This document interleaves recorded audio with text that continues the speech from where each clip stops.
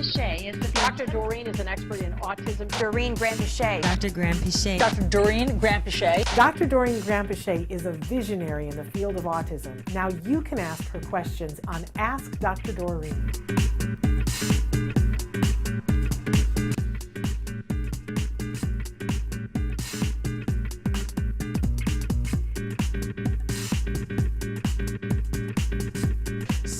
Welcome back to the Autism Network Podcastathon. We're glad that you guys stuck with us. And Parker wanted to know, where had I gone? Did I go get a bunch of energy drinks? No, we had to change the set a little bit. But I am here right now with Ask Dr. Doreen and Dr. Doreen 𝗔𝗂𝗓𝗃𝗍. Hello again. We hope that you guys watched the last hour. How amazing was that? Oh my gosh, that was so much fun. And I love them. They're so lovely, all of them. All three of them. Yeah, really amazing they really guests. are. And we loved that you guys wrote in so many comments. We're continuing this hour. We're going to give away 10 more gift cards from Discovery Toys. We want to thank Discovery Toys for that. I have one of their award winners. I have here with me. Yeah.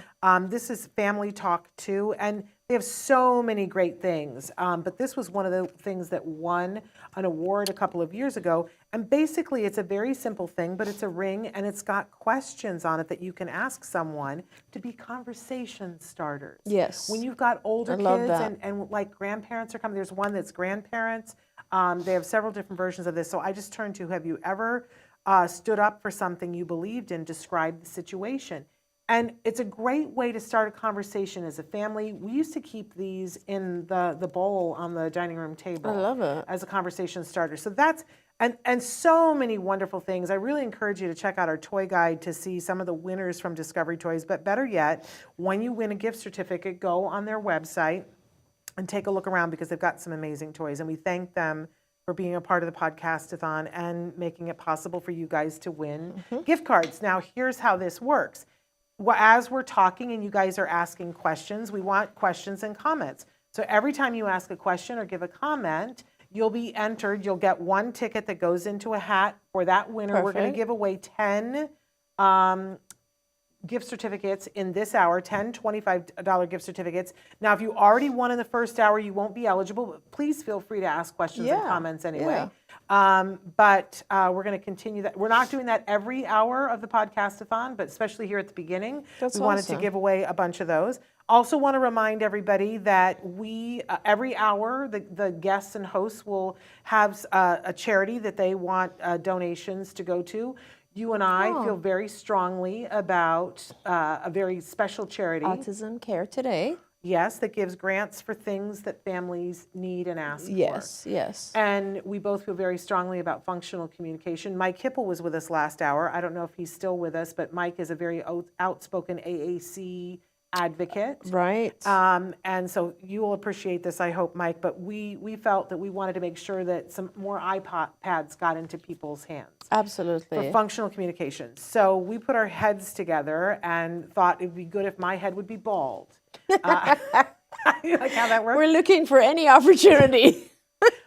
Honestly, really. So I have agreed that if we raise a minimum of $5,000, because that'll be, a few iPads. Now, would we like to raise $10,000? Sure. But if we raise a minimum of $5,000 in the 44th hour, which will take place, of the Podcastathon will take place on Thursday morning, what will you do? I will, with all joy and happiness, shave Shannon's head while we're live on the show. And who doesn't want to see that? Oh my gosh, I'm so excited. I am too. It's like, let's just fast forward. Let's just do it. If it wasn't that I know that I'm going to want to take a shower immediately afterwards, I would say let's just do it now. But we also want to raise the money, right? So we're asking for donations, and there is on my Facebook right now, I don't know if I put the link.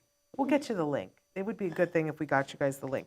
But anyway, right now we're hour 2 and we're already giddy. Oh my God, I can't imagine how you're going to be by exactly. We're going to be, exactly. There it is. Look at how great Traven is. Oh, so it's great. givebetter.com. Is it give better or give butter? Give butter, excuse me, I can't read. We're giddy. We just, how fun was it to sit with Joe Mantegna and Holly and Kobe? I mean, come on. Givebutter.com/iPad challenge. A donation of any size helps us to get there, so we really appreciate that. And absolutely love, we've got all kinds of people who are joining the conversation. Andrea is here. It says it was awesome. You guys are amazing. Alicia is here. And I'm so glad you guys, I put my email in the stream on the chat so that you guys could get my email, those of you who won gift certificates last time. So this is the first hour of Ask Dr. Doreen, where we will take questions, live questions. You guys can be writing in questions or comments, but we really love the opportunity because Dr. 𝗃𝗄𝗂𝗧 is a true expert in the field of autism. She's been working in this field for more than 45 years. 45. I mean, like, that's a thing. Yeah, like, I know, it is a thing, and especially when I was talking to the folks on the previous hour and thinking, you know, when Joe's daughter is in her 30s, I guess, and I, of course, as you know, I have a couple of kids who are in their 30s and who are now married, and I love that. I'm waiting for my first grandchild, right? So I haven't had that yet. But people need to understand, you're talking about kids you treated. Kids I treated. Because you also have kids of your own. Yes. But I'm talking about kids I treated, and of course, several of them are in their 30s, and 2 of them are married, and I'm waiting for either one of those couples to have a child. Yes. I mean, you know, and it's just talking to Joe and remembering what it was like in the 70s and 80s, and it's kind of a very different world now. It is a very different world. Yeah. And in some ways, great, and in some ways, you know, I wish we hadn't gone back as far as on some things that we have. Well, I just think that it's a very, very aware world, right? I mean, you know, Shannon, when I was in grad school, so that was like late 80s, and I was actually, anyone would ask me, what do you do? And I'd say, oh, I work with autistic children. And they would say, oh, artistic? Are they good at art? Right. So like nobody really knew what this was, you know. And of course, Autism Speaks did a lot for awareness. The movie Rain Man did a lot for awareness. Things have changed, as we talked about. You know, you can go to a restaurant and order gluten-free, casein-free food. There's health insurance coverage now. Things have changed. Yeah. At the same time, the other thing that has changed is the prevalence is just continuing to increase. Yeah. Now it's 1 in 36 as of last week. Yeah. Eric says, "Give Better would have been a better name." LOL. I'm with you. That's why I thought. I don't really know but where Give Butter is more memorable, right? Parker is. I don't know why you would apologize, because Parker did a lovely thing today. Parker sent me an email today and wished us good luck. Oh my gosh, Parker. And so you should not apologize for that, Parker. I thought it was particularly lovely and it was very meaningful to me. So please don't apologize for that. 619 Poker King wants to know, what is the difference between autism? First of all, I have to give a disclaimer. Because we're doing a regular show here. I have to give the disclaimer that although Dr. 𝗃𝗄𝗂𝗧 is a true expert in the field of autism, I believe the preeminent expert of autism in our time. There is no one who can give individual specific advice in this format. So for those of you who might be tuning in to our program for the first time, as I said, Dr. 𝗃𝗄𝗂𝗧 has been working in this field for 45 years, and we would love a question from you about anything that you have going on, as specific as possible. It also helps us to know where in the world you are, because the resources are different in different places. If you say, I'm living in St. Louis, or you say, I'm living in Sri Lanka, there are going to be different resources in those different places. So we don't need your home address, but just to know, like, you know, closest major city to where you live is helpful. Or if you're living way in rural, that's good to know too, because then it would be different resources. So I started to say 619 Poker King has written in and says, what's the difference between autism and 𝗔𝗂𝗁𝗂𝗧 syndrome? Right. You know, and I love that you have raised this question, because there are currently a number of genetic syndromes similar to 𝗔𝗂𝗁𝗂𝗧 syndrome that an individual, for instance, will first be diagnosed with autism, and then later on it'll be discovered that they have 𝗔𝗂𝗁𝗂𝗧 syndrome. Or sometimes now it was, you know, it's, I gave birth a long time ago, and recently I was talking to a friend of mine who's an OBGYN, and they have actually at birth, they offer you the option now of doing genetic Really? testing at birth with your Wow. child, which is pretty amazing. That is. Yeah. So the way to explain this is that, you know, autism is described based on a series of symptoms. So we have two sets of, I guess, two areas where there's a difference in individuals with autism. One area is social communication, and there are specific symptoms in that area that a person has to have those symptoms. And then in the other area is the area of what we call stereotypic, repetitive, stereotypical types of behaviors. And in that, you have to have two symptoms. So you end up having 3 in the first area, 2 in the second area, and you get the diagnosis. However, there are several types of genetic syndromes that could also trigger those same symptoms. So ideally, over time, like for instance with 𝗔𝗕𝗄𝗃𝗃 syndrome, there will be several symptoms that are exactly the same. What you see in 𝗔𝗕𝗄𝗃 syndrome and autism are the same.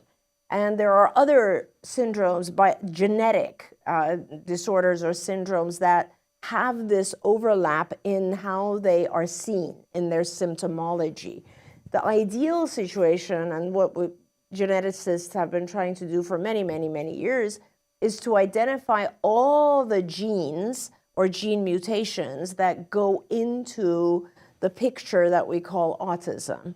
And they believe that it's somewhere around 30 or so gene changes, some of which have been identified and are called 𝗔𝗕𝗄𝗃𝗃, some of which are identified and called other types of disabilities or syndromes.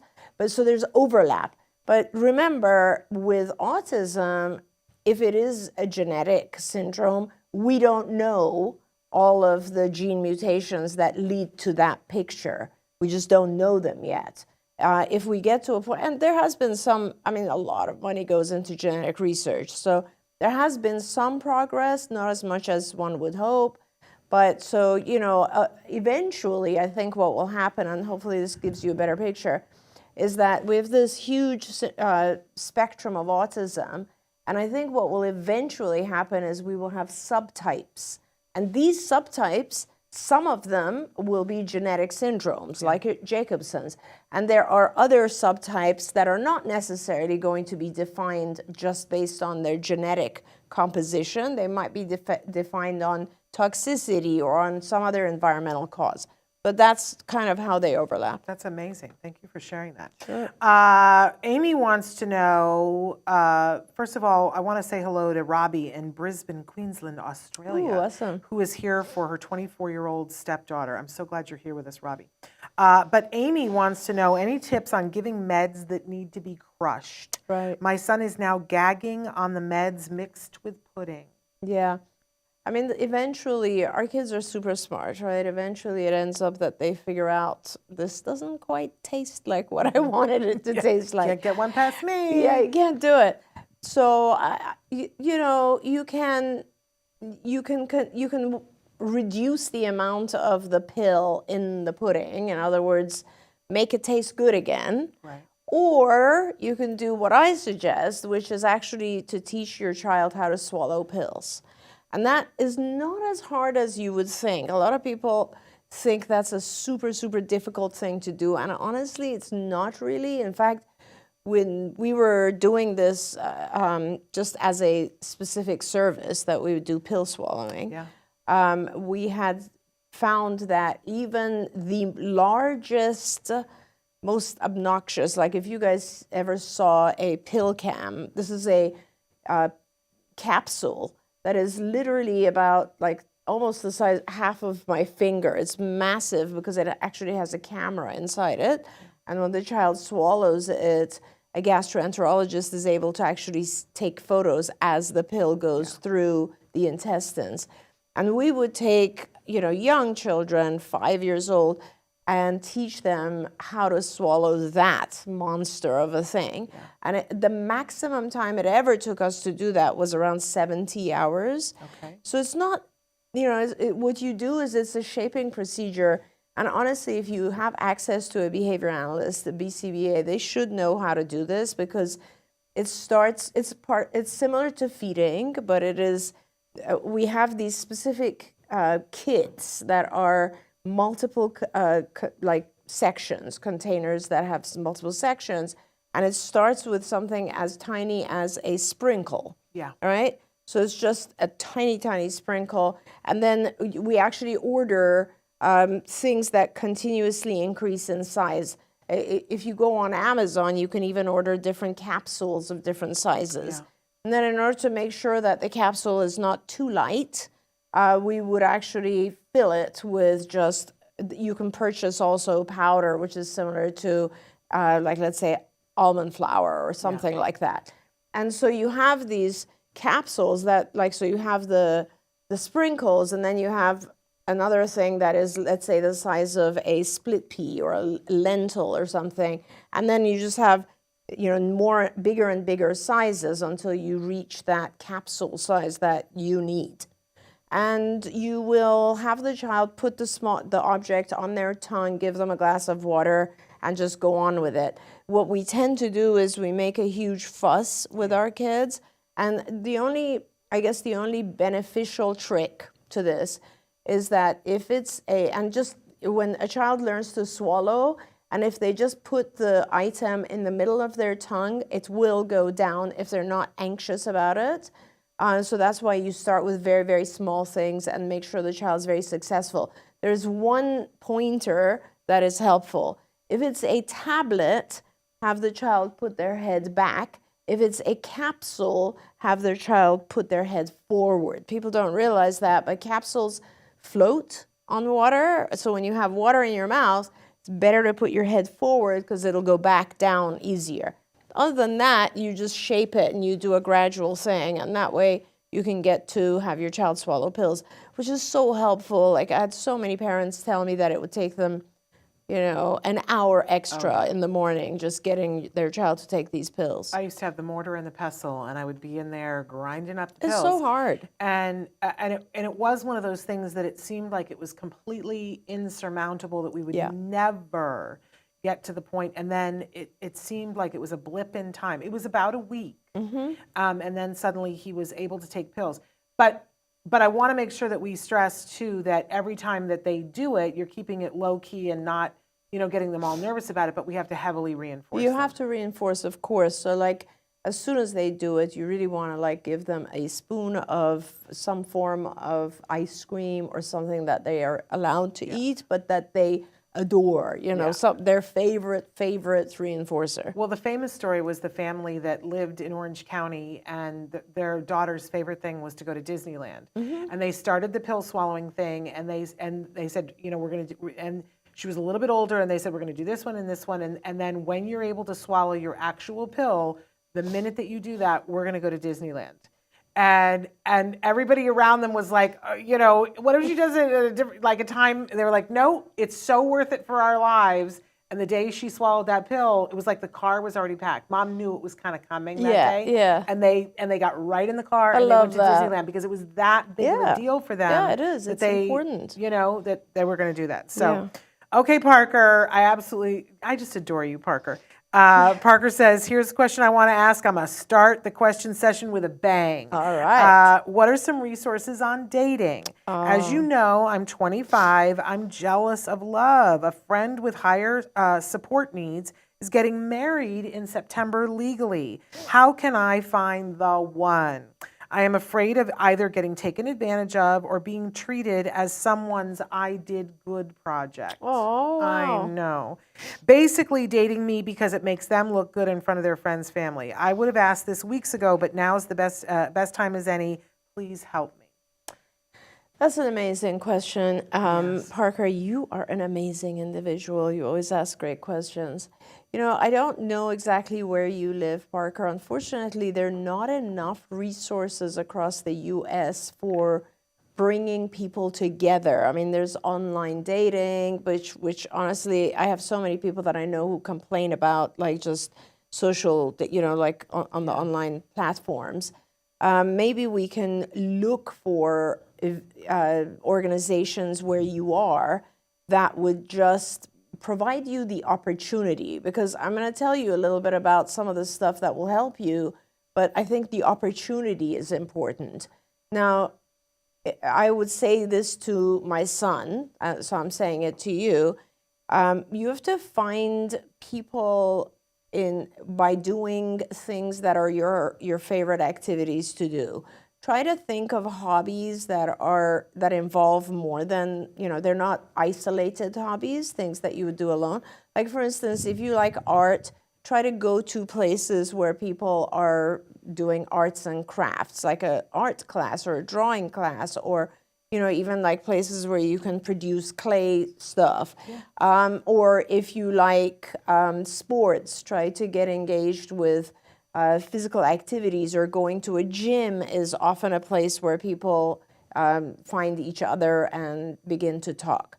Now, you definitely want to be prepared. So you want to put yourself, first you want to put yourself in situations or opportunities where others might occur. And by the way, it's not going to happen the first time or the 10th time. It could happen.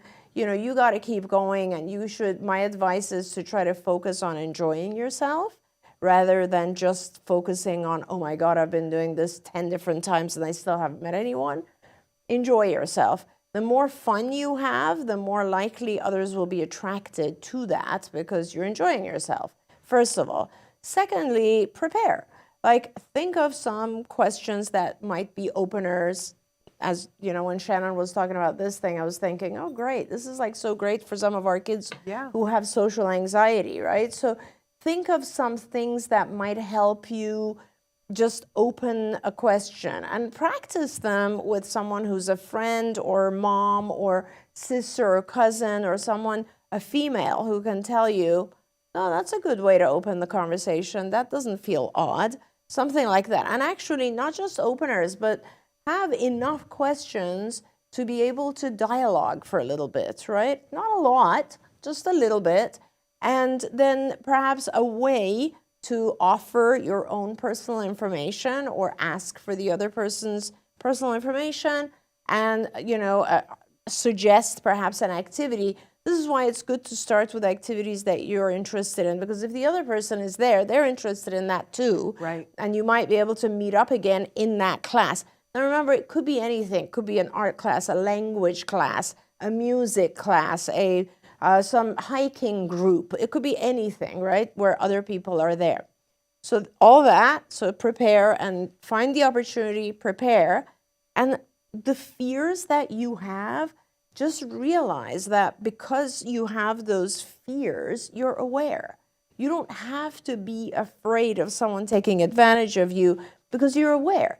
If you meet someone and it appears to you, it feels like they are taking advantage, or they are just kind of going out with you to look cool, then you know it. Then you walk away from that and you step away.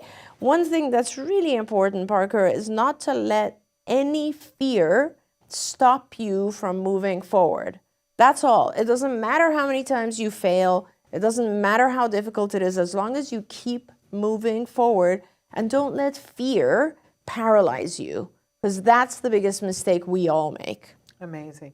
Parker wants you to know that he lives in West Virginia. So, and he and I both have looked a little bit at resources. It's a little bit thin there. Mm-hmm. But sometimes we've seen people who say, I need something, and they discover that it's not there for them, so they create something. Yeah. And we've seen people who have created a group, a social group, to do something. Yes. And I love your example of, and this is true for people who aren't on the spectrum too, Parker. I have a dear friend that was struggling to meet somebody that she really wanted to spend her life with. And a bunch of her friends were like, well, what kind of a guy are you looking for? And somebody recommended that she go and start taking some of the free classes at Home Depot on Saturday mornings. Yeah. She said, well, I learned how to grout my bathtub. Oh my God, they're so good, right? Those classes. Right? Yeah. She said, I learned how to grout my bathtub, and I met the love of my life. And there you go. And they've been happily together for 20 years. There you go. So, you go someplace where, and I met my husband doing a play. There you go. So, I think that is the safe bet. That's where the people who are your people are going to be when you're doing the thing that you like to do anyway. Absolutely, absolutely. So, And Parker, you know, like you're one of the most self-aware people, and I love that you come on our show frequently because you bring up subjects that show how self-aware you really are. And I think that sometimes on the show you've said to us that you have anxiety about certain things, and here you brought up fear, which is very similar to anxiety in a lot of ways. And work on that. In the next hour, I'll talk a little bit about anxiety and how to manage it. And you're going to like that if you're around or later watch it, because I'm going to talk about some of the ways that our minds play tricks on us and make us fear things just because of the way we're thinking, not because of reality, but just because of the way we're thinking. So I think you should tune into that. I'm also going to recommend a couple of other hours during the Podcastathon. Dr. 𝗃𝗓𝗁𝗂 is going to be doing 2 hours of stories from the spectrum. He has a book out about dating and love on the spectrum from the perspective of someone who's looking for love. 𝗖𝗵𝗲𝗰𝗙𝗀 is going to host 2 hours, and she is an autism sexuality advocate and relationship coach. Yes, there you go. So she's got some great tips and advice for you. And then Tom Island is going to be doing a Stories from the Spectrum for us, where the whole subject is going to be about dating, love, relationships, and marriage. That's amazing. And he's going to be here doing that talk with his girlfriend. She is not on the spectrum. He is on the spectrum. So that you'll have a really frank conversation with that. So check out those hours, Parker, because I think you'll find something really good there. I want to go to Angie, who says, how to help with hitting. It seems to be worse when the other child is crying. My son is 5 and in ABA. Yeah. So we enter challenging behaviors. Yes. And it's fun. It's interesting that, not funny, it's interesting that you brought up, it seems to be worse when the other child is crying. I'm experiencing that right now with one of my own patients, with a baby who has just entered his world. But what I wanted to tell you is, in general, when it's a behavior that is challenging, the first thing you want to remember is that it is communication. When our kids cry, hit, tantrum, aggress, run away, spit, whatever it is, they're trying to communicate something. Often, they're trying to communicate something that is so frustrating that they can't either don't have the verbal capacity or can't find the words to express how they're feeling. Just, 2 hours ago, I was chatting with 𝗃𝗶𝗱𝗃𝗲, and he was telling me that when he was much younger, just textures on his skin were so irritating that he had such a hard time saying that or expressing that. And, obviously then he would scream or cry or get away. And, in this particular case, in every challenging behavior, whenever it happens, you want to ask yourself the question, what are they trying to communicate? And that is, in ABA language, we call that the function of the behavior. And the key to it is we as human beings are always trying to communicate 2 things. One is that we want to get closer to something, or the second is we want to get away from something. And some examples of that are, you want to get more attention, that would be one thing. You want to get more tangible items. I want to get my toys. I want to get a nice car. I want to get whatever it is. I want to get more money as an adult. I want to get to go outside and play as a child. You're always looking for something that you want to get more of, or you're trying to avoid something, which is, I want to get away from this classroom, which is forcing me to sit down. I want to get away from these people who are telling me what to do all the time. I want to get away from this crying baby because that sound is bothering me. I want to get away from clothes that are too irritating to my skin, whatever it is. If you can try to figure out what it is the individual is trying to communicate, and the way we as behavior analysts figure that out, by the way, is that we observe lots and lots of times. And for instance, you've made a big jump already. You've realized that the crying increases when there's a baby around. Is it a baby around? Is it a crying baby, or a child is crying? Maybe that sound is bothering your child. That could be it. Or maybe your child is just afraid they will lose attention because this other individual who's crying is going to get the attention. When you figure out what it is, you teach your child, you model exactly how to communicate that in a more adaptive way. So instead of aggressing, hitting, can they say, I don't like this noise, I want to get away from here, or I don't want you to play with that child. Whatever it is that that would fulfill what they're trying to communicate. How can they communicate that to you? It doesn't even have to be verbally. They could just give you a card that represents, you know, noise. This noise is bothering me. They could give you a card that represents, I want a cuddle, a hug, attention. Whatever it is, if they can communicate, then they won't hit. Because remember, the hitting is a form of communication. So what we try to do is we try to teach our kids how to communicate in more adaptive ways rather than challenging ways. Amazing. I want to remind everybody, writing your questions and comments right now. We're going to do last call on those because then we're going to pick winners a little bit later. And we're not going to get to all the questions and comments, which I apologize to, but we'll continue on and get to as many of them as we can. Susie, hello, Susie. Susie wants to know, can you talk a little bit about texture sensitivity with food? We can't get our son to try different foods. Yes. So this is, feeding, Susie, is also one of those things that behavior analysts, some are trained to do. We used to do a lot of feeding programs. And you have to identify the textures. You've already done step one, which is you've identified that there is some sensitivity. Now you have to kind of figure out which ones. Like sometimes kids are sensitive to mushy foods. Sometimes they're sensitive to crunchy foods, salty foods. It depends on what it is. And basically, once you've identified that, you will now have one plate or bowl of a food that is highly desired, a huge, powerful reinforcer, and then a tiny, tiny morsel of the texture that your child doesn't like. And you just do that. You say one tiny little bit and you get this bowl of ice cream, let's say. And you start there and your child's like, okay, I guess it's worth it because I really, really want that bowl of ice cream. So you give them that quarter of a spoon of whatever it is, and then a big, big reinforcer. And then over the course of the next 2 weeks, 3 weeks, you gradually increase the amount of the textured food that they wouldn't like, and you will decrease the reinforcer a little bit so that it's almost even with the others, and then they become interchangeable. But you have to do it very gradually. Now, I explained it, and it's usually pretty simple. But then remember, there are kids who have never learned how to chew, for instance. Yes. And if your child has not, if it's more than just texture sensitivity and they're not able to chew or swallow, then I think I would refer you to a professional. Speech therapists are often trained also to do feeding therapy, so you just need to find someone to do that. Otherwise, if he has been eating some things that are different textures, but is this one particular texture that is hard, then I would try to shape it that way. Okay. And, you know, here's the thing that we get so emotional about the food, right? Mm-hmm. And it turns into a battle. Yeah. And one of the things that I learned from you guys was, do you see where it is there? Yeah.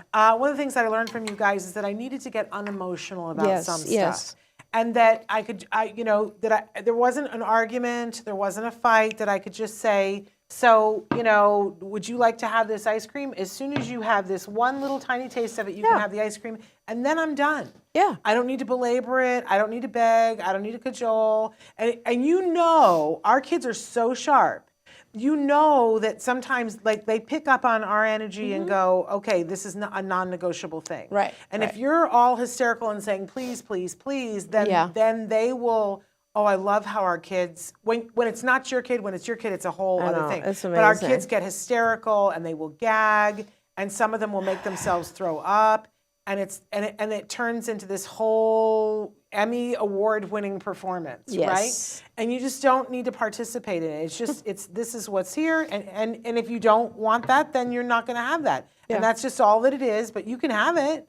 But it's unemotional, no histrionics, no war, no battle. And even, and no discussion even. Yeah. Like a lot of times I like to have like visual, like, so it's like a visual picture of the object, the reinforcer they want, and the tiny morsel of thing that you're asking them. So you would like, you know, chew a quarter of a carrot and I will give you a bowl of ice cream. Those two pictures. And then just let them decide. And you get very busy with some little thing that's right there at the table, so you're not ignoring your child, but you're folding the napkin or doing whatever, drawing your attention to something else and letting them see this is not a big deal.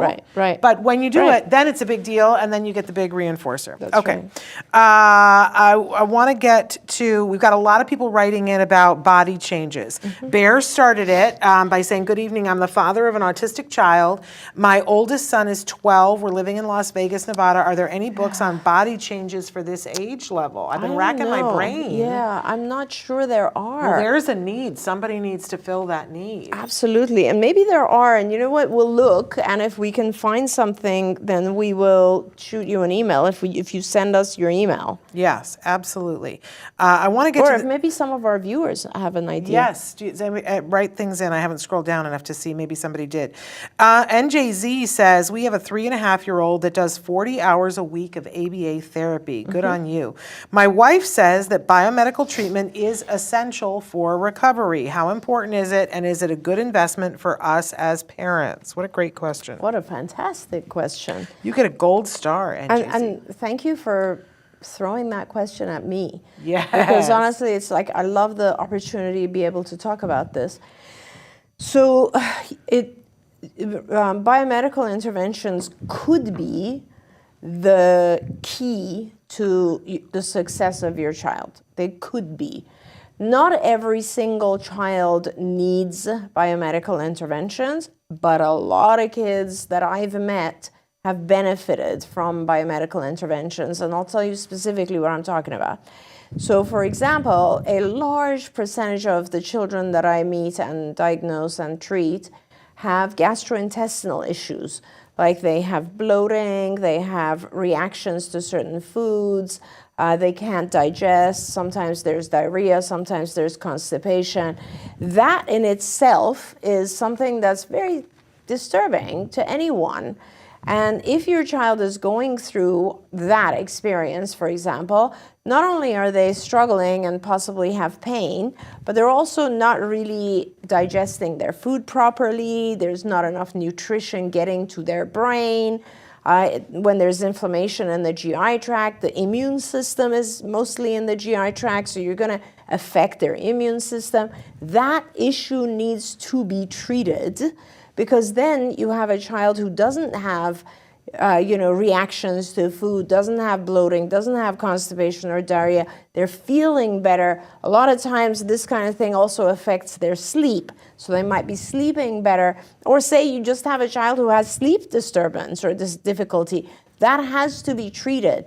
Let's say you have a child who has food allergies, is not able to digest certain things.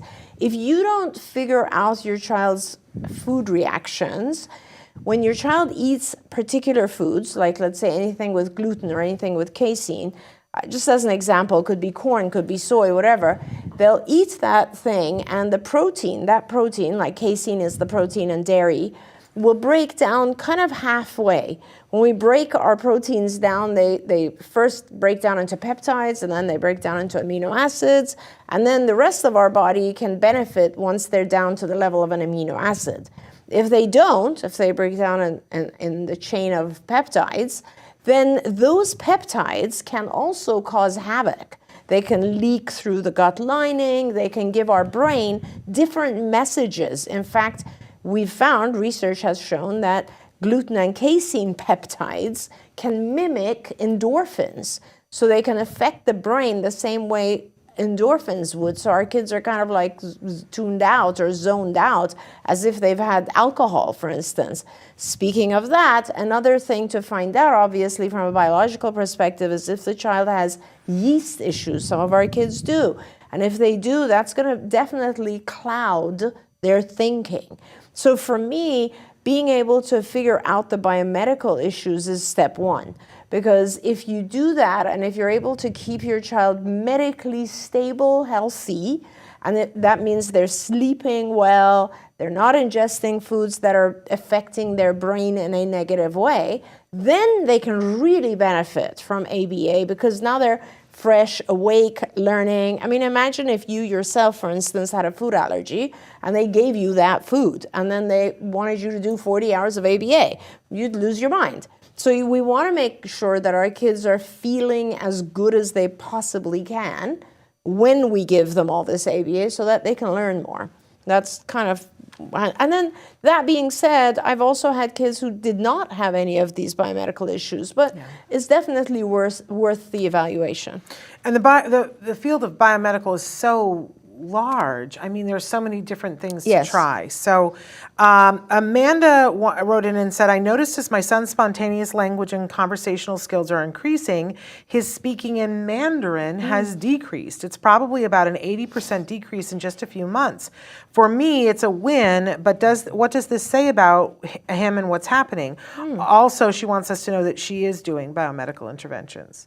I'm loving that the spontaneous language and conversation skills are increasing in English. Yeah, it is interesting. I'm assuming it's in English. Yeah, I think it is. So, and that's, I think, part of it, Amanda. I think it might just be that he is reaching a different level in English.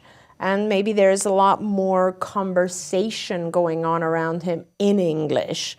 And so as he reaches that level, his comfort is more in English. You know, for instance, I could say I speak several other languages, but obviously English is one of my two that are the most comfortable. And so I will always have higher conversational skills in English and let's say another language as opposed to, you know, German or French. So I will reduce my use of those where my conversational skills are not as strong. So I would say that's a good thing, Amanda. So I would be excited about that. Yeah, and I love that she is. 𝗃𝗵𝗲𝗂14 says, my child was extremely premature, and we were told that her autism and IDD was caused by brain bleeds. How do I interact with folks who assert that ASD is just natural variation of human experience? Yeah. Hard. Yeah, you know, this is the thing with autism, and that's kind of what I was talking about a little bit earlier today. You know, it's a series of symptoms, and there are lots of different things that are causing it for different individuals. You know, I was very engaged for many, many years in trying to identify some of the subtypes of autism we call phenotypes. Because there are so many, as we heard from somebody earlier, 𝗔𝗕𝗄𝗃𝗃𝗏 syndrome, you know, and obviously some sort of injury to the brain could cause those symptoms as well. There are seizures. There are kids where nothing is happening until they have seizures. There are so many different things that could be leading to those symptoms. It's hard to talk to people about this. No one should ever yet say, I know exactly what causes autism, because we don't. There's multiple different things we know can trigger it, but all of those things are also different. And what triggers it in one child is not going to be the same as what triggers it in another child. And, you know, so if someone suggests that they know more, I don't, you know, just ignore them and move on. It's so hard sometimes. You can't convince everybody of everything. Hey, we're here at the end of the hour, and many of you have written in questions that are about anxiety. Surprise, How did that surprise. even happen? I know. Well, we went a couple of minutes over in the last hour, but I want to get us a little bit back on track so that we're sticking with the clock. So we're 3 minutes away from the anxiety talk, but I wanted to take this opportunity to tell the 10 lucky winners of the Discovery Toys gift certificates that are worth $25 on their USA website. That'll come in the instructions that I give you. So I'm going to list off 10 names, and I'm going to ask you to please email me We will, and in a second, I will put my email into the chat, but it is Shannon@autism-live.com. When I have your email, then I will be able to email it back you the gift certificate and the rules and regulations that come with it, but you'll have a good time with it. So are you ready to cheer for the happy winners? Joanne Crawford, you have won. Rosie Alvarado, Matt Spiel, Andrea Waldron Zimmerman, M. Lou, NGZ022, Hallie Becker, Bear86, Jason Mertz, and Tinfoil-Barbie. Love your handle. You guys have all won a $25 gift card. We want to thank Discovery Toys for making that possible, and you'll definitely want to check out the amazing toys that they have. We've given them so many awards in our toy guide because I just love, love, love their toys. We've got well, we don't really even have a minute. What am I saying? We're going to sign off from this hour, and then when we come back, Dr. Doreen is going to give her very specific talk about anxiety, and hopefully there'll be an opportunity for you guys to ask. You've been asking a lot of questions, some of which probably will be answered during her presentation, but there will be an opportunity at the end, perhaps, if there's time, for questions. And then, of course, over the next 2 days, I'm doing several more hours of Ask Dr. Doreen, and happy to answer any questions that we don't get to answer next hour. We apologize that, it takes a while to answer, but we love that you guys are writing in. Please make sure that you're sharing the feed with other people so that other people can hear the answers. Don't forget that in the hours coming up, after the anxiety talk, there will be a special Autism Live with Dr. Stephen Shore, which I think you guys are going to really love. And then the hour after that, we will have Dr. Temple Grandin answering your questions live. So that's the first 5 hours here. And then great things, check out autismnetwork.com and click on the calendar so that you can be following along with who the guests are and what's happening in what hour. So stick with us. We'll be back in just a minute with Ask Dr. Doreen, the Anxiety Show. Yay. Don't forget, you can watch Ask Dr. Doreen live every Tuesday morning at 10 a.m. Pacific time. We hope to see you there. Dr. Doreen Marathon is a visionary in the field of autism. Now you can ask her questions on Ask Dr. Doreen. Welcome back to, it looks like it's still Ask Dr. Doreen. We were going to go to Autism Live, but we are having trouble connecting with Dr. Stephen Shore. Hopefully he's going to be able to join us soon. So in the meantime, Dr. 𝗃𝗄𝗃𝗃 agreed to come back and answer some of the questions that you guys had written in. Because this is the Podcastathon, and this is how we do it. We got to keep going. We keep going no matter what. So I'm going to start with some of the questions that you guys had written in and saying congratulations to all the winners. Well, a very specific question about what's a good way to get my son's iron levels up. Because one of the things that you talked about was that anxiety, you can be if you have too much of something or too little of something. I remember they put me on vitamin D. My vitamin D was so catastrophically low, and I thought, well, that can't be causing my anxiety. And yet it helped. And you had also this phase where you had a lot of vertigo. Do you remember? Oh, I totally remember. Yeah, and that's a very common one that causes anxiety. Any kind of dizziness, They're very correlated with each other. I really recommend functional medicine physicians, and they're everywhere. Yes. And you just have to find one, because the functional medicine doctors will start with, and I know sometimes our kids, this in itself will cause anxiety, but they'll do a blood test. And from that, they will, because urine testing is not going to be able to give you everything, but together that will give you a lot of information about any kind of deficiency. Iron is not that hard to replace. There are supplements, obviously. You would want to make sure that your child is able to take the supplements. Be careful with iron. Iron also causes constipation. So a lot of times when you take iron, it's together with a stool softener in the pill. So, you can just supplement according to what your body needs, and that's super important. Yes, wonderful. They also wrote about transition anxiety, when they're transitioning from one thing to another. And I love the fact that some of the folks on here are talking about sensory experiences that help our kids. As I was talking, kind of saying that one of the ways to get out of your head is just to feel the things that are around you. And start to one by one go through your body and what it is experiencing. With our children, a lot of times it helps if they're doing things that involve smell.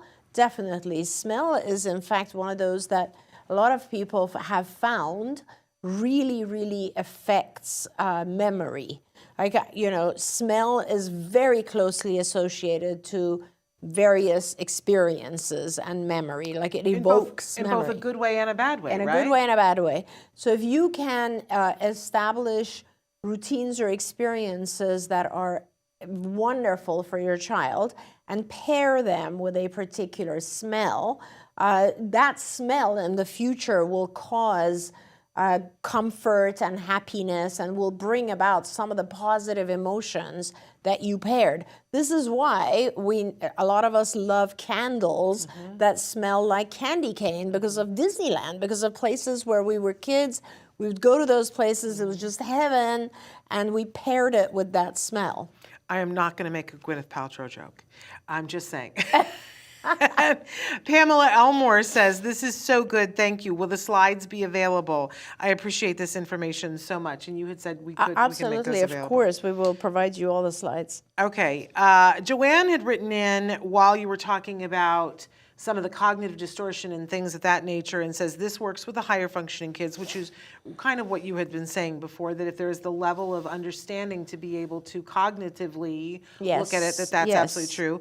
And she said, I know exactly what you're talking about, but my son has severe autism and is nonverbal. I've been attacked many times. Breathing does not work in that case. And of course it doesn't. You're absolutely right. Because when you are still being attacked, like that's trauma.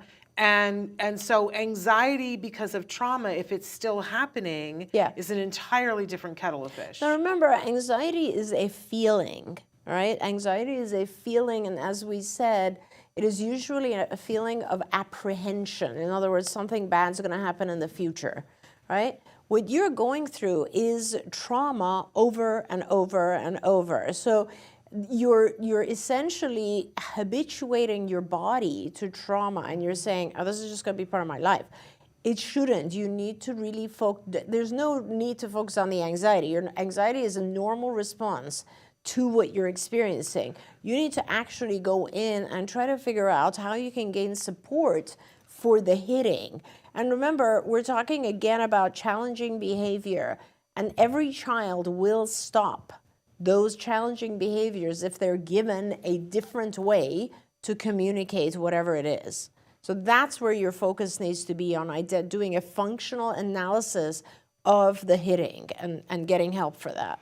I didn't take a second at the start of the show to say that we are going to be giving away another 10 gift cards in this hour from Discovery Toys. How you can make yourself eligible is by, on YouTube or on Twitter or on Facebook, write in a comment or a question, and then you are eligible. Every time you write in a comment or a question, that is one ticket that goes in the hat. At the end of the hour, we will draw out 10 names, and you can only win one, though. So if you've already won, you can still comment and question, but your name won't go into the hat and you won't win.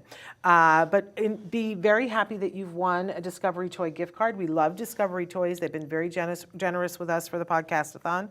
We won't be giving them away every hour, but every once in a while we'll pop up and go, this is an hour that we're going to be giving them away. It's super fun. I will say, though, that you can only use the gift cards on the USA Discovery Toys website. You'll get those instructions when I email the gift card to you. It's a virtual gift card. They will not work on Amazon or in any store or on any sites that are around the world, just the U.S. site. So a wonderful thing. Now, Carrie wrote in and said, if an adult is showing signs of both anxiety and autism, what benefits are there for that adult to be evaluated? That's really good. What kind of treatments are available for adults? It's a great question. That's a fabulous question, because you just gave a perfect example of a situation where if the individual is suffering from both anxiety and autism, and let's say they've only been diagnosed with autism, they're very unlikely to be placed on an SSRI medication. It's possible, but unlikely. But if they're diagnosed with anxiety, they are going to be offered a medication for anxiety, which, by the way, will definitely also affect the autism. Like, it will improve things for your child. And the other thing is no one's going to really focus on doing cognitive behavior therapy or even behavioral, like this desensitization. No one's dealing with the anxiety, and the anxiety will continue to evoke types of emotions and things that will make autism, the experience of autism, harder. Okay, amazing. So it's important to get the eval. Yes, absolutely, always. Joanne had written in and said that when we were talking about breathing and taking deep breaths, because we've had this happen before where people have written in and said, I have a small child who doesn't have language, teaching them how to breathe. She says, we tell them to smell the flower. I love that. And then blow out the candle while Yes. demonstrating how to do it. I love that. I also love that in a lot of schools now where they're teaching meditation, in the preschools, they have what they call breathing buddies. Yeah. And they model this behavior too. They lay down on the mats with kids and they get to pick out which stuffed animal they want to be their buddy. And they put the stuffed animal on their belly. Oh. And then the teacher says, okay, we're gonna take, they use the words, we're going to take a deep breath, but we're going to make the thing go up, and then we're going to push out the air and make it go down. That's right. And so then the kids focus on that, and they'll go at the rate that the teacher teaches them. And then the pairing of, now we're going to breathe in and we're going to breathe out, they learn, oh, that's what it is. Right. When you're blowing the air, it's the breathing out. So I love it. I love remember, that, I Joanne. remember thinking that when we were all getting trained on CPR, because yeah. CPR dummies are perfect for learning how to breathe in and out, There you right? go. Because That's you blow wonderful. into them and they inflate. You know what I learned from watching, I don't know whether it was Grey's Anatomy or the one that's right before it, but because now they're teaching people for CPR to sing the Bee Gees song, Staying Oh Alive. yeah, that's the beat. That's the beat. I Yeah. didn't know that. I learned that. Yeah, my Grey's daughter Anatomy. taught me that when she got her EMT. Yes, that's amazing. Okay, I want to go back. Yes, we were talking about ear muffs, that they were really important. Joanne asked a really good question. Why is anxiety so prevalent right now, Dr. Doreen? Yeah, well, I mean, I think there's several different reasons, honestly, Johnny. One is, of course, we all just the entire world just went through COVID.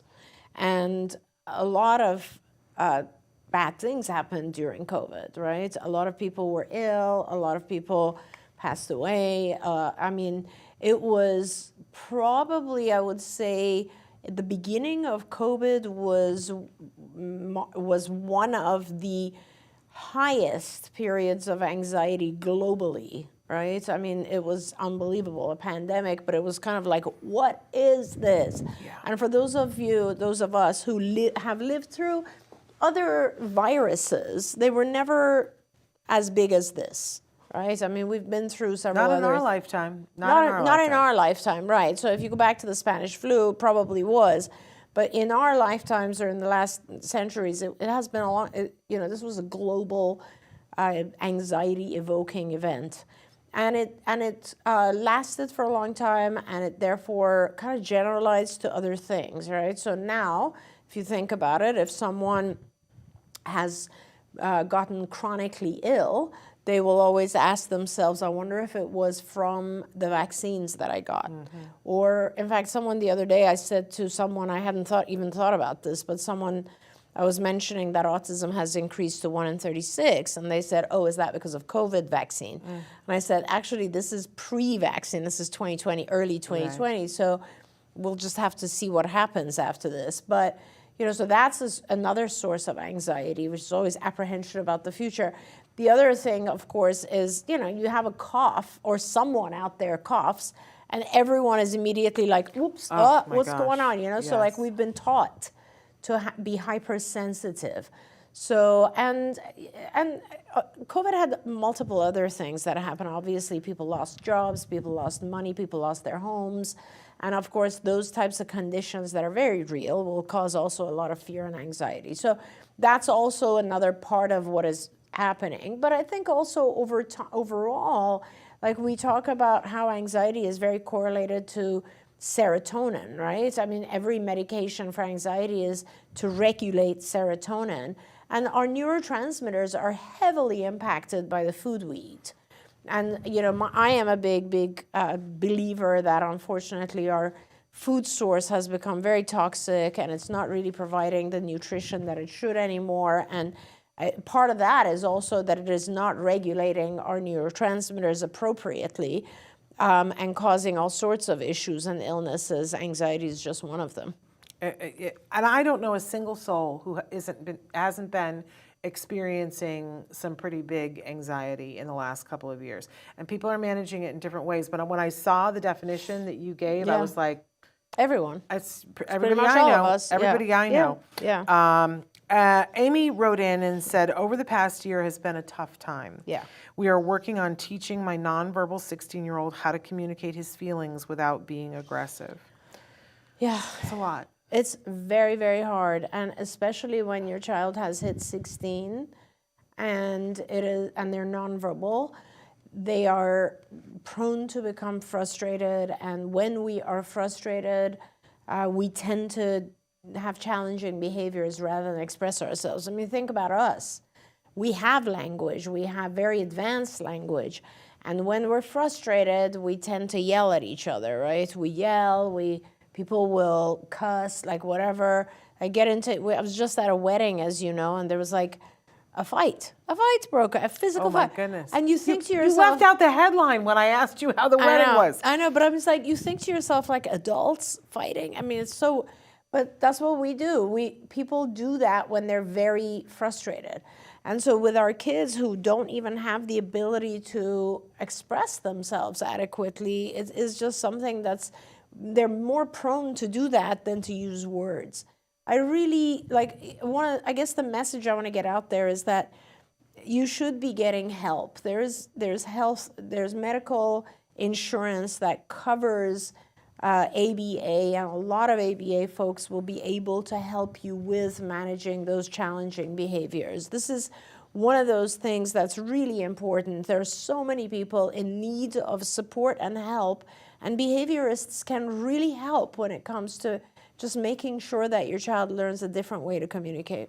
And can I put in a word about respite here? You talked about it earlier, but if you have a 16-year-old that is having trouble communicating and engaging in challenging behavior to do that, then can I please, please, please beg you to get as much respite care as you possibly can, because you need it. You need to have time away where you can be who you are. Tomorrow at, I believe it's 4 o'clock, we're doing a special episode of Let's Talk Autism with 𝗔𝗕𝗢𝗨𝗧, and we have the filmmaker and the subject matter, the star of the documentary Beyond, Tamara Mark. And I have to recommend this film to you because Tamara is a former dancer who had 2 boys. Both ended up being pretty impacted on the autism spectrum.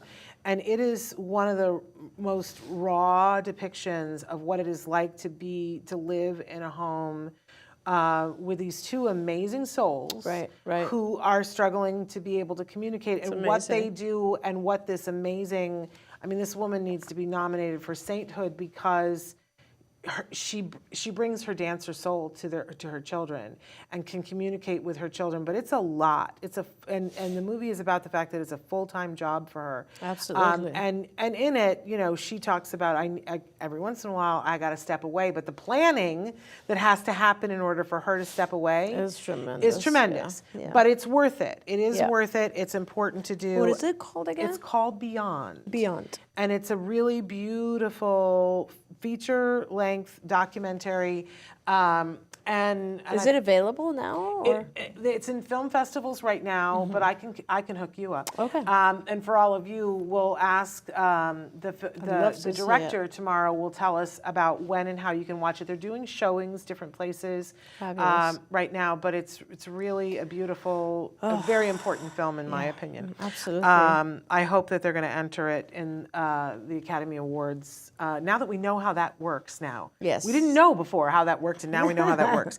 But anyway, but I really want to encourage you to be kind to yourself, because that is a lot. to have, first of all, you always say, and I said this about you before, you're like the best person at perspective taking in the world. And if I try to think like you think, right, that, oh, what would Dr. 𝗃𝗄𝗃𝗃, do you know how often I say that? What would she say? But I'm thinking about, do you remember when you were 16? Yeah. And all the raging hormones that you had going on, Yeah. and you couldn't figure things out, and it was like, why did everything just change? And if you didn't have a way of talking about that with anybody, or writing about it, or having, like, I know people who were like, they didn't know how to deal with those feelings, so they ran.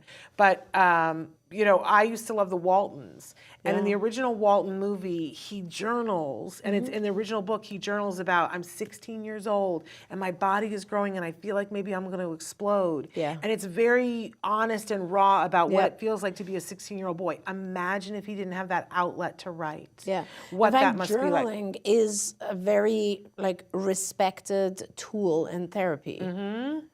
But so for our kiddos who don't have communication, It's so hard. And I don't know if Mike so Hipple hard. is still watching, but Mike can tell you that, you know, before he got his AAC device and was able to type, you know, he talks very eloquently about what that was like for him. And he's a huge proponent of making sure that they have devices so they can communicate. So he's a ball of frustration at 16 not being able to communicate.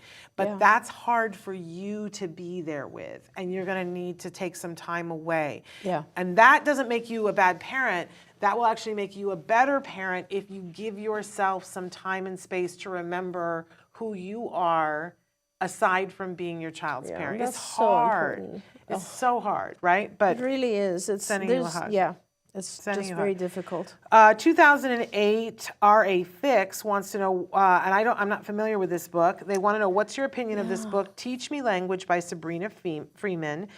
They've been recommended the book to increase conversational speech in my 9-year-old son. And I'm not familiar with it. You know, I have this book, and I remember having positive feelings about this book, but I don't remember what in it I liked, because I must have seen it a long time ago. Okay. So, but I have this book. So if I keep a book, it's usually because I think it's good in some way. All right. Well, not a ringing endorsement, but close. Yeah. So there you go. I want to acknowledge that so many of you have written in. Judy said, wow, can't say thank you enough for how this information is helping so many lives. Excuse me, and she says, we look up to you, Shannon and Dr. Doreen. I'm just the person carrying the water. No. She's the messenger. No. Lucy says, I love Autism Live. Thank you for covering important topics and CBT. Really wonderful. Amanda says, my son is on 1 ml of Prozac. I don't know why I'm so scared to pull him off. After I do, he will be 100% off the pharmaceutical meds. I'm having a hard time taking that final leap. We've been weaning off for 7 months now. He's been on since 11 and he's 14 now. His doctor said I can take him off. It's just me. Well, bless your heart, Amanda. Well, I love that, because you now give us an opportunity to practice some of the stuff we just talked about. Because, Amanda, you're saying you have anxiety about taking him off. Can you tell us why? Can you tell us what about that thought gives you anxiety? Do you think he will fall apart as soon as you take him off the 1 milligram? Let's figure out what the cognitive distortion is here. There we go.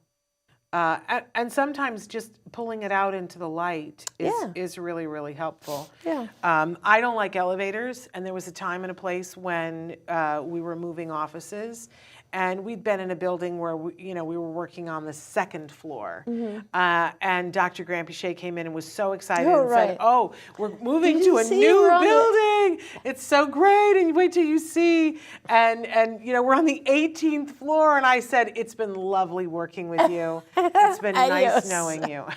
I'm out of here. I meant it sincerely. And do you recall what you said to me next? I said, we'll do shaping, or what did I say? You said, well, we'll start the systematic desensitization desensitization on Monday. And the thought of having to get in an elevator and have her talk me down, I went and did it without you. Well, and you were, not only did you do that, but you later had some really good experiences in elevators that you brought to a class. Did and I? Yes, which was where you got into the elevator. This was when you were talking about how people working together should I know get to know exactly what each you're talking other. And you started with this kind of comedy skit, which was my favorite thing in the world, where you went in and you said, you know, I get into an elevator and there's like 10 other people coming to my floor and we're all looking at each other and we're like, who's that? Who's this? And we don't know each other. And Yes. like, yeah. Or having an in-depth conversation. Yeah. And because there was one person that I was standing there and saying, how are your grandkids? Yeah. How, you know, did your grandson start kindergarten? I'm so glad. Yeah. And then she gets off the elevator and the other person goes, what's her name? And I said, I don't know. I've known her for 3 years. I have no idea what her name is. Yes, well, That's me in funny. the elevators. But I don't miss that elevator at all. No, I don't either. We're on I the ground don't floor either. here, Yeah, and it yeah. makes me very happy. I left New York City because I swore I was not going to do elevators again. I only did the elevator for you. Thank you. And that's, I only You did, succeeded. because it was important to me. It's that value thing. Sure. You said, you know, Sure. if you find a value that's really important to you, Yep. it was, am I not going to do a show with Dr. 𝗃𝗄𝗃𝗃𝗃 anymore? Am I going to get over the elevator thing? Some days were easier than other. Can we say that? So Amanda has written in and says, I think he'll fall apart completely. Yep. Scared to see him off of it, but I know we have our diet and supplements in place as well. And she said, I did miss the presentation No because worries, I was putting Amanda. my kids to So sleep. that's It's actually okay. awesome because you can go back and watch the last hour because I talked about things that cause us anxiety and how our mind plays these tricks. And this one is catastrophizing. You are thinking that a catastrophe is about to happen, and it's not. It's just your mind being overly protective and thinking, oh my gosh, you've been weaning him off for 7 months. So I think the last milligram is good. And also think about this. If he has a little meltdown, you can always add the 1 milligram and take even more time. Yeah. There's no, catastrophes very, very rarely happen in real life. And a lot of times it's our belief system that is controlling those fears. Yeah, somebody said something to me once, because you know, I have a lot of anxiety. Even listening to you talk about anxiety, I don't know if you noticed, I was getting a little anxious. Yeah, there was like part of you that was into it and part of you that was like, yeah, I was like, oh, this even... is fascinating. It's me. Oh, I don't know how happy I am to hear that. Yeah. And Traven, I have to tell you that the battery on my iPad is dying, so I might have to switch it out or plug it in. I'll give you this one. Okay. Because otherwise I will lose my questions and I don't want to. Yes, I know recently I went through a thing because it's that thing about moving the dial. We're about to, in 25 minutes, we're going to have Dr. 𝗃𝗄𝗃𝗃 with us. And there was a time and a place where I was sitting in a restaurant with Dr. Grandin and my son was there and we were having this conversation and my son threw me under the bus to Dr. 𝗃𝗃𝗃𝗃. And he, because Temple was talking to him and saying, you know, what are you doing? What are you working on? Right. And, you know, what's your life like and stuff, and they were having this conversation while they were eating spare ribs, and they were having a good time. That, like, I wish you'd been there because the conversation that they were having was hilarious. It was hilarious, and she started telling him about an article in a Business Weekly magazine that was about pairing wines with cat food. Oh my gosh. Different cat food dinners, oh my and they goodness. got the giggles, the two of them. I wish there'd been cameras. It was the most fun to sit there and watch that. But then my son took a left turn and threw me under the bus to Dr. Grandin. And he said, well, my life isn't very good because my mom won't let me go. We'd just come through an airport, an international airport, and I wouldn't let him go in the bathroom by himself, in the men's room. Okay. I made him go in the women's room, and there was a woman in there who had a minor cow Oh my gosh. about it. And she was like, why is he in here? He's a teenager. He was like 11, but he was tall. And I was like, you know, could you, you know, you're in a stall. What are you so worried about, right? But then he says to Dr. she won't let me go to the men's room by myself. And Dr. Grandin was like, that stops right now, right here. And she said, right now, I want you to get up and go to the men's room. And she gave him a couple of rules. And she said, do you know what you're doing? And he was like, yes. I love that. That's amazing. And she was like, and you're going to sit right here and you're going to deal with it. But one of the things that at the time, I was doing ACT therapy. And one of the things that they kept bringing up is that I have this value that I want to keep my son safe, but I have this other value that I want him to live this amazing independent life. Right.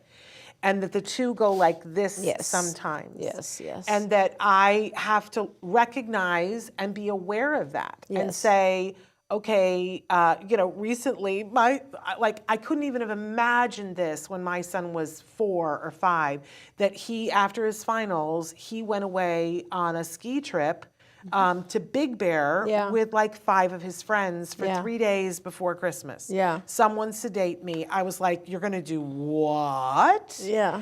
And of course I told you and you were like, oh, how fabulous. And I was how like, fun. Did he have a good time? What are you talking about? And it was great and he had a great time. But I was, 8 feet off the floor with anxiety. And then somebody said to me, but isn't the goal that someday you want him to call you and be like, oh, today I'm hanging out with the guys. Today I'm in Brisbane, and me sitting at lunch with somebody saying, oh, he's in Brisbane, and that gave me something else to picture. Yeah.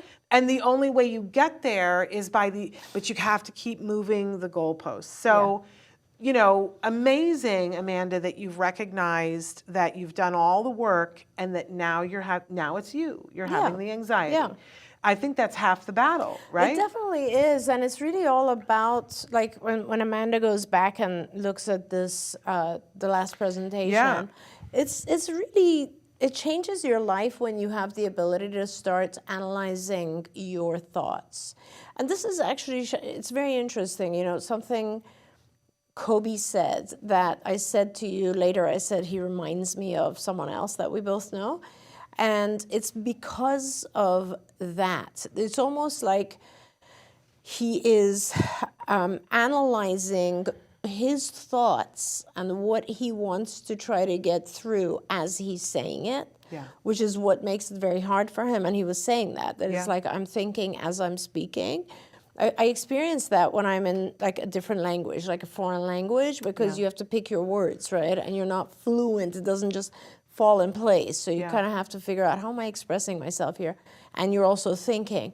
But that ability, which so many of our kids who have, let's say, gone through years of ABA or cognitive behavior therapy, or have gotten to that kind of very highest level where they can actually analyze their thoughts, they just learn to be extremely aware individuals, like more so than the normal population. Yeah. I have that with so many of my kids that this is an example where Jem was, he was much younger, and you were panicking or something, and he was like, Mom, I think you need to calm down and take a few deep breaths. But that's what I mean. Like, the kids actually learn incredible. Like, I don't know if one of my kids, as I'm writing this book, and asking a lot of the kids who have gone through therapy to kind of tell me their experience and so on, I find these responses to be unbelievably deep. Yeah. And just so self-aware. Yes. It's incredible that they are just, and that awareness of the self, I think, will help them with anxiety. This is what we all need to be, is like aware of how funny the reasons are for our anxiety, Yeah, it's almost like, when somebody takes the time to teach you perspective taking, your understanding of yourself and other people is so much more profound. And I think maybe there used to be more of that in the education system for neurotypical people that isn't there anymore. No. That, it's almost this crazy thing to me that when people talk about, well, that for individuals on the spectrum, part of their deficit is perspective taking, it's almost always coming out of the mouth of someone who is not bothering to take their perspective. Oh, yeah. And I want to go, that's true. I want to go, that finger pointing thing about when you're pointing one finger, the other 4 are going to you. Check out where those 4 fingers are. Yeah. Because a lot of people have a hard time with perspective taking. A lot of people. A lot of very neurotypical grown people have a hard time with that. Absolutely. Amazing.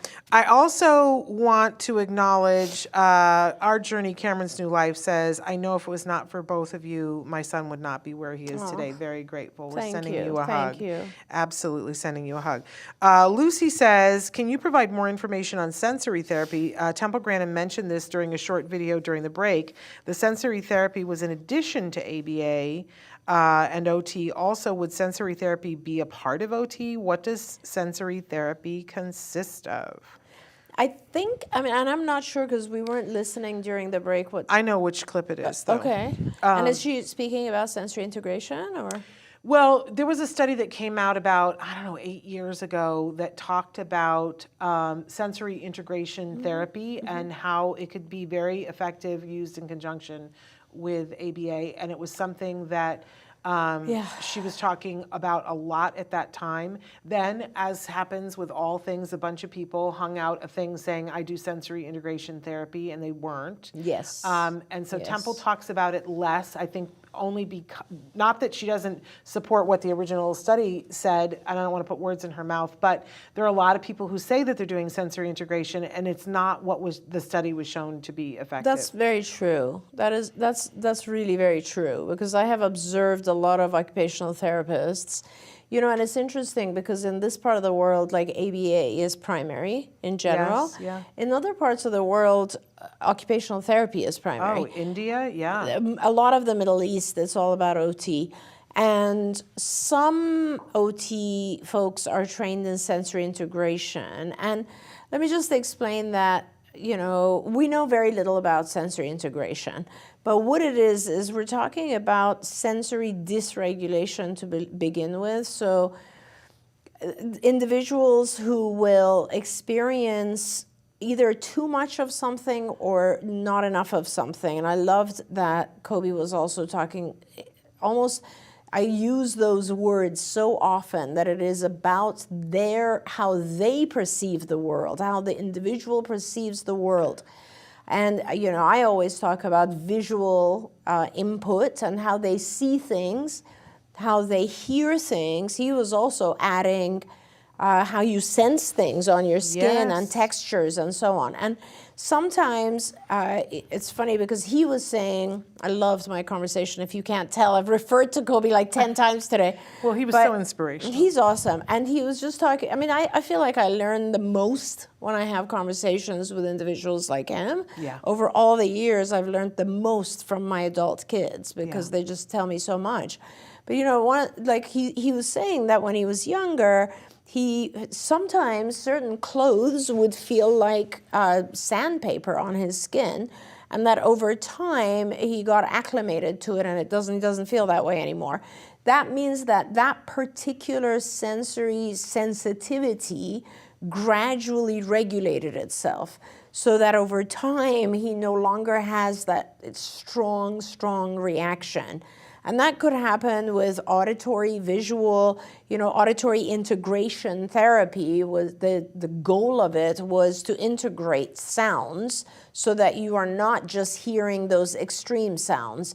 With visual use of goggles and prisms, the goal of it is to integrate your vision in a way that you're not just seeing things in a particular way, but you're seeing them in the way the rest of us see things or receive that information. So, and sensory integration can, on certain individuals, that was my response to 𝗃𝗏𝗃𝗀𝗃, was, what was he saying? He was saying he hated the feeling of things that are constraining. And I said, that's so interesting because some people need that feeling in order to feel grounded. A lot of kids don't have a good proprioceptive sense, which is like their own body in space. They don't feel the ground. They don't, you know, they feel they're lost. They're running around and all this sort of stuff. And weight actually will help them, and they sleep better when they're weighted down. They have things that will help them feel their body better. So it's both directions, right? So some kids feel one way, others have other sensory dysregulation.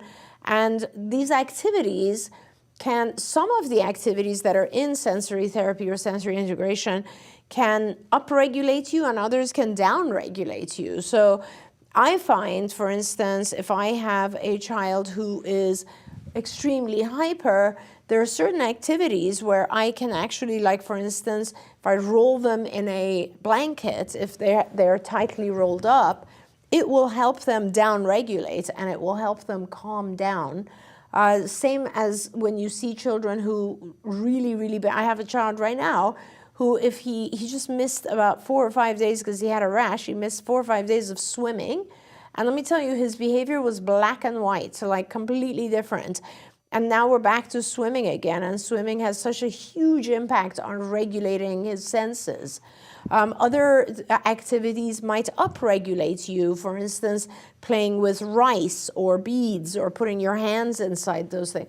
So, you know, a good occupational therapist who has been trained in sensory integration has a lot of these up their sleeve, and they can kind of identify what your child needs, and then they can tell your ABA team or whoever is spending your classroom, et cetera, your teachers, to actually put those sensory activities inside the child's schedule. We used to call it a sensory diet, and you would be doing these types of activities to help regulate the child over the day. Okay, a couple of quick things. Dr. 𝗂𝗏, I think, is going to try to join great. now for these last 15 minutes, but there's a couple of things that I want to get to. R has written in and said, how do I get ABA therapy for my 5-year-old who's currently getting early intervention therapy but will age out of the program when she starts school at 6? Will the school bring in ABA therapists? I need to know, where are you? Are you in the United States, and if so, what state? Because it's very likely that your child shouldn't be aging out of, and you absolutely can be getting ABA, but if you'll write in, and also we'll talk early about that. intervention is supposed to be kind of the same. Yeah. So there's no end at 5 or 6 for sure. And if your school doesn't provide it, your health insurance most likely will. And the ABA most likely, there are a couple of exceptions of schools that have what is actually really ABA, but like I guarantee you it's not what your school has, because it would be a world famous ABA school. And there's like, what, 2, 3 of them? It probably isn't your school. They're going to tell you that they're going to do ABA at the school, which means they're going to use some of the principles of ABA, but you're not going to get intensive ABA, because that would be 1-to-1. Well, and the next question is it normal to have an IEP including intensive ABA? You can. You could have an IEP which gives you intensive ABA, but it is more likely that you will not. It's more likely that someone will tell you, we're going to do 10 hours of ABA in the classroom, and if it's in the classroom and it's with multiple other kids, it's not really 1-to-1 ABA. So I would suggest that you approach outside health insurance as well as have your school provide ABA. You want it in all environments. And she's in Wisconsin, or they are in Wisconsin, and they went on to say, okay, they told us that they only work at this facility until age 6, and I just lost my iPad. So then you basically, the what you would do is you will get health insurance. You'll talk to your insurance company. They will offer you providers of ABA.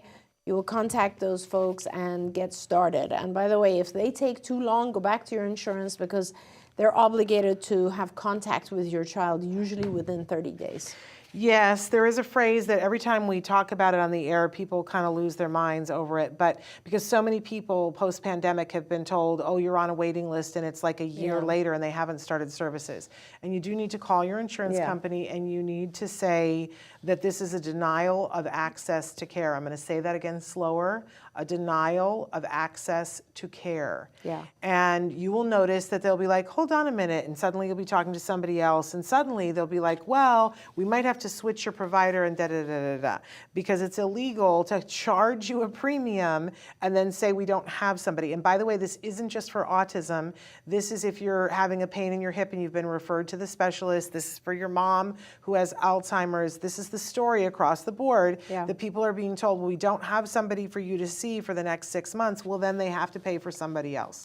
That's what health insurance is, not health sometimes when we have somebody here to take you. And ask me how I really feel about all of that. Traven's going to let us know when we have Dr. 𝗂𝗏, and I'm going to continue on until then. Okay, he's here. We're just going to get him in. Let me talk a little bit about him. And you were saying before that this is somebody that, you know, you love and respect and have for a long, long time. Dr. Stephen 𝗂𝗏 is a professor of special education at Adelphi University. And how lucky are those folks? No kidding. Yeah, they seriously. learn actually the reality. Yeah, it's awesome. And he is an outspoken advocate for individuals, especially adults, on the autism spectrum, and for their rights and for their human and civil rights, and speaks around the world on a regular basis doing that. He is the person who is credited with saying, when you've met one person with autism, you've met one person with autism. So we welcome Dr. 𝗂𝗄𝗧 to the program and are thrilled to have him here with us if we in fact do. Can I talk a little bit about his books till he comes in? He's got a bunch of different books. He's been a part of a lot of different research. Some of my favorite books of his include College for Students with Disabilities. Amazing. Understanding Autism for Dummies. Love that one. Living Along the Autism Spectrum, Beyond the Wall, and Ask and Tell, Self-Advocacy and Disclosure for People on the Autism Spectrum. What an amazing, amazing body of work that he has. Are we able to bring him in yet? Perhaps not. I love, too, Dr. 𝗂𝗄𝗧 speaks all over the world. And I had said to him the other day that I'm so excited to have him here because he used to go on a regular basis on a series of different places that he would go with Joanne Lara. They would often speak together and go to India and places like that. And so I always feel like I'm close to Joanne when I get a chance to speak to Dr. 𝗂𝗄𝗧. And he is the ultimate in from his personal experience after being diagnosed with autism, and his parents were given that never talk that Holly was talking about earlier with RJ. Well, you know, he's never going to do, because imagine, you know, what autism was like when Dr. 𝗂𝗄𝗧 was diagnosed. You know, but his parents were given this, you know, very, oh, well, This is you know, lifelong. and I believe, we'll ask him to confirm, but I believe they said, you know, put him in an institution. Which, can I tell you that when the woman who diagnosed my son, it was her first day of her retirement. She'd been working in the field for 50 years. Yeah. And she said, well, you should just consider yourself lucky, because if this were the first day, that I would have absolutely told you to put this child in an institution and walk away and never look back. My child, you know, like I can't even, there's Dr. 𝗂𝗄𝗧. But, you know, his parents didn't listen, and here we have this amazing individual. Dr. 𝗂𝗄𝗧, welcome. He can hear us, but I don't think we can hear him yet. Well, I'm going to keep saying nice things about him. He's also an accomplished musician. Yeah. That's right. That's right. He is. And someone who, you know, I just always feel like when he speaks, it's like he just cuts right through the crap and goes right to the heart of the matter about the fact that these are individuals and they have rights. Yeah. I don't know Have you why ever met him in person? Yes. Yeah, he's very calming presence. Yes, the soul is soothing. Really lovely person. Yeah. I just was, after you said that, I was thinking, oh, what must it be like to be a student in his classroom? I know, how nice, right? Right? I mean, I would love to be in his classroom. Well, and then next, in just a few minutes, we're going to have Dr. 𝗃𝗠𝗓𝗄𝗧. I know. And I've talked to people who have been in her classroom before. I don't know if you know this about Dr. Grandin. I'm sure I'm not supposed to say it. She's going to be mad if I say it, but she, you know, she speaks internationally too, and she commands a pretty, you know, a nice price when she speaks, which she donates to her college programs so that no student that goes through is denied being able to be there and has money to be able to go. Isn't that not one of the most philanthropically lovely things ever on the face of the planet? Love that. Absolutely love that. So what do we think? We've got like 7 minutes left now. I almost feel like we should really just try to get Stephen back for another hour or another half hour somewhere, because maybe we need to do that. It's too valuable of an interview to do in 7 minutes. I don't want to rush it. If we think we can do it, I'm happy to give up some of my time too and interview him on one of my shows. Okay, well, and we've got time. We especially have, you know, he could join us in the last hour. He could be talking to us while we're shaving my head. I don't know if he has a class then, but we'll talk to him about that if he can't come in. But I was dying to know what his thoughts were on the new CDC numbers and what that feels like for him, because it's been very interesting to me, everybody's individual reaction to that. That some people have said, well, it's just a number, and our kids are our kids, and we trudge on, which is very stoic for me. I had a day of grief. I allowed myself one day where I felt, you know, it's that kind of feeling you have when you say to somebody, you know, I see this horrible thing, I see this car accident about to happen, and everybody goes, no, it's not. And then the car accident happens and everybody goes, oh, wow, you really called that. But there's no solace in that whatsoever, that we've been saying for a while, that the numbers are changing and that there are more.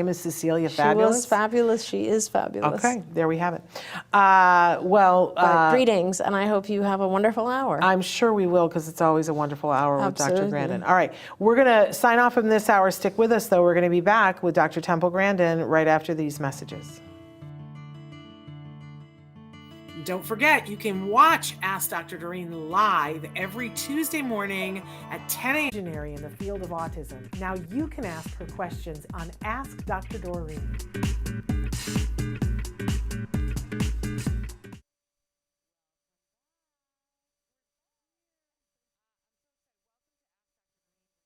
Dr. Doreen Marathon. She's a true expert in the field of autism, and I adore you. Can I just say that? You. I don't get to say that often enough. I adore her for many different reasons. I talk about it sometimes here on the program for the work that she's done over the last 45 years. Yes. Which is kind of crazy to think so about. I was just talking with Dr. Stephen Yes. Edelson, who's also been in the field for 45 years. Isn't that crazy? Yeah, we both started with 𝗃𝗏𝗧 and then met Dr. Bernie Rimland and then just went different paths, but have always kind of felt the same about what's happening with autism. It was really good. It was a great conversation to have. And he's a wonderful human being, and I mean I need to cast no aspersions his way, but you don't look like you've been in this field for 45 years. Thank you. You know what I'm saying? And Steve looks like he's been here for a hot minute, but you don't look like... Thank you, I appreciate that. But I gotta tell you, Shan, like first of all, he also looked great. He does, like, he wow, does. He looks amazing. I mean, nothing against him, but he doesn't look like he's 32, which you do. Well, thank you. That's very nice of you.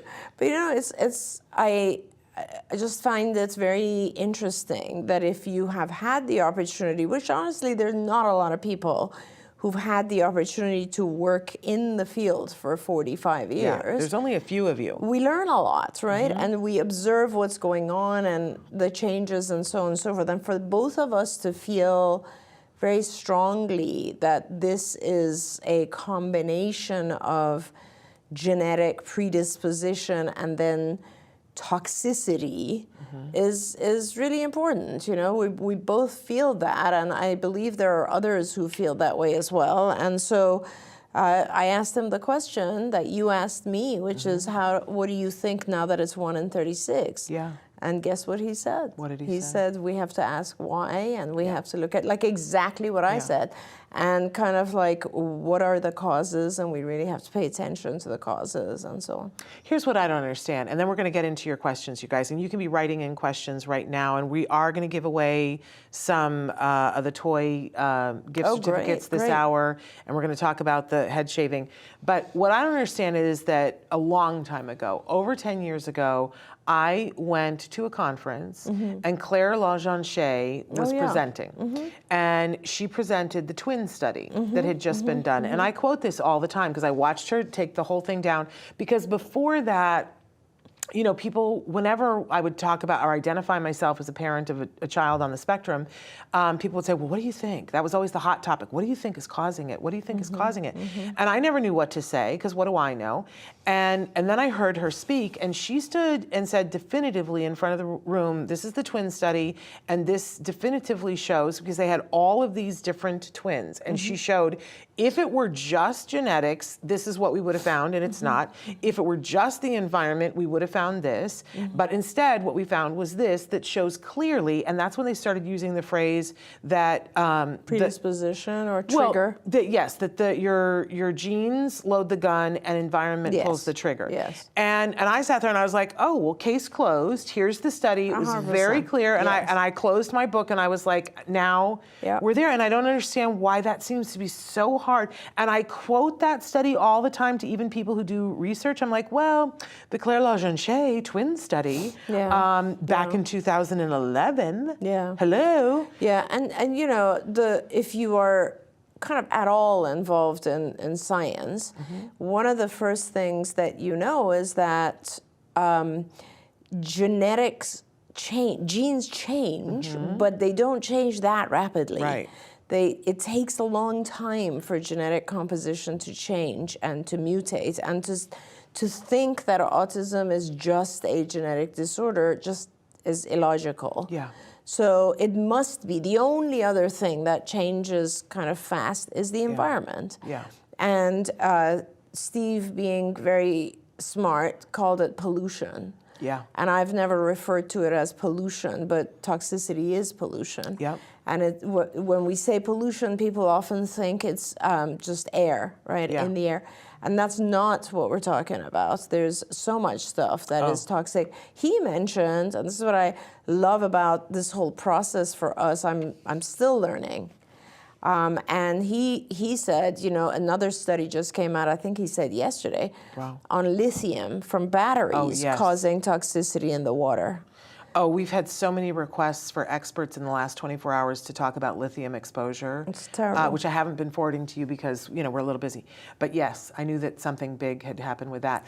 Sometime you know who we have to invite to, we had him on once a long time ago, is Ken Cook from the Environmental Working Group. That's amazing. If we could get him back, that's incredible. Yeah, he did a presentation at that same conference that was called 10 Americans. Yes. Have you seen this talk that he does where he goes through? No, I haven't. He says, here we have 10 Americans, we've looked at their blood, and here are all the things that we found. And he tears it apart, and he says things like, here is a formaldehyde that was in mattresses that was ruled out in 1967.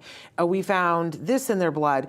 And at the end, and I'm giving it away, and he's going to sue me. But at the end, he says, so I'd like to ask you guys, who do you think these 10 Americans are? And we're all like, coal miners. Right, right. They're newborn babies. Oh, my God. They're newborn babies, and yet when they are born and they test their blood, they're finding formaldehyde, evidence of exposure to formaldehyde from a mattress that has been, you know, that's been outlawed since 1967. So I love that he calls it pollution. We'll get Ken Cook in here because it's a pretty, and you know, you just at the point when you feel like, well, it's all over, it's hopeless then. If we've, you know, messed up the environment this bad that we're never going to be free of all this, he then turns it around for you and says, remember when there was the fluorocarbons and we were all saying that we were going to lose the ozone, and everybody had a can of Right Guard and they would spray the Right Guard, and we found out that was bad for the environment. Yes. And then a year later it was all outlawed. Right. And you couldn't spray hairspray anymore. Aquanet couldn't be Aquanet anymore because of the fluorocarbons. And he said, you know, so if enough people get enough concerned, we can turn the tide, but people need to know. We'll have him on. Well, that's actually like a really good point. Is that, you know, it is possible to turn things around, but you only can change things after there's some level of acknowledgement. Exactly. And we still don't really even acknowledge publicly the amount of toxicity that's in our world, nor do we acknowledge the fact that almost all of our food is genetically modified. And those types of things we have to acknowledge, we have to talk about, and that's kind of what I'm really glad that there are folks like Steve who are still talking about that and spreading that information. Yeah, I call it Frankenfood. Because it's like Frankenstein. Absolutely, you know? And this idea that it was going to be so good for all of us, just tragic. We'll say Monsanto and say 𝗃𝗃𝗃𝗃. Which, by the way, I mean, you know, Monsanto, of course, was bought out by Bayer. But those pesticides, unfortunately, still exist. They're still on the market. So craziness. I want to say, first of all, hello to so many people. Dahlia, I've been watching in the crawl that you've been watching for a couple of hours. We're thrilled that you're here. Angie, we're saying hi to you. 100% authentic, we're saying hello.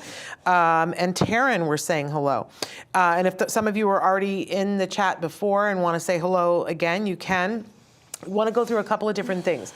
We're here with Dr. 𝗃𝗓𝗃𝗃. She's going to answer your questions in real time. So that's going to be super fun. She's a true expert in this field, and we're so lucky to have her with us talking about things and answering things authentically. Because a lot of people, you know, that's the number one comment that people say to me, that they say, oh my God, she actually answers the questions. She doesn't shy away from things. And they talk about how brave you are, that you actually answer the questions. And I've been around you so long that I've kind of gotten used to that, but they're not wrong. You are a brave individual and you answer the questions, and you'll say we don't know, or you'll say I don't know, or you'll say here's what I do know, but you also will say when it's something that you have seen for 45 years. You are a brave woman. Thank you. So she's a treasure, and we're so lucky to have her. So take advantage of it. This is your time. We're here for 2 hours. It's a little less than 2 hours now, like an hour and 40 minutes now, where she's going to be answering questions. So ask your questions questions early and often. This hour and the next hour, we're going to be giving away 10 Discovery Toy gift cards each hour. Isn't that amazing? We love Discovery Toys. They've been so generous with us with gift cards. So how you enter is every time you put in a comment, we have people that are backstage that will, every time you put in a comment, it has to be a real comment or question, right? They will put your name on a slip of paper. It goes into a hat. At the end of the hour, they will draw 10 names out. You can only win one in the whole Podcastathon. They are $25 gift cards. They're virtual. I will email it to you. When I read the names at the end of the hour, and I'll read the names at the end of each hour, this hour, next hour, you will need to email me, and so that I have your email that I can email it back to you. Please be patient because we're kind of busy with this. Probably Monday, I'm going to be emailing the gift certificates. You can use those gift certificates on the United States Discovery Toys website. You won't be able to use it on Amazon or in other countries, or but on the U.S. website. So please be entered. There's the Discovery Toy. I liked it in front of my face. And we love Discovery Toys. They have so many different winners. I have my trusty visual aid here. This is one of the toys that won. This was for teens and adults, and this won the Conversation Builder. Yeah, I love that. It just has prompts. Name all of the pets you have ever had. That's such a great starter question, yes, right? You can take these in the car or leave them on the, this is on the dining room table. This is Family Talk too. They have a Grandparents Talk one. That's a great gift to give the grandparents when they come to visit, like for Thanksgiving. Absolutely. And say, here, sit down and answer some, and not only ask them, but answer them so that they get to know the grandparent as well. So, but many other toys, including this, that you guys can look up and if you win the gift certificate. Also want to say that we have something very exciting planned for the last hour of the Podcastathon. If you guys are in the know, you know that we're here for a total of 44 hours. This is hour 19. We have been going solid like a train, a freight train. This is hour 19, and we're going to go 44. Why 44? Because until last week, the number was 1 in 44. And we did say up until last week, we knew the numbers were going to change. We didn't know how much the numbers were going to change, but we're going to continue to do 44 hours. And for anybody who's been saying, well, 44 and 36 aren't that different, believe me, when I'm in hour 36, I'm going to make a big stink about the fact that we have a lot more hours to do. It is a big difference. In any case, when we get to the final hour, in that final hour, we're hopeful that we will have raised at least $5,000. That's Tell right. them what we're raising money for. Well, we are raising money for iPads that we will want to give to individuals who are applying for iPad grants through Autism Care today. And later today, I'll be speaking with one of my co-board members from Autism Care today. And we love this organization that we founded many years ago now. I think it's about 20 years. I should know the dates, but and we get a lot of requests for iPads. So if we can raise at least $5,000, then I will have the privilege and honor of doing something pretty radical live in our last hour, which is I will be shaving Shannon's hair live on the show. And I will be bald. We will have shaved Shannon again. And that will be a very fun thing. So if you want to see that, and I'll tell you what, I think everybody more wants to see you doing it than me getting the shave. No, I don't know. I don't know about that, but I am very excited, and I've bought a lot of good equipment for this. So we've had way too much fun just even planning that. I know. Both of us are so excited. It's going to be a letdown, I think, in the end. No, I don't think it'll be a letdown at all. And I'm excited about it. And I would like for her to shave my head in honor of iPads for people, because it's very important to me that people have functional communication. I believe that that is a basic human right.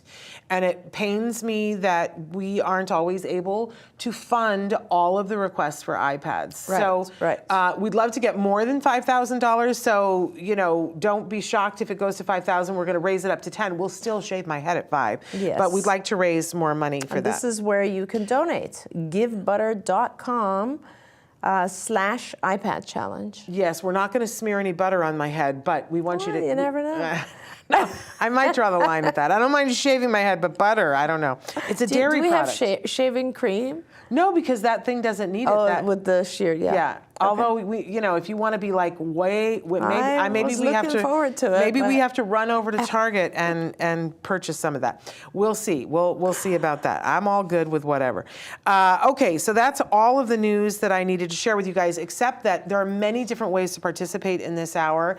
We're live right now on Facebook, on YouTube, and Twitter, and we're live on about a dozen other sites as well. But those three are the ones where you're going to get the best chance of interaction. That's when you get entered into the contest to get your name written down in the hat so you can be drawn out of the hat. So YouTube, Twitter, or Facebook, and we're able to see those comments right here live. So I want to again say hi to everybody. Angie has written in already and said, my 5-year-old was put on 0.1 of clonidine for impulse behaviors. Since then, his sleep has gone downhill. He used to sleep 12 hours a night with no issues. What should I do? The clonidine is helping the behavior. Yeah, so it's rare. It's not, I mean, it is, clonidine is a sedative, and it is, one of its intended uses is ADHD, but it is rare for people to use it for impulsive behavior. It's more often used as a sedative. So I would speak with your physician who has given you the clonidine and request a change. I get it that it is helping the impulsive behavior, but sleep is very important, and I think you might have other options. Of course, the physician, like right now, I'm having some issues with a particular child who's very, very sensitive, getting used to a medication. And sometimes the physicians will say, just give it a little bit more time. So I don't know how long your child's been on the clonidine. That is a pretty small dose, but let's wait and see what your physician says. If they suggest to just give it a little bit more time, maybe what you should do is then add things that would help with sleep. A lot of people are very happy with a very low dose of melatonin, for instance. But talk to the physician about that. If this sleep to me is just so vital, and a lot of our kids are just not getting enough sleep. So I think you just need to go back and talk to the physician and just say that, hey, I'm having this really bad side effect, which I don't want to deal with. Yeah. Sleep is pretty important. We're going to be the living example of that over these next few hours. I said this morning, my executive functions are going to start to go, and then my ability, to do anything is going to be out the window by the time we're done. And what do we expect from our little kids? That don't even have coping strategies and aren't, I don't drink coffee, but other people do. Well, and I see it with our kids, right? So like sometimes a child who's not had a good night, they're somewhat functional in the morning, but by the time the afternoon rolls around, they're just done, Yeah, like we would be. I mean, it's not that foreign of a concept for us. So sleep is pretty important, but I understand there's that thing about, but it is helping the behavior. But I love your advice there. Now, Dahlia has written in and said, my son is 2.5 years old, nonverbal. He is throwing things and spitting a lot. He is not targeting anyone when throwing items. How to deal with this behavior? And she goes on to say, if my son continues to be nonverbal by age 4, when is it time to be in JK? Which I don't know what JK is. That junior kindergarten? Maybe that's what I thought too, transitional kindergarten? Is it better to do intensive ABA or enroll him in school? I can't wait to hear what you say about that. Dr. Yeah, I mean, I think that, okay, so first of all, he's throwing things and spitting a lot. He's not targeting anyone when throwing the items and what to do. So you immediately need to have someone help you do what's called a functional behavior assessment of the behavior. And that means that we're trying to figure out why he's doing this behavior, very specifically. Why is he throwing? Now, sometimes, he's not targeting anyone, so it's not revenge or he's angry, but it's more possibly it could be that he gets attention when he does that. It could be a sensory thing where I had a child who used to spit, and it took us a long, long time to figure out that it wasn't even that he was spitting to get people to leave him alone, because we thought it was like every time a demand was placed. But it wasn't. It was just that he liked he liked looking at how the spit looked when he spat at someone. So you'd be amazed. There are lots of different reasons, and it would be important to have a behavior analyst observe and be able to help you determine exactly why the spitting and throwing are happening. And based on the function, they will give you solutions and what to do with it. And these will be different for sure. So for instance, you say he's not targeting people when throwing items, but when he throws an item, depending on the type of item, perhaps there's a delay, right? So perhaps he is delaying response time. So does it occur, for instance, these are things that behavior analysts would analyze, is does it occur whenever a demand is placed or whenever he's asked to do something? And just by throwing something, he might be delaying having to respond. Yeah. Or is it done in an environment where when he throws or spits, he's removed from that environment? He might want to be removed.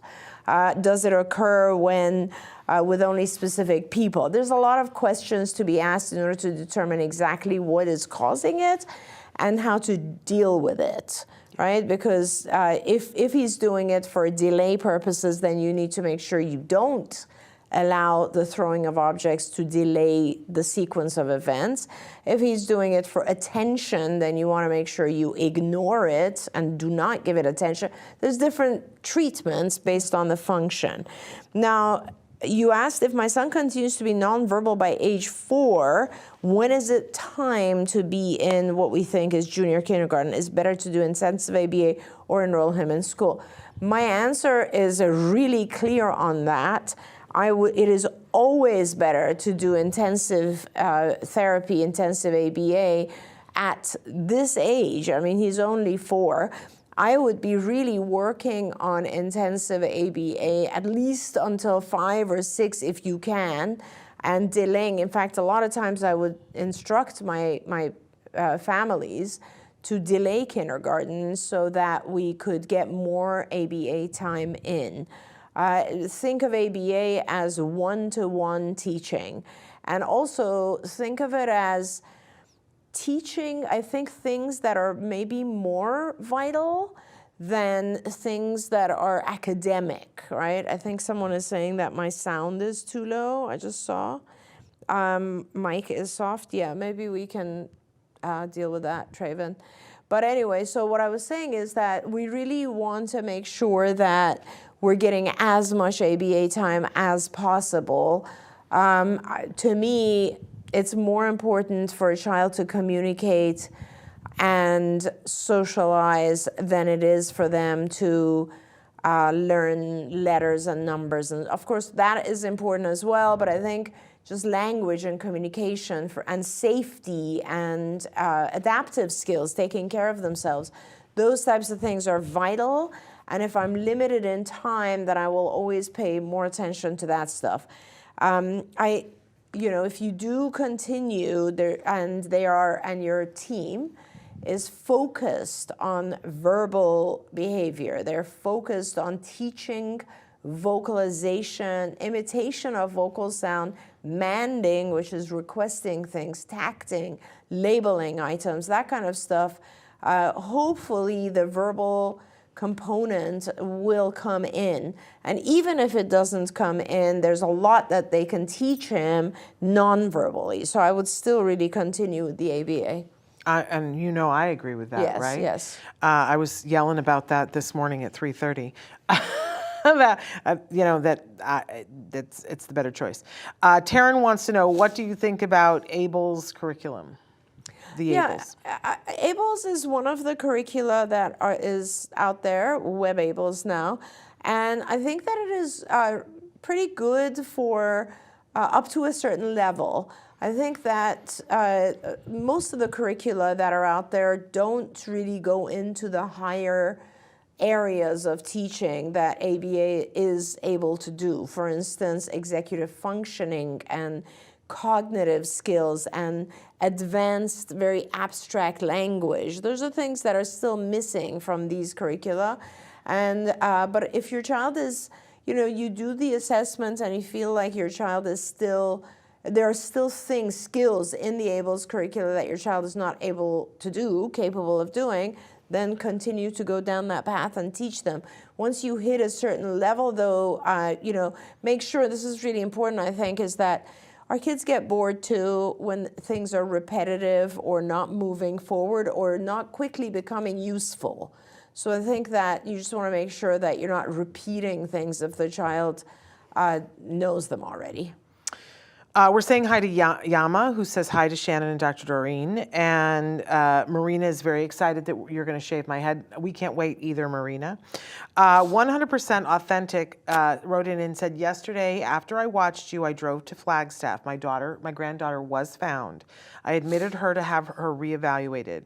When she came to us 2 years ago, her father would not release her records from Oregon. DDD stated they couldn't give her other services because they didn't have her records. Now that we are getting her reevaluated, can that work for other services? Yes, absolutely. And it's so wonderful. Thank God that you found her and that you are able to take over and do these things. And I think it's very important to start with an evaluation. Yes, and you're in a good state where hopefully you can get connected to good services. That's right. That's where it all starts.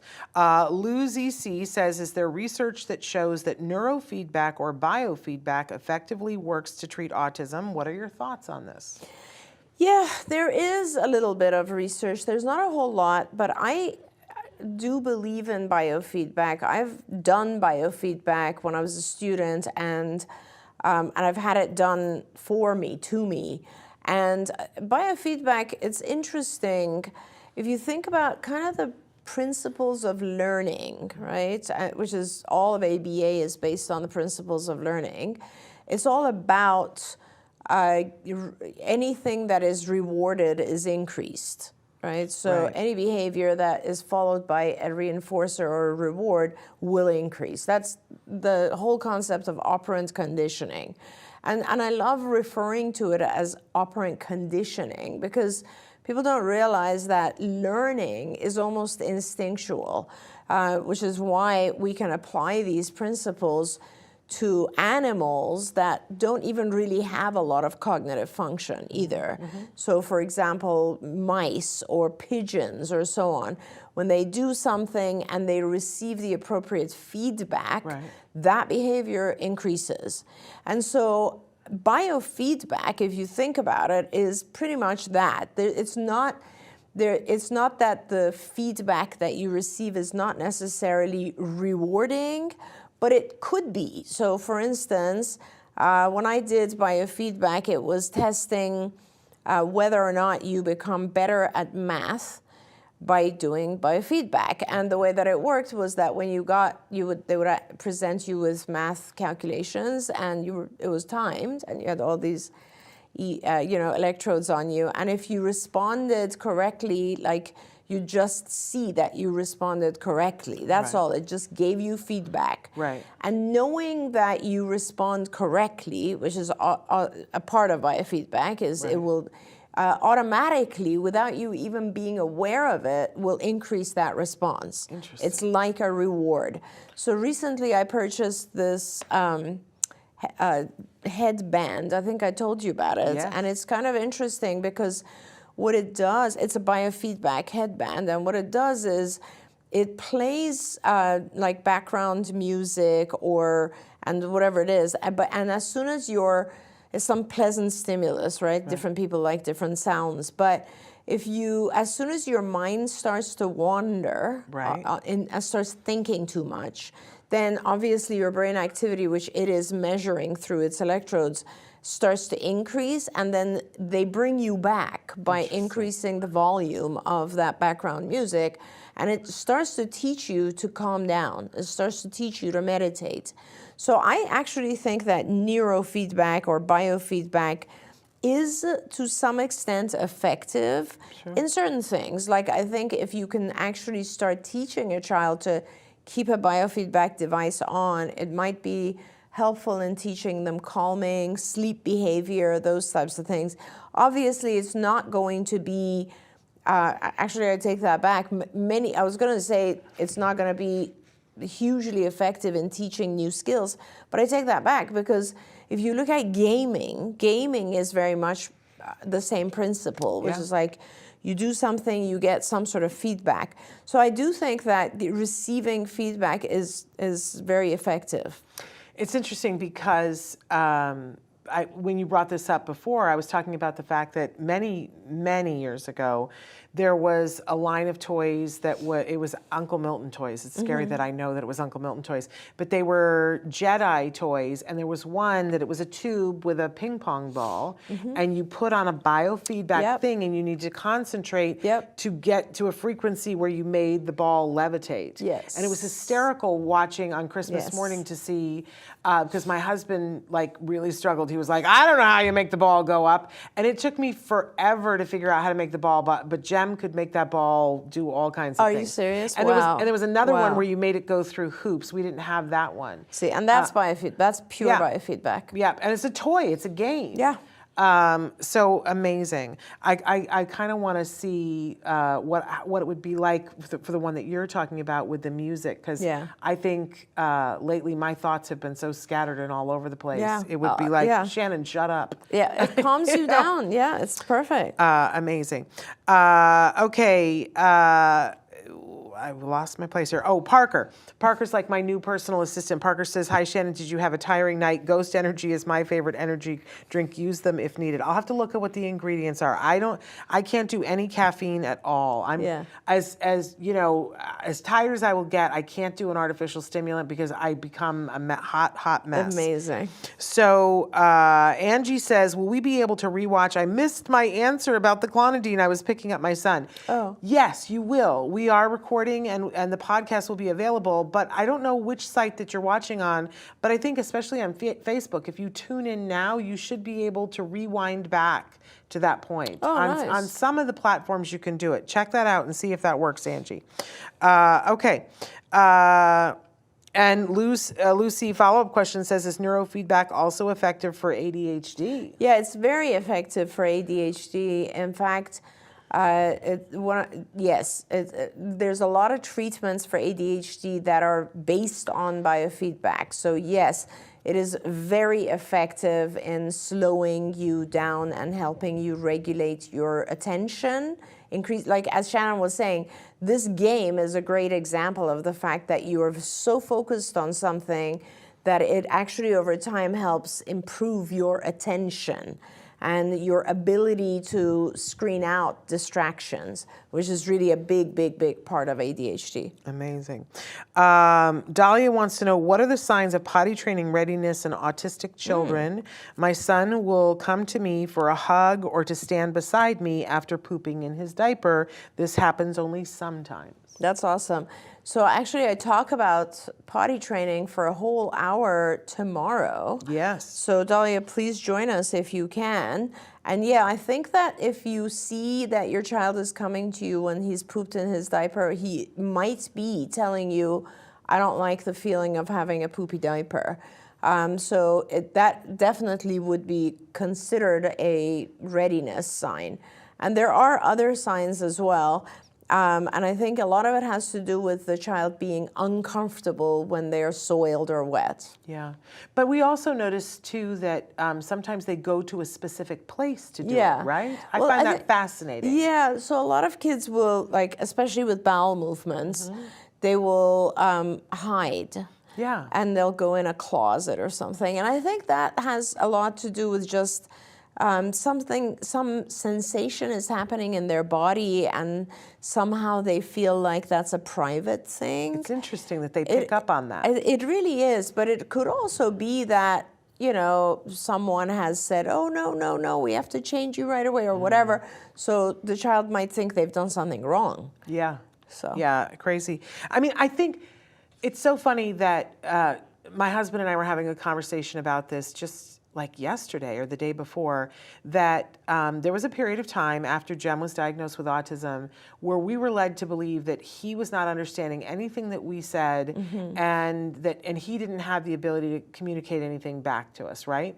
But on the day that he turned 3, he had been working with this speech path that we really, really liked. On the day, but his services with her were ending because he was turning 3. And we were switching over to other intervention. And we went in for the session, and she said she was just going to do a little test. And she had one of those pads that started out, it was 2 pictures. And she would say to him, which one do you use to play with? And he wasn't even looking. But there was one that had 6 pictures. And I remember he very distinctly, he was looking, and she'd turn the page, and she said, which one would you use to cook? And he just wept, right? And he wept the frying pan. And I said, he knew it was the frying pan. I got all excited. He was like, he knew it was the frying pan. And she said, no, it's just a fluke. He's not even looking. And so then she turned the page and she asked, and then like for the next 14, he got exactly right. I said, that's not a fluke. Yeah. He understands what you're saying. And it was this crazy moment because I was so excited. I said, he's understanding some of what we're saying. Yes. Because we were talking about this. I said, do you remember that there was a time when we thought he couldn't understand anything that was going on around him? That seems impossible now. Yeah. But it was the case. That's how we felt. And yet we slowly realized that he was picking up more than we knew. Yeah. And I think a lot of times people say that our kids on the spectrum, well, they're oblivious. They don't know about that. They don't know. And yet they're picking up stuff that we're not teaching them. This is true. This is true. They're I think picking you're up right. the shame, Yeah, and they're picking you're up right. that it's private, and they're picking up all these other things. I think we always need to remember, just like we always have to assume intelligence, I think we have to assume that they're picking up a lot more, and maybe they can't categorize it in a way right now that they can regurgitate it towards us, but they're picking stuff up. Yeah, yeah. And I think a lot of our kids also understand, just in general, like understand more than we think they do. Yes. You know, so yeah, it's very important to keep remembering that. Absolutely. Amazing. So around the potty training, we want to be careful that we're not ever putting a shame thing on, but also people need to like think about how they language their feelings about things around their children. Yes, you know, absolutely. that we're never talking about our kids as being a burden or you know, while I was giving the talk this morning, I was talking about the challenges around being an autism parent, and I said, but I want to stop and say that the challenges did not involve my son. They involved being able to get connected to the services to help my son. My son is not challenging. He had behaviors that were challenging, but that didn't make him challenging. I think it's really important that we all get mindful about how we talk to and about our kids, because I think they hear more. I didn't mean to get on a soapbox, but I just felt actually, that's a really good point, because it kind of goes back again towards some of the stuff that I was talking about with the cognitive distortions. Yes. Because a lot of the challenges that, you know, you said, yes, you're right. And although things have changed, there's still a lot of challenge involved with access to care, getting the right provider, getting funding in place, getting people not to cancel, getting schedule. I mean, you know, there's so much, right? Yeah. And getting, you know, the schools to cooperate with the providers, et cetera, et cetera. There's so much of that. But I think a lot of the challenge that we experience as parents are just based on what's in our head too. Yes. It's these thoughts that we have, you know, and those just make things a lot harder. Like for instance, imagine if a parent had a guarantee from God or whatever source you believe in, a guarantee that everything will be okay, everything will be fine. Then, you know, you go through life differently. Absolutely. You know, because a lot of what we are experiencing as parents is just these things that, this all or none thinking that I was talking about, which is like, oh my God, what's going to happen? Like, is he ever going to talk? What's going to happen when I die? What's going to happen to him? This, you know, it's a huge amount of stuff that we think that causes us stress. That's a big part of the challenge. It is. It absolutely is. I firmly believe that. I want to acknowledge that Mike Hipple is back with us. And Mike, you were with us a little bit last night, and then I think you left, but we were talking about you on the program because Mike is a really big advocate for AAC devices, and I evoked that last night, Mike. Mike has written in, because when we were talking about is it better to do therapy or to go to school, he said you can have your child not go to school until they are 7 in most states. In some states it's 6. Some states it's 5, some states it's even 3. So it varies, but yes, I agree with you, Mike. We want to delay that as much as possible. I see that you've suggested using a communication system so they don't get frustrated. I 100% support that.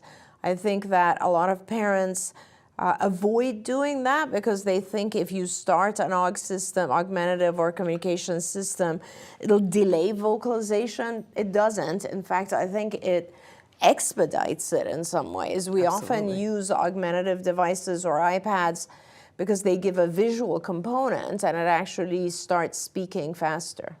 Absolutely. But again, there's that distortion that parents think, oh, if we do this, we're giving up, and it's not. It's actually... And as Mike says, honestly, Shannon, I know how important it is for us, for our kids to speak, but giving them some form of ability to communicate and avoid that frustration is so vital, is so important. So I fully support that.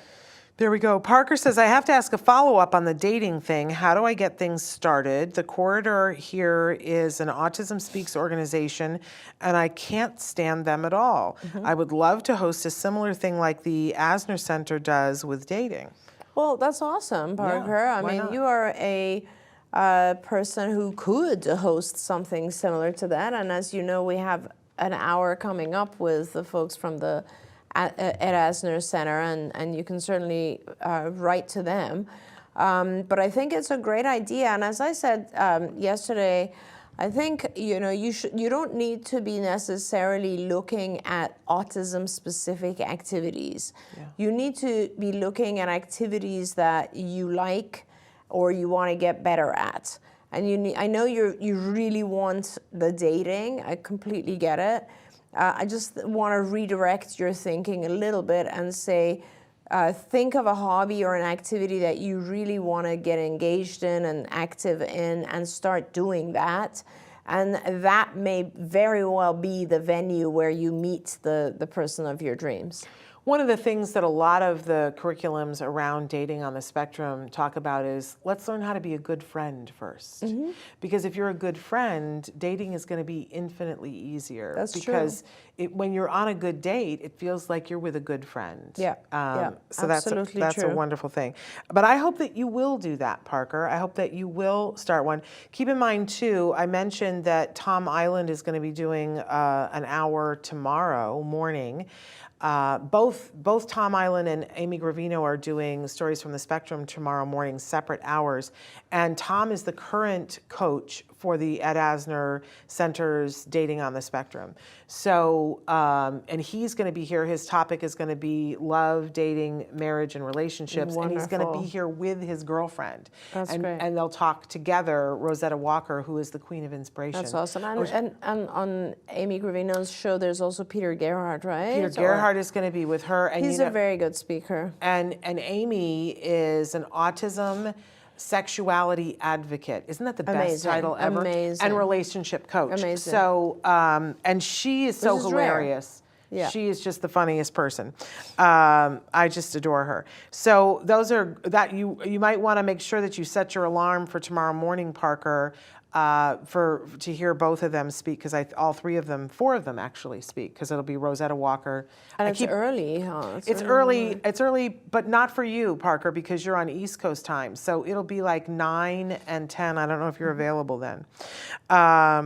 𝗖𝗵𝗲𝗰𝗸 says, hi, Dr. Doreen. I'm taking the Autism Parenting Foundation, I think you mean the Partnership Foundation, right? 40 hours RBT training program. Congratulations. What would I need to do next to receive an RBT certification and become one? So Good for you. After that 40 hours, because I know people ask this a lot. Yeah, that's wonderful. And First of all, good for you. It sounds like you are a parent and you are trying to become an RBT, I believe. And that's wonderful. The RBT, or Registered Behavior Technician credential, has some aspect of testing and practicum. I don't follow exactly now anymore how many hours, but you need to have a board-certified behavior analyst, a BCBA, do an observation of your work and fill out this form that kind of is like a test of your what you've learned and how you are able to. I think there's a written exam, and then there's this kind of evaluation that occurs as well. And I don't know exactly the number of practicum hours that are required by it, but if you go on the Behavior Analysis Certification Board website, which you just spell that out, Behavior Analysis Certification Board, BACB, I think it's .org. There's a section that outlines all the specific requirements for the RBT. But you know, and it's valuable to have the certification. I applaud you. I think it's more valuable just to have the knowledge. So good for you that you're doing this. And here's something that's fun. The Autism Partnership Foundation, they're going to be doing an hour here on the Podcastathon directly after our second hour of Ask Dr. Doreen. That's awesome. Here. So in just about an hour, they're going to be doing an hour, and you can talk specifically about that with Dr. Leaf or Dr. cie_𝗁𝗵𝗲𝗿. So I'm going to take this one last question, then maybe we should take a break before we get to this last question, because we're at the top of the hour. So we're going to take a short pause here. Oh, I was supposed to read the winners. Not taking a short pause. Hello, I'm new here. So if I read your name, you have won one of the Discovery Toys gift cards. We're going to continue this for this next hour, but you need to email me, because I will not have a way of getting this to you. I won't know how to reach you unless you email me. My email is shannon@autism-live.com, and Traven might be, there it is, but I'll put it into the chat during the break. But thank you, Traven, for putting it up there. Shannon@autism-live.com.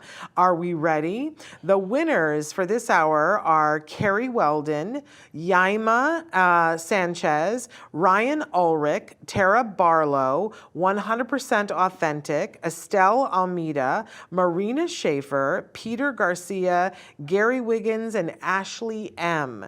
So if I've said your name, make sure that you write to me, Shannon@autism-live.com, so that it's a digital gift certificate that I will mail back to you, but I will have to have your email. We're going to take a short break, and when we come back, we're going to continue with questions with Dr. 𝗃𝗄𝗍. We're going to continue with 100% Authentic's question about sexuality and the desire for sexuality. So stick with us. We'll be right back after these messages.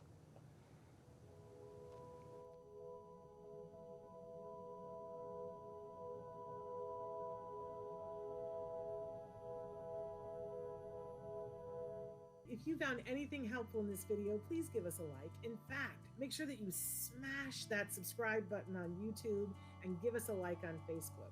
You can also follow us on Twitter and on Instagram for important updates.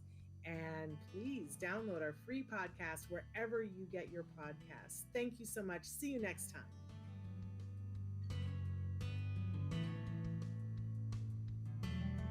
Solely a suggestion and should not be in any way construed as child-specific advice. Any choices you make in determining your child's treatment are completely at your own discretion. Dr. Doreen Marathon is the Dr. Doreen is an expert in autism. Doreen Marathon. Dr. 𝗃𝗄𝗂𝗃𝗄𝗃. Dr. Doreen Marathon. Dr. Doreen Marathon is a visionary in the field of autism. Now you can ask her questions on Ask Dr. Doreen.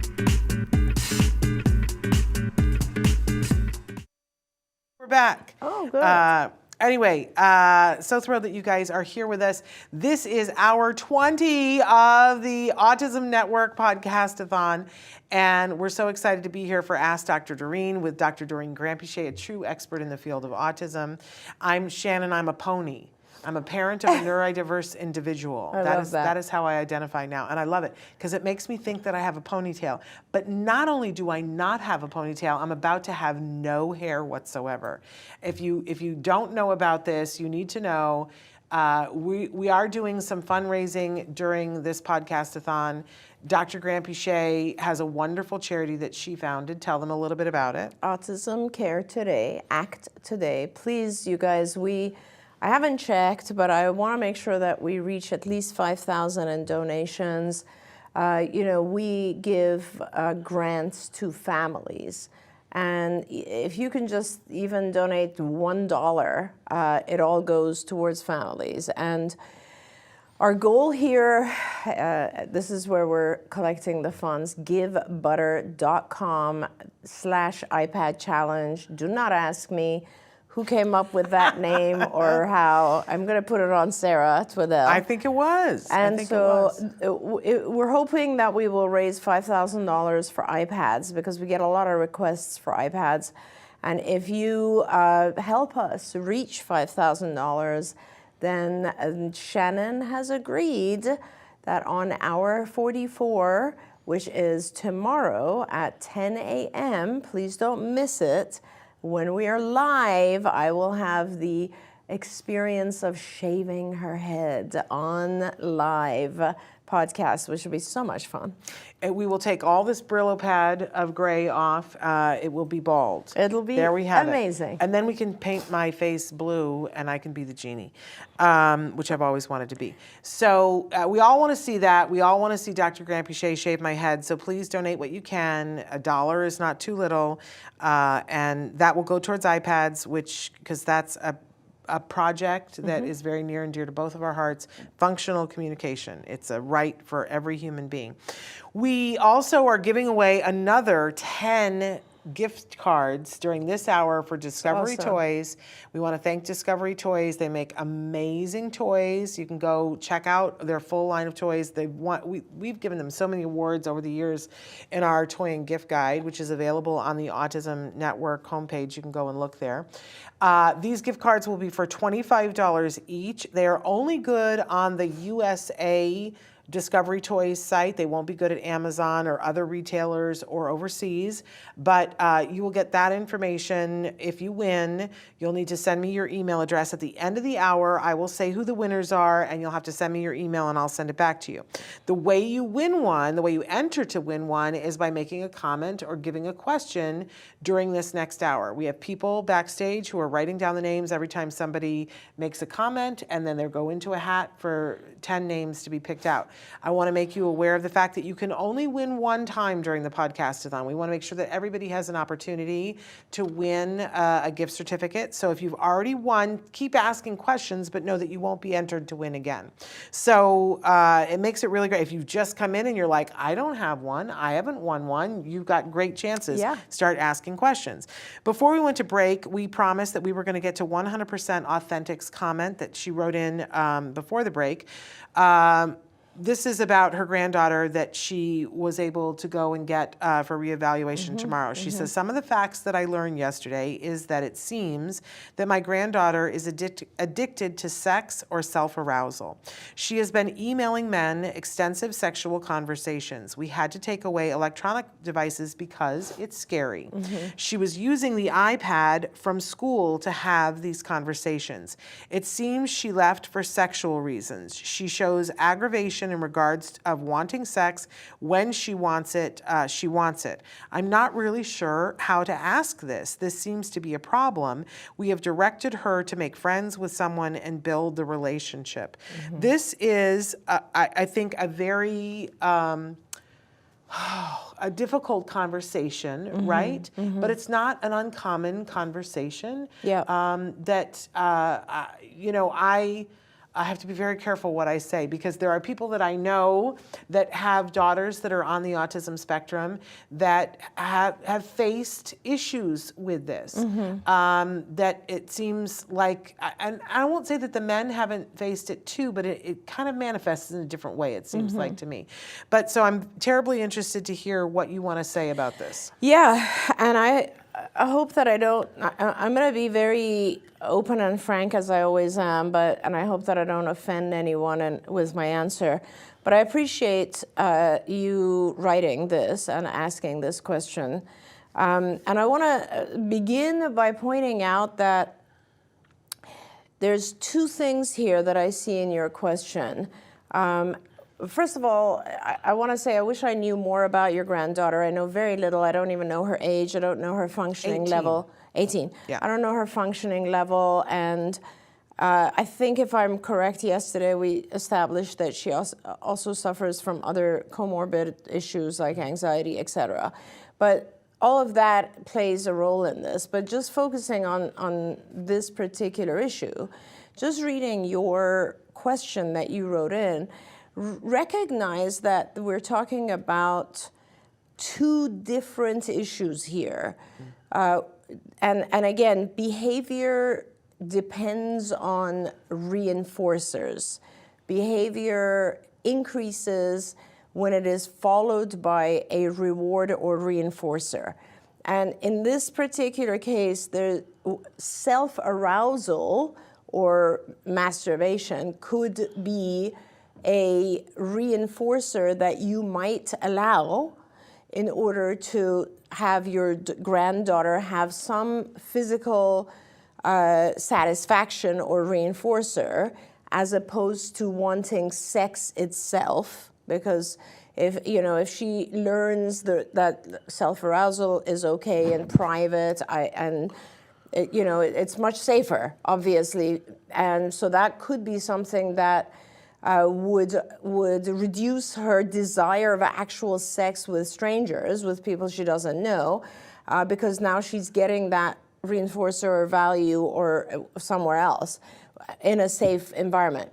But the other thing that I want to point out is that conversations, sexual conversations with men isn't sex. What she's getting there is attention. Mm-hmm. So on the one hand, she might very well be craving and wanting the sexual arousal, which she could potentially satisfy through self-satisfaction or, masturbation. But on the other hand, she's seeking out male attention, which could also be replaced, but you have to focus on replacing that appropriately. So, male attention, and again, you have to identify what aspect of the male attention it is that she's seeking. Perhaps she feels beautiful when she has these conversations. And are there other ways that you can give her that attention and that satisfaction and make her feel good about herself through other means, like other men who are family members or people that you trust can actually reassure her, have conversation with her, let her know that she is wonderful, and so on? Yeah, I guess the thing that I want to add to this fire is that, and I'm so glad that we have Amy on the lineup, because Amy talks about this, 𝗖𝗵𝗲𝗰𝗸, who is an autism, sexuality advocate and relationship coach.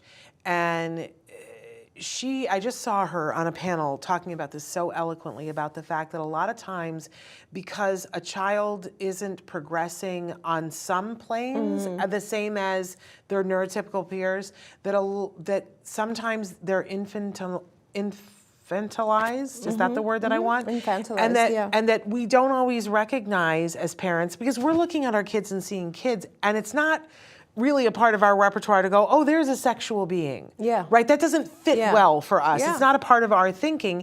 And yet, even though they are individuals that are on the spectrum, they are sexual beings. Yes. She's 18 years old. And if she wasn't on the spectrum, when we think about the continuum of humanity, and if you think about all the 18-year-old girls that you've ever known, including yourself, that you were 18 at some point. I mean, I had girls that I was friends with that's all they thought about were boys. Yeah. And which boy am I gonna, hook up with? And that my mother called it boy crazy, right? Right. And then there were girls who were shy and didn't really, right? And so that same spectrum would exist with individuals who are on the spectrum. Right.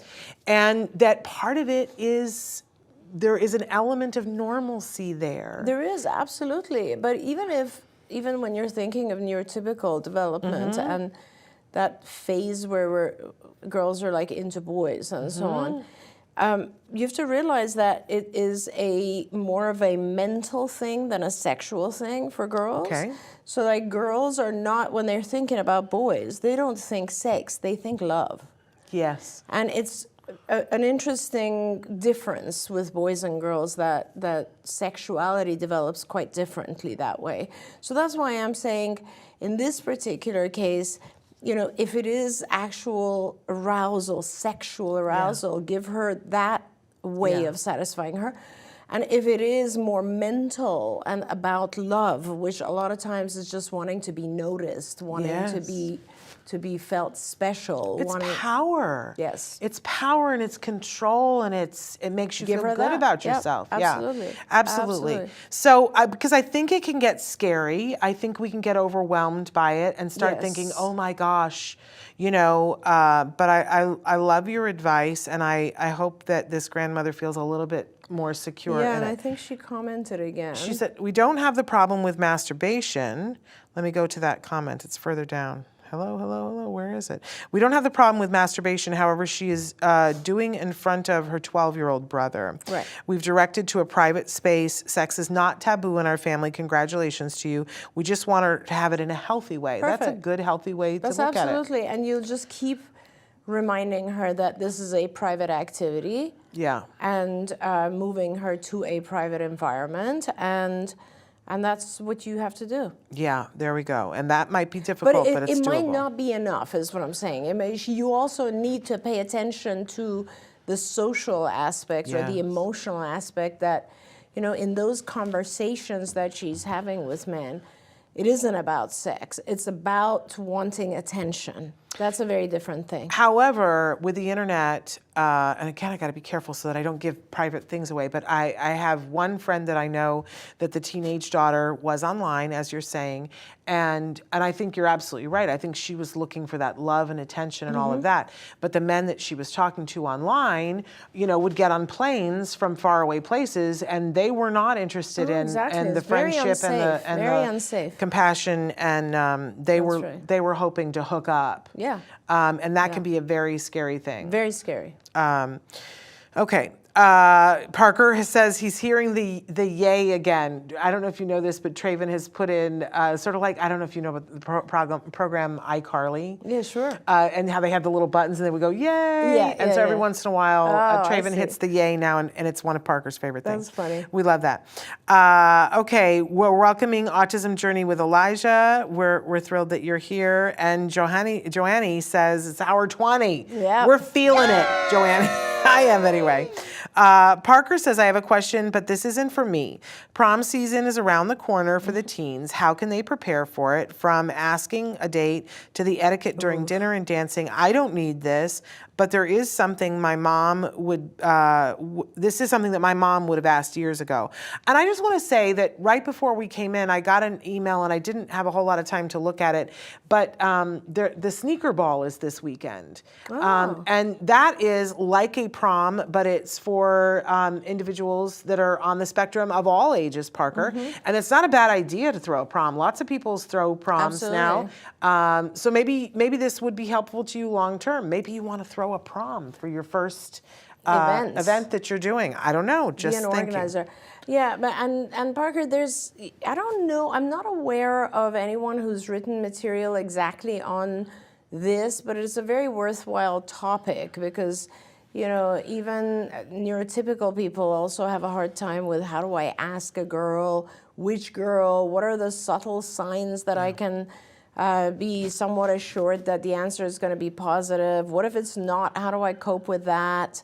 And, you know, we can certainly do an hour on this conversation and talk about just some pointers that we can give. Wouldn't that be a great reality show, like, you know, 1 hour or 2 hour prom 101? Yep.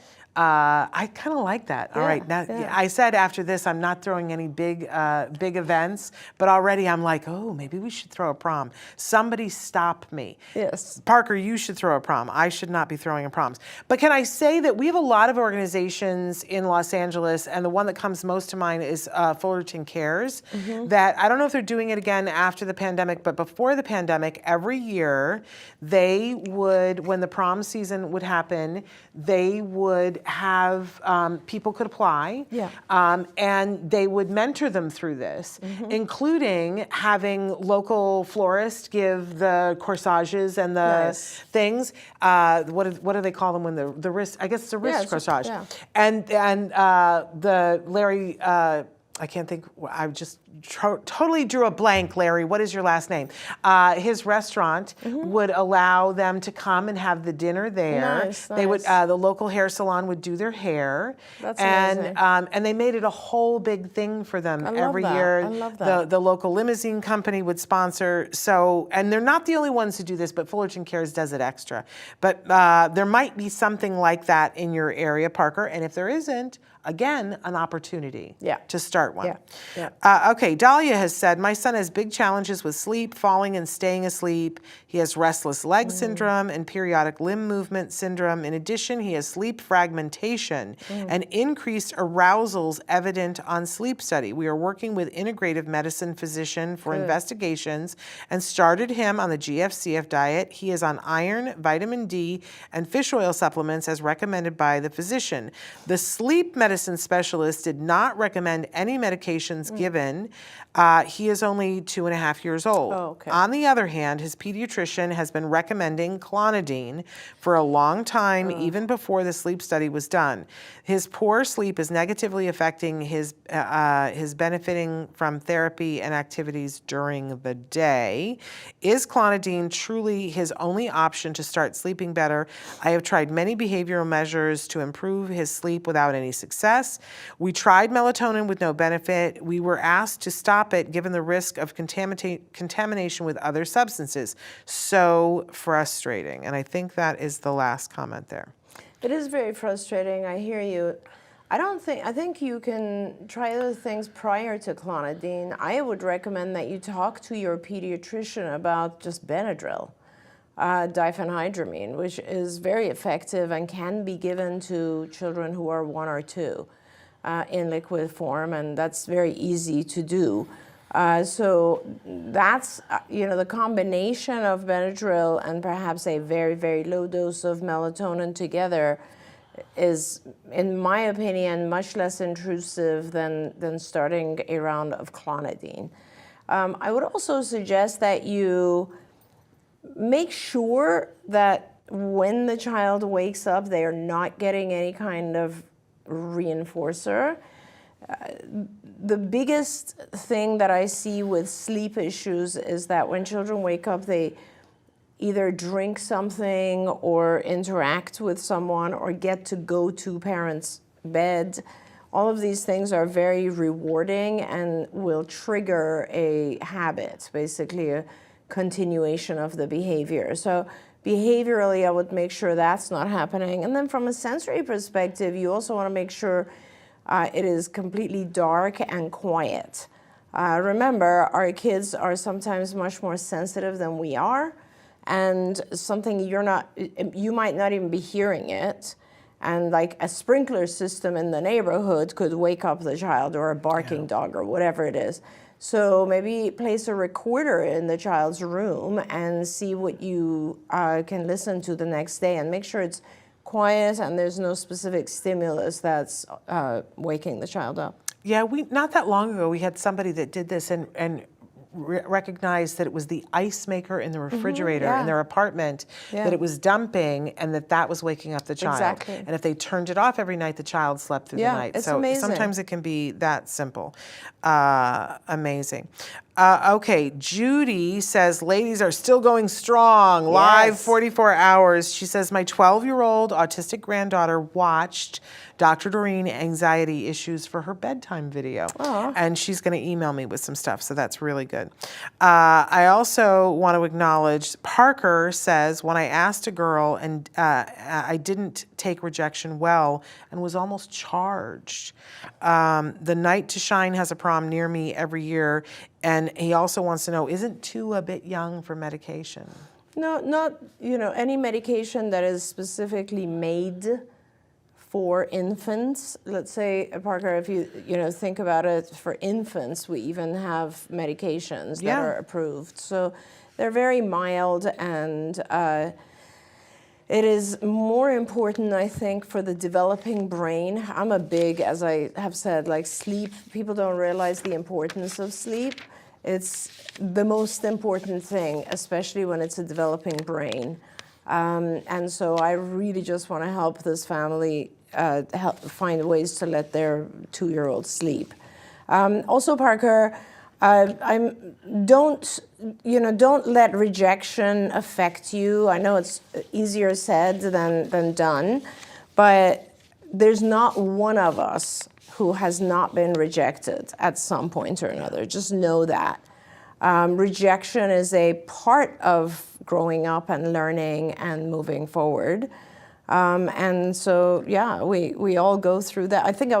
I had my husband, as you know, is a big golfer. So last night when I went home, nobody was home, and all the TVs in the house were on with the Masters was playing. With no one home? No one home. He just, it's like, so the Masters was on, and they were interviewing Rory McIlroy, who's a very good golfer, and he was talking about failure. Yeah. And he was, because, he's hoping to win this, and he's come second, but not won it. And he was talking about how we wouldn't learn anything if we didn't fail.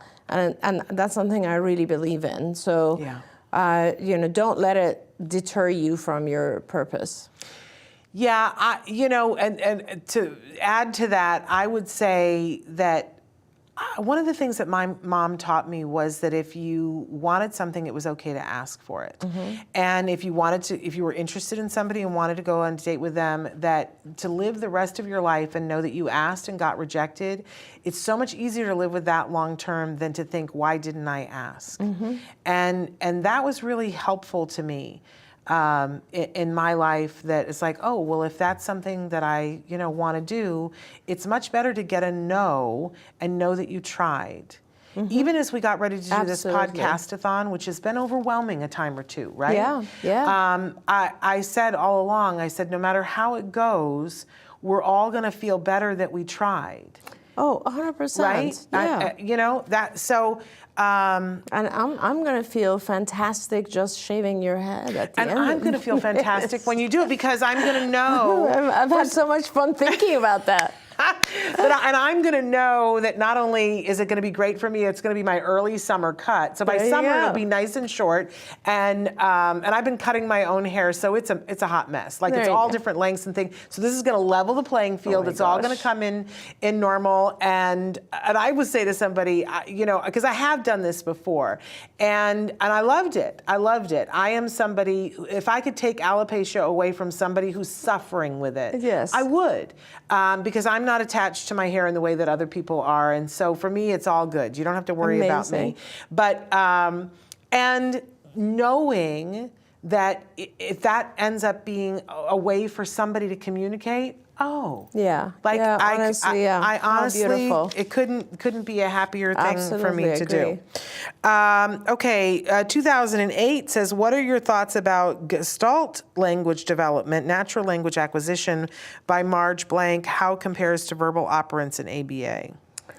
Wow, I don't know about Gestalt or natural language, Gestalt language development or natural language acquisition. As a psychologist, when you talk about Gestalt, it's always about that basically has to do with seeing the bigger picture, seeing the overall picture. Yeah. And when we talk about verbal operants, I don't know how the two would tie into each other. Verbal operants are very important. They are basically what we talk about, the manding, tacting interverbals, and the different ways of learning language, or the different steps of learning language. And I guess they all come together to form language. I'm not sure, because I don't know this particular, perhaps it's a book, Natural Language Acquisition. I'm not familiar with it. By 𝗔𝗂𝗫𝗀, that's what it sounds like to me, a book. I can only say that watching my son learn how to communicate as somebody was teaching it through the verbal operants was fascinating. It is fascinating. It was absolutely fascinating. Mm-hmm. And then I had the opportunity to learn what it was you guys were doing. I watched it. And it was fascinating, but then I got to learn what the methodology was for it, and that was interesting to me too. One of the things that I said this morning is that a very powerful thing that somebody said to me after Jem was diagnosed, and he lost almost all of his he lost all of his functional communication. He just still was able to still make utterances. So he would say dog, but he was saying it dog, dog, dog, dog, dog, dog for an hour while he turned in a circle, and it was just a thing to say. It didn't mean a dog, he wasn't seeing a dog, he didn't want a dog, he just would say dog, dog, dog, dog, dog, until he would exhaust himself. It was terrifying, right? And somebody said to me afterwards, they said, you know, well, when you think about it, the blessing of this is that as he learns each step of it, you get to acknowledge the miracle of burgeoning language. Yes, it is true. And that we all walk by, how many times in your life have you had a child or a child that you know that just started talking and typically developing and started talking, and we walk by it like it's not a miracle. Yeah, we don't even, It is a miracle when a child learns language and begins to speak, any child.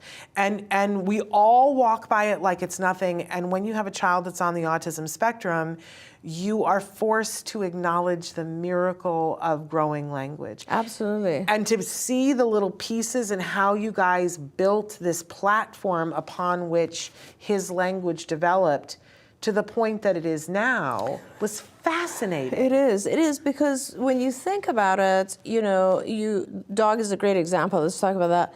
Like there's so many different uses I'm trying to figure out how to say this best. So in typical children, when they learn language, they learn the vocalization, but they connect it to multiple different uses. Yeah.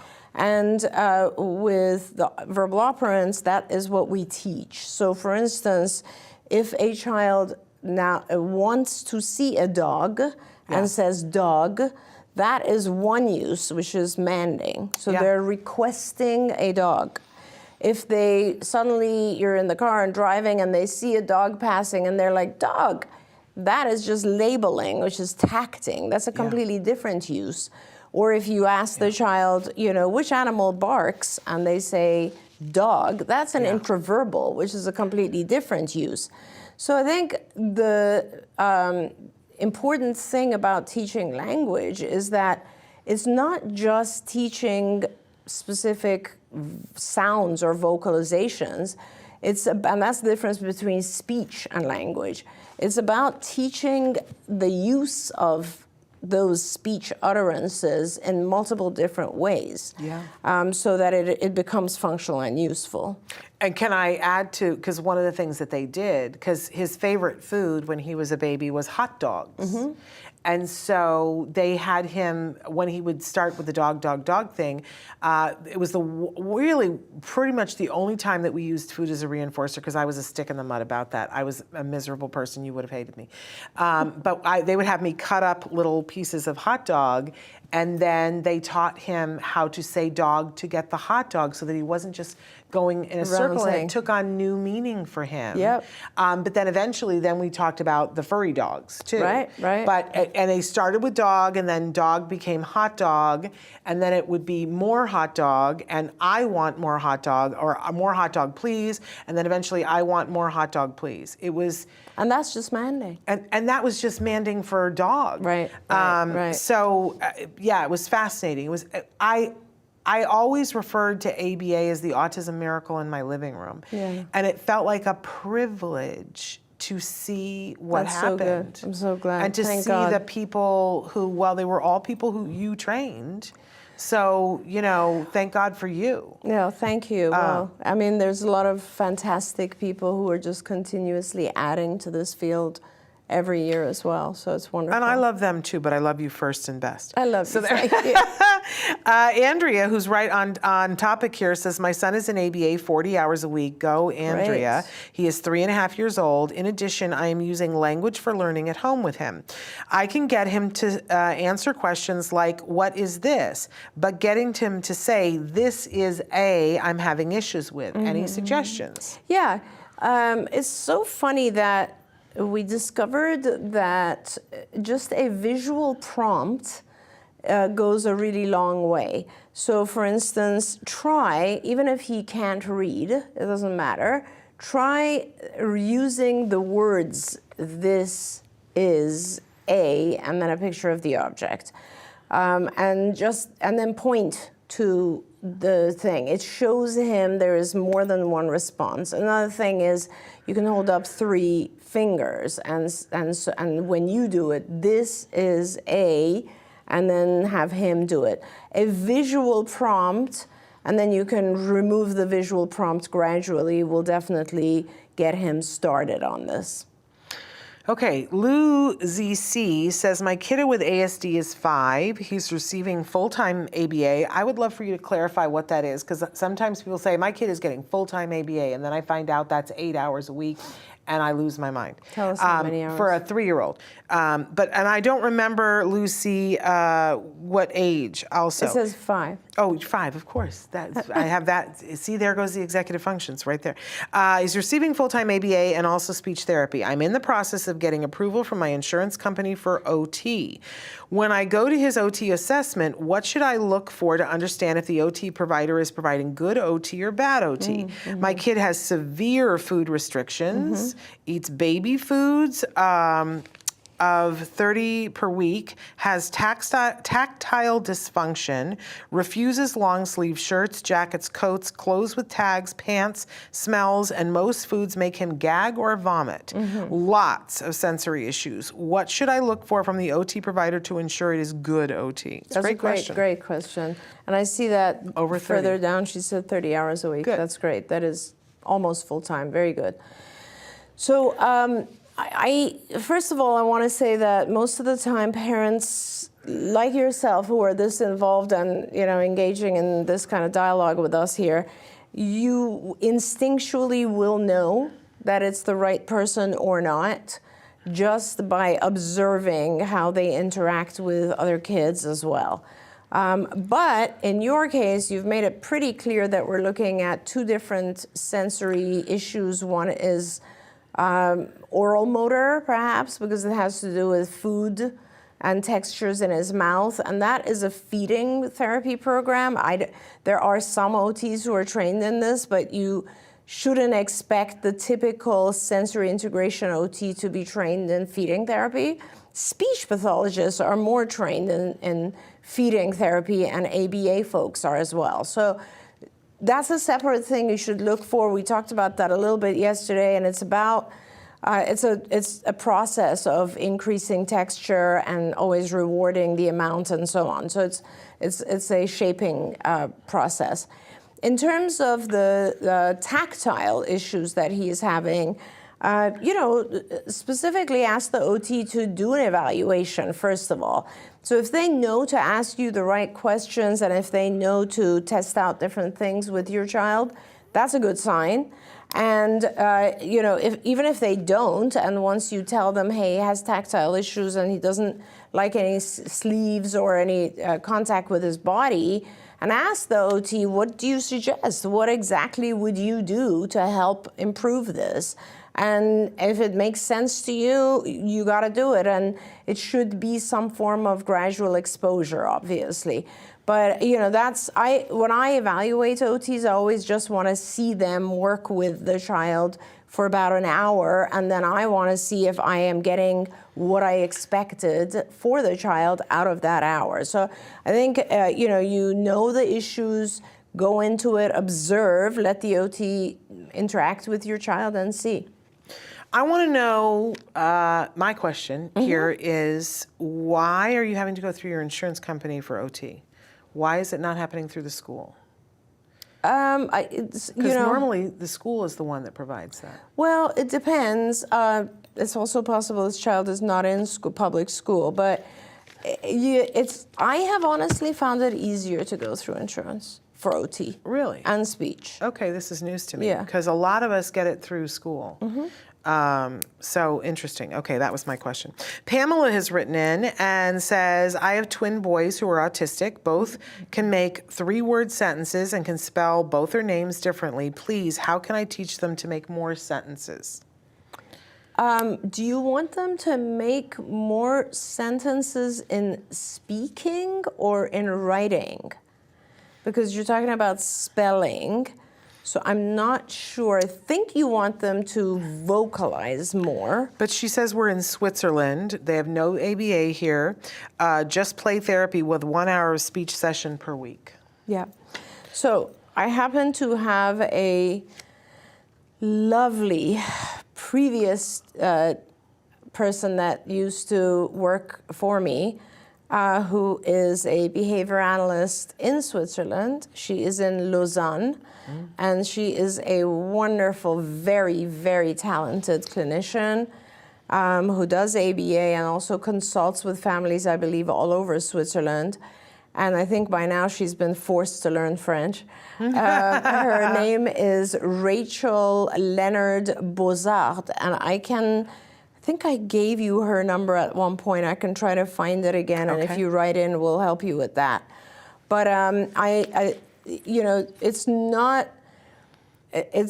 something that I can tell you just on a show in regards to improving or increasing language. I mean, there's 8 different areas that we work in when we're using ABA. ABA is kind of like a tool, and you can apply it to any different area of learning. So you can use it to teach language, you can use it to teach self-help skills, social skills, whatever it might be, academic skills and so on. So if you're talking about language, that's our biggest area of focus. And so there's literally hundreds of lessons that go into expanding a child's language, which, as we just mentioned, some ways that we teach language. But if you look at the curriculum, there's, you know, everything from labels to actions to prepositions, pronouns, attributes, functions of objects, locations, occupation. I mean, there's hundreds of lessons. And as you teach these, like for instance, I'll teach an object, but then I will also teach colors, let's say, and then I will put it together. And as you mentioned, Shannon, gradually expand it into not accepting shorter responses, but now teaching the child to describe things in more detail.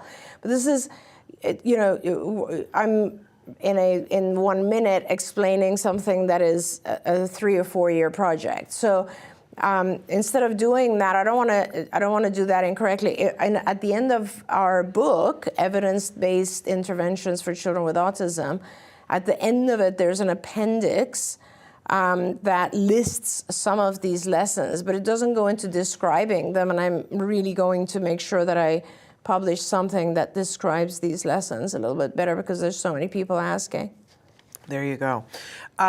Jennifer says, my 16-year-old was diagnosed as ASD 1 year ago. They think ABA is bad. Do you think there are benefits of ABA for someone that age? Not sure if we should try to convince them or if it's a moot idea at this age. And who is they? The 16-year-old? The 16-year-old. Yeah, 2 years ago. So they were only diagnosed at 14. Well, no, I do not think. I think ABA is effective and can be good for anyone at any age if it's done right.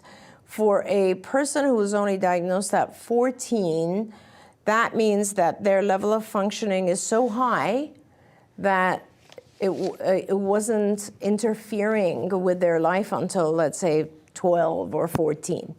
So then you're not so much going to be looking at strict ABA.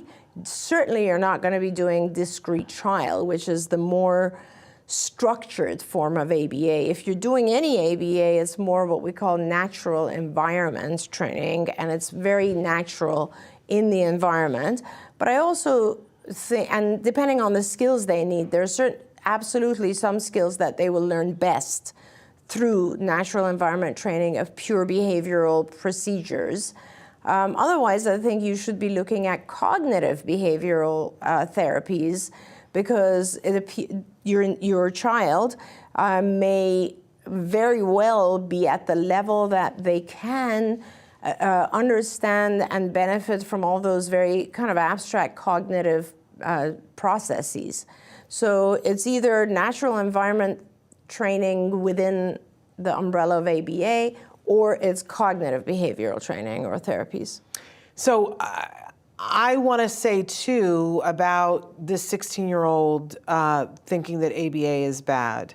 There is a huge controversy right now around ABA because there is a relatively small group of self-advocates who are very, very vocal about saying that ABA is not kind. It is, they will make it akin to abuse. Abuse, but also trying to, what's the phrase for when people try to pray away the gay, or conversion therapy, They will compare it to that. And I'm just noticing and picking up on the fact that you're using the term they, the pronoun they.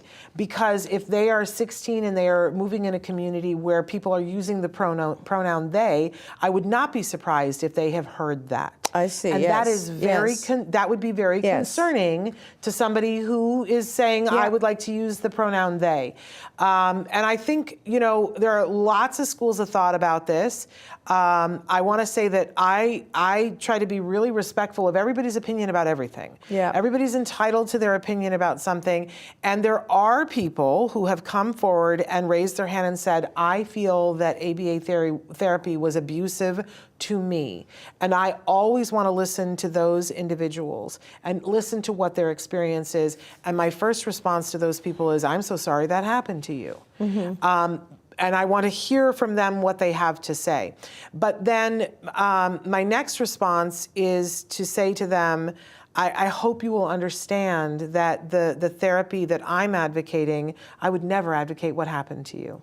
I would never advocate that you be traumatized, because I think that is the right response. I personally think that's the response when somebody's been traumatized. I'm not into talking anybody into changing their mind about what their personal experience is.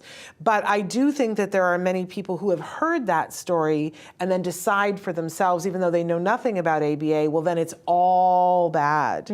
It's all bad. And I disagree with that kind of black and white thinking, but again, people are entitled to their opinion about that. In the next hour that we have coming up, we're going to be joined, it's a takeover hour by Dr. Justin Leaf from the Autism Partnership Foundation, talking about a term called progressive ABA, which is how they're delineating ABA that is very individual based and takes into consideration the individual. I am at the point where it's so frustrating to me, because it's like knowing that there is this amazing thing that's out there that can help so many people, right? And wanting to talk about that, but trying to be mindful of the fact that some people are saying that they had a negative experience. The only thing that I say to people is, when we think about everybody who ever went to public school, and I do this always in a big room of people, and I'll say, how many of you ever had a traumatizing experience at public school? Yes. Individual, not you heard about it from, but and almost the entire room raises their hand and says that they've had at least one traumatizing experience in public school. Yes. And my question always is then, why aren't we trying to stop public school? Yeah. Why aren't we trying to shut that down? Why don't we all just decide that all public school is bad? If everybody has had a negative experience, why don't we shut it down? And the truth is, we don't shut it down because we understand that all public school is not bad. All public school is not traumatizing, and we try really hard to make sure that people who are doing traumatizing things aren't doing it. We also don't say to the people who had the traumatizing experience in the school, no, you didn't. Yeah. Because that's not right. Yeah. And I want to, I love the way that you express that, because I had not thought about that in that way, right? I want to give you a different way that I think about it as well, having been in the field of ABA for a very long time. And I want to say that, you know, when I, excuse me, when I grew up in England, and if you did anything wrong, you would get spanked with a ruler. And of course, that doesn't happen anymore nowadays, right? Yeah. So things change, obviously. And it is true that years ago, they were using electric shock even in behavioral therapies.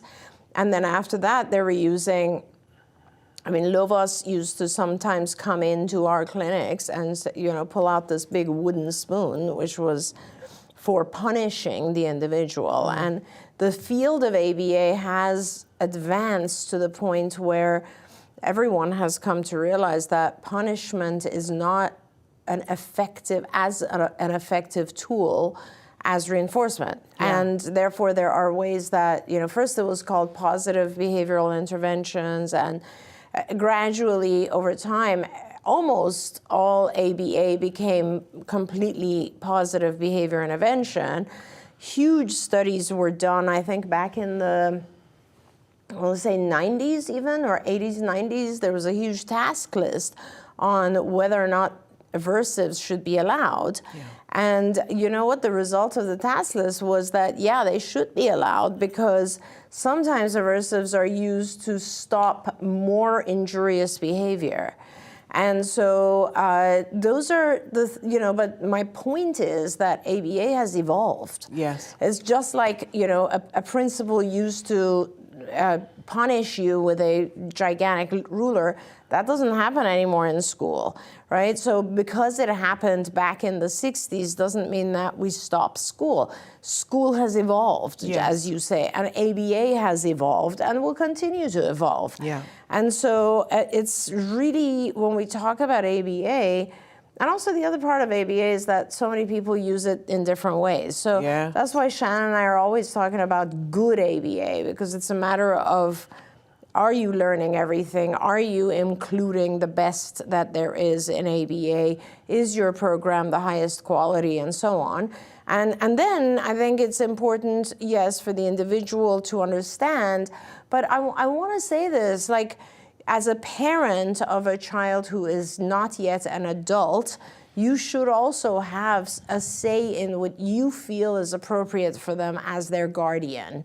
And as someone who has a different perspective. And, it should definitely, you want to listen to the individual, but you also want to have some comment on it. But I believe that there's common ground here. She wrote back and said, correct, they are non-binary. Yes. And we're good at masking, and now feel like they should be accepted as they are, and thinks that ABA would try to quote unquote fix them. Right. And none of us wants to be fixed. I don't want to be fixed. Do you want to be fixed? I do want to be fixed. You want to be fixed. And I want to talk about that, because that is a really important thing for me as a psychologist. Okay. Because my entire field is about helping people get but fixed. not fixing. And that's a language issue, Okay. right? It's similar All right. to recovered. It's a language issue. But it's tied to emotion. But It's say what very say what tied- it is it's that very- because say what mission you're on. So, the mission that we healthcare workers, whether you're mental health or physical health, it is about, to me, fixing something that is not working for you. Mm-hmm. And that's what it's about. So whether your heart is not functioning and a cardiologist works on your heart to improve it so that it functions better for your life, or your mind is not working in a way that helps you live life and thrive, and a psychiatrist, psychologist, neurologist is working on that, or a behavior analyst for that matter, it is about change. It's about change that's adaptive. And if we all as human beings just said, this is what it is, I refuse to change, society would not, the world would fall apart. We all change. We learn through school, we learn through observation, we learn through failure, we learn through modeling, we learn. And that's what this is about. And you can refuse to learn. Yeah. You certainly can refuse to learn, but your position in society, how far you get amongst other people, the successes you will have, all of those will be affected by your refusal to learn. But here's the filter, because I see where the filter is coming from you in this mental health care, arena, and I'm an educator. Mm-hmm. So where I'm coming from is the educational standpoint that, I don't want to change who I am, right? But I want to learn things, and I want to learn and grow. Absolutely. And I always give the example that if I learn to speak Chinese, then that's new and fabulous, and I have this new skill that I can go and do, but it doesn't change who I am. Absolutely. And so that's where I'm coming from, is that, and the example, for years when we used to go to autism events, parents would walk up with their kids and say, can you please explain to this older child what autism is with their little brother? They want to understand what the difference is. And the thing that I started saying, if the child was old enough, I would say, do you understand computers, how computers work? Yes. Do you know the difference between a Mac and a PC? Yes.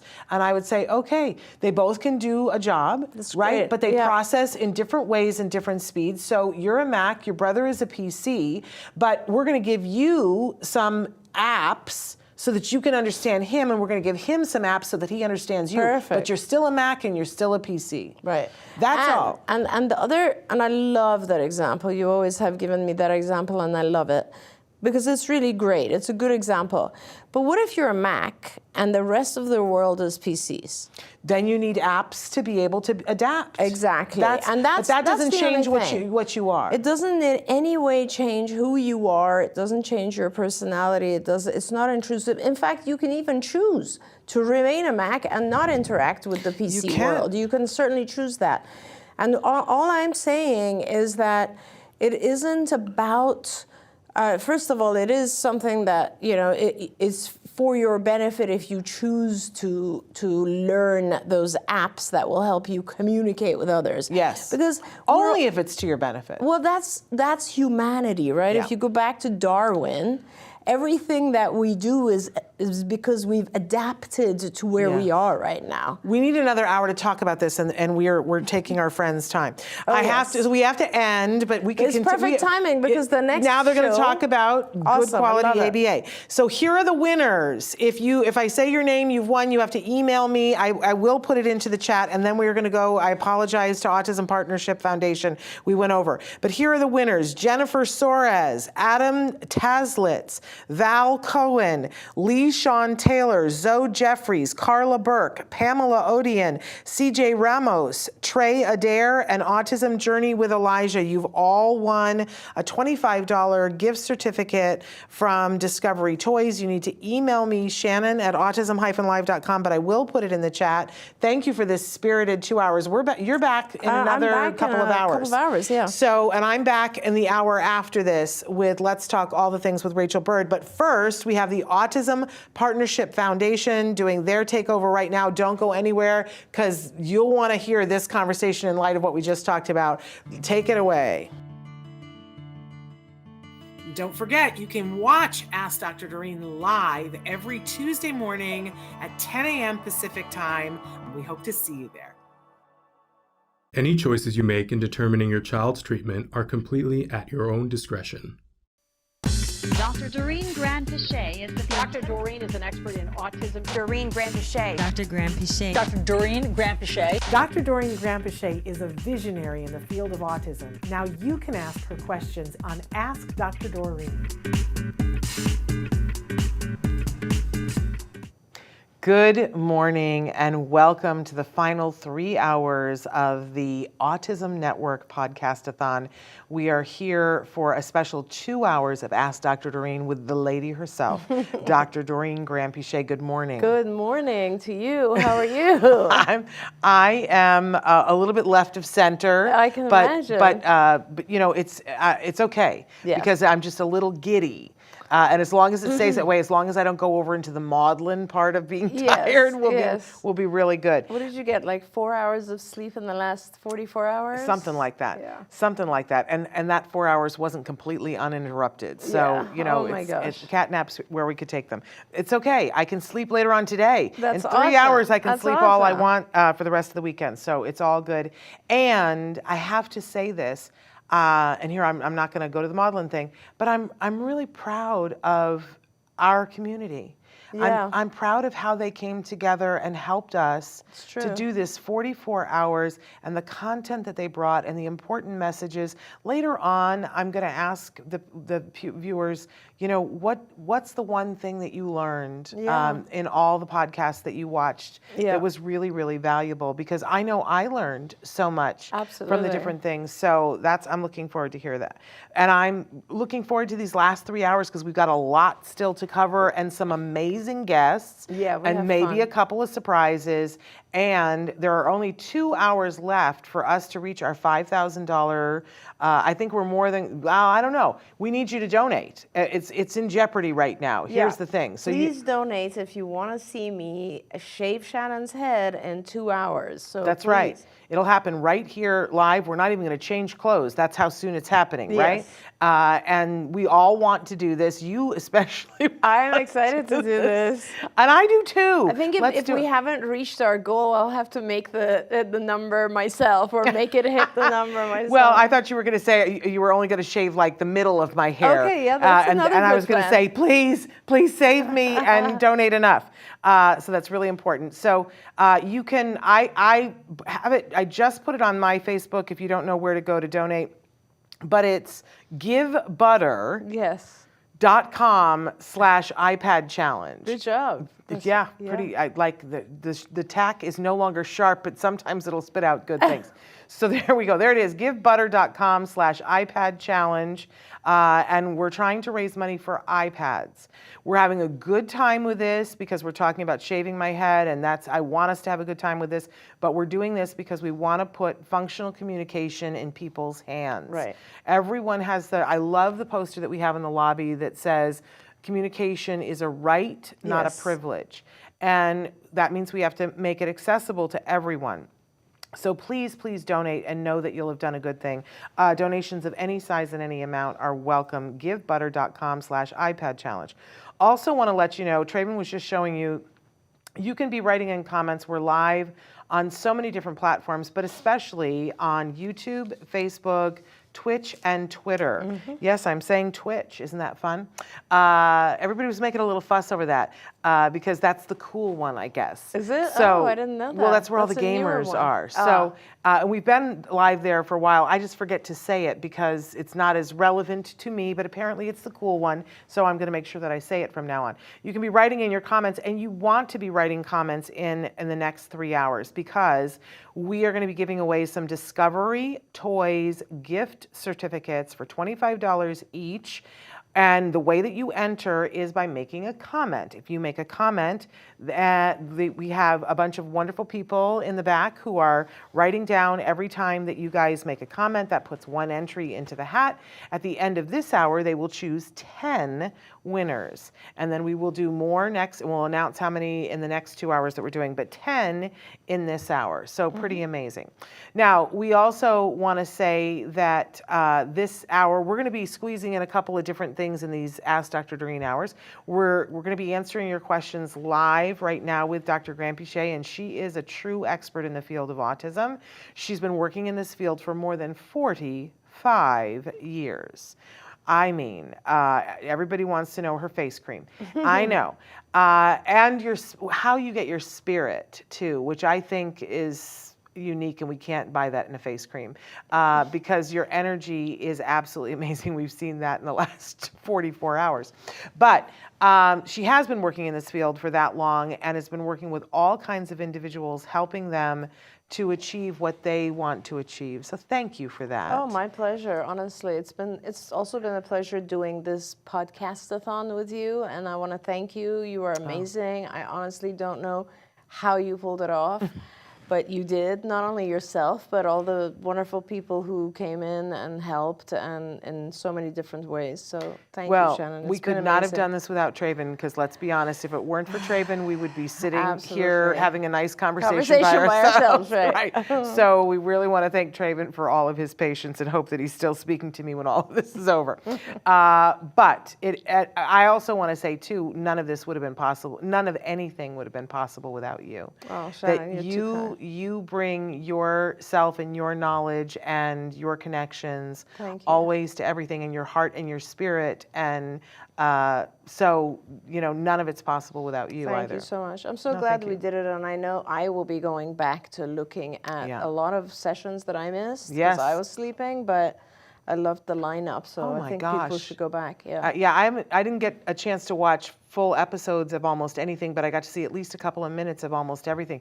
This last hour with 𝗵𝗲𝗂𝗏 and Dr. 𝗃𝗢𝗓𝗏, whoo, some really important stuff about sexuality that I don't think I've ever heard people speak that frankly, and it's important. Right. We need to do that. Right. So all of that and much, much more. Also want to say to you guys that you can write in your questions right now, and that counts towards winning a gift certificate. You can only win one time during the Podcastathon, so if you've already won, please feel free to write in more questions, but know that you won't be entered.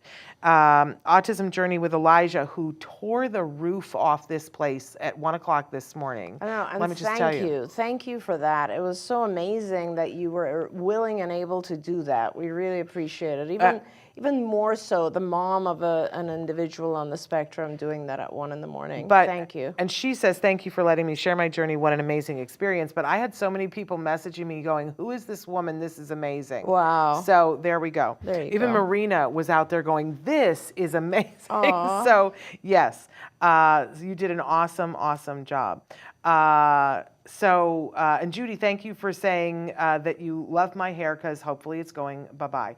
And it's a little bit pillow head right now. Let's take pictures, everyone. Yeah, but it'll grow back. That's the thing. Well, Hair and you grows look back. gorgeous with a shaved head, which very few people can say that. Well, so. my mother would have told you that, she said there was a fine art to rolling babies and putting, not what we say anymore, because she would put you on your back and on your side and whatever. Right. She said she was shaping heads. That's right. So, Yeah. and she would always say whenever she saw a baby with a flat head, that's a mom who didn't know. Yeah.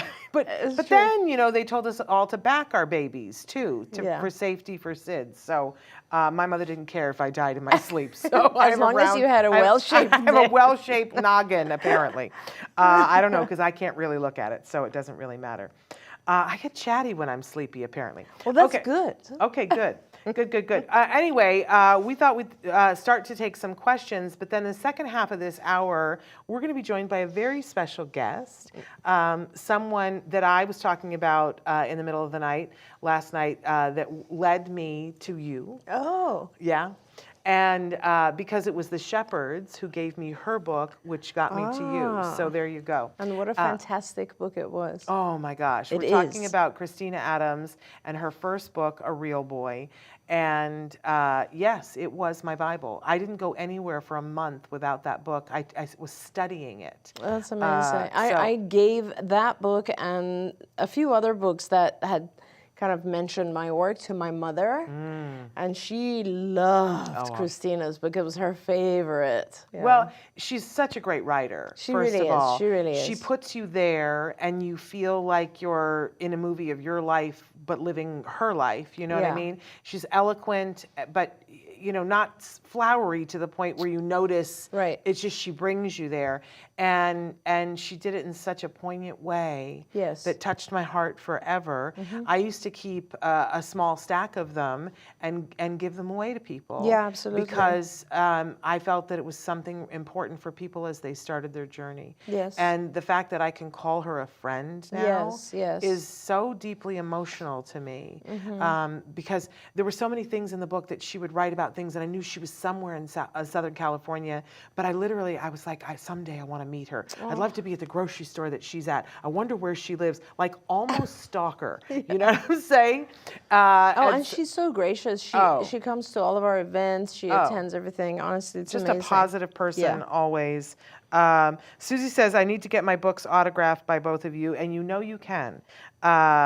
𝗔𝗕𝗢𝗏𝗏𝗏, I'm sorry if I mauled that. Great morning, Dr. Doreen and Shannon. Amazing podcastathon.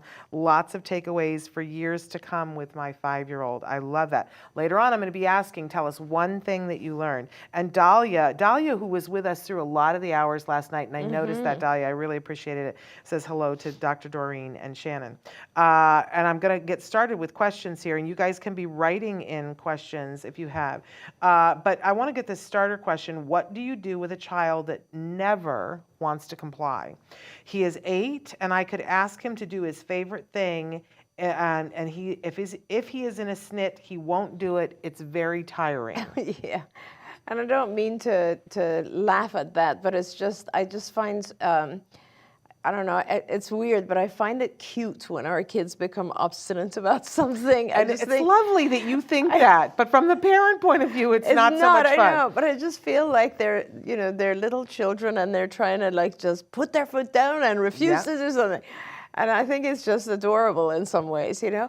And I think it's a great way to ask the question, because it's one thing to say a child is non-compliant. That's a different thing where you are looking for functions and trying to decide, okay, am I asking them to do something they don't want to do, or what's going on here? But sometimes I see that children are just obstinate about something just because they want control. Yeah. Control is a big function that we never talk about. And, you know, imagine if you had very little control over your schedule, your life, etc., and then you would just become the person that refuses to do things just because you want to have a say in something about yourself. And so with children like that, I often will give them choice. Choice is very important. So, you know, you can have, for every hour that you're supposed to do things, what we would do is we'd have like 3 options, and the child would choose. And they could actually produce their own schedule that way by putting little Velcro cards in places that they wanted to, or even like when you want to go out and there is no possibility of giving choice, then at least you can give them choices of reinforcers. Like wherever in their life you can give them choice, give them choice, because it will help the child be a little bit more willing to comply when they don't have choice. So I think it's a matter of doing that. That's really important. And can I quote Hank for a minute, speaking of a real boy, because the first time I ever heard about Hank, I don't know if you've heard this story, that because I carried that A Real Boy with me everywhere, and in it, she would talk about Hank Moore, who was on the program with you. He was on the show, right? And Hank seemed like, you know, the most amazing person on the face of the planet, that he answered all questions autism and was brilliant. And then when I first came to the office where all of you were, I was looking for Hank. Where's Hank? And they said, well, Hank doesn't work here. And it was sort of, you know, like, why are you looking for Hank? He's kind not of on this side. And for years, I was looking for Hank and thought he must be mythical. He must be somebody made up. He's a conglomeration of people. Hank isn't really real. But then every once in a while, I would ask somebody and say, is Hank real? Is there? They go, yeah, Hank's real. He just doesn't work here. And I go, okay, someday I'm going to meet Hank. And then there was one day that I got invited up to the conference room for something, the presentation that was going to be there, and somebody said, oh, Shannon, this is Hank and whatever. And I went, Hank? You're Hank? You are the Hank? You're Hank? And I had to sit down, and I was like, I can't believe are you really the Hank? Oh my God, that's and you know, so and he funny. was so Hank, he was like, yeah, it's me. And everybody around us was going, what just happened? Oh my Somebody gosh. broke Shannon. What just happened? Is so funny. And it was like I had met Freddie Mercury. Yeah. Do you know what I mean? Yeah. The person, I was crying and shaking and going, I can't believe that I'm sitting here with you. And Hank is brilliant. But one of the things that Hank would always say is that when you're having problems with compliance, up the praise. And I would always go, that makes no sense whatsoever. Yeah. I said I'm having trouble with compliance. Right. And you are saying up the praise, these two things, because it seems like if you're having trouble with compliance, you should be saying to them, you need to do this, you need to do that. But that's the old stinking thinking that isn't effective. Right, right. It's always about reward, Shannon. It's always about making it fair, right? I mean, if you think about it, like, it's interesting you brought that up right now, because I should have probably started with saying that, but having choice is also reward. Yes. Having choice is a reinforcer, right? Yes. So like any form of reinforcement, making sure that there's, and I know this parent was saying it doesn't even matter if I tell them they're going to do something they love. Right. At that moment, it's not worth it for them. At that moment, they'd rather have control than whatever activity that you're offering them. or at that moment, that is just not a reinforcer.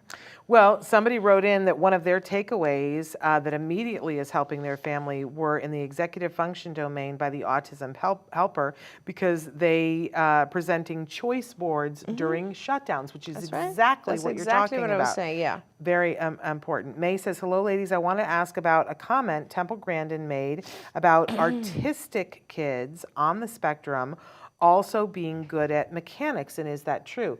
Temple was talking about how they're, because I had asked her. I listened, yeah. Well, and I was asking her, like, how do you start to know what your kiddo might be good at, what their special interest could be? And she was saying, well, music and math go together, and that kids who are good at art are often very good at mechanics. Interesting. And the music and the math part I had heard before. I knew as well, yes. But I had never heard art and mechanics, but that certainly was true in Temple's case. I mean, there's a great case in point, because she is as much about mechanical as a person can be. And I don't know if you've ever seen her drawings, her technical drawings or her personal drawings. Works of art. Interesting. If there's one very famous picture of a bird's eye view of one of the cattle chutes that she made that people hang on their walls. Amazing. Because it sort of mimics what is the kind of shell, the nautilus shell, the way it goes in a circle.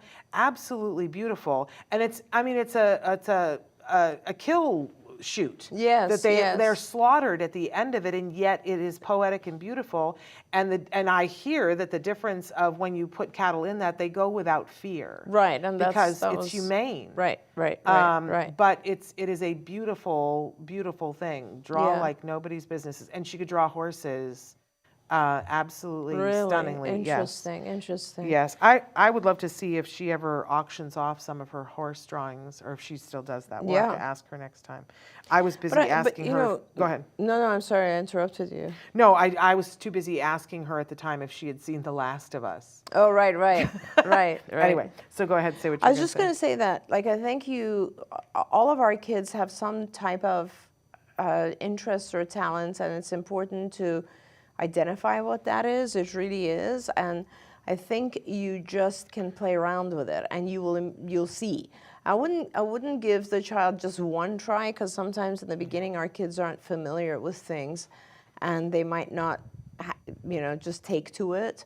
But I've had a lot of times where I've noticed that a particular child doesn't have any kind of hobby or leisure activity, and I would play around, and I would get one of those small synthesizer pianos, and I just play melodies and see if the child's going to get into it, or pull out some paints or markers or whatever. Or my son is one of those that loves building things, mechanical type things, and he always, when he was little, would just ask for his birthday, Christmas, whatever, he'd always be like, I want a machine. And I'd always be like, what is a machine? And I figured out it's just stuff that, would go into each other that he could build, and it would do some function. So you just have to play around with it. Like, kids who like puzzles tend to like mechanical things, because that's kind of like building and similar. So, and it is so important. It is so, what you're doing is you're producing a new reinforcer for the child that they will have lifelong. Yeah. Can I tell you who has some really good toys in this category? Is Discovery Toys. Yes. That they have toys that you can give to a 3-year-old, that it's a plastic rotary battery operated screwdriver that they can put together their own dinosaur or a car or something like that. Yeah. They have things that are beginning gears for as young as 2-year-olds, gears that go together that make something move, that make a cause and effect thing, up through, teenage, putting something together gears. So lots of different things. And musical things as well. So check that out. 𝗔𝗕𝗢𝗃𝗲, I'm not sure I'm saying it right, has said, how can I redirect my 5-year-old who is overly involved in vocal disruption? He is happy doing that. Sometimes it's over his focus attention to tasks. He does wear a sensory jewelry, food-grade silicone necklace, which brings it down, but it is temporary. What a great question. And when you say vocal disruption, what do you mean? Do you mean that he makes sound sounds repeatedly, because, you know, if that is the case, it's not necessarily a something that is activating his oral motor. If he's making sounds repeatedly, it could also be a sensory, like something that is, yes, makes the E sound only. Yeah, that's actually quite common. And there are two things, I think, that you can try. One is trying to, well, the way we say it is you try to get it under SD control, which basically means that get him to start imitating sounds, believe it or not. And this way, E will become one of the imitation sounds, but you're going to now work on other vowel sounds as well, like ooh, ah, and those types of things in front of a mirror.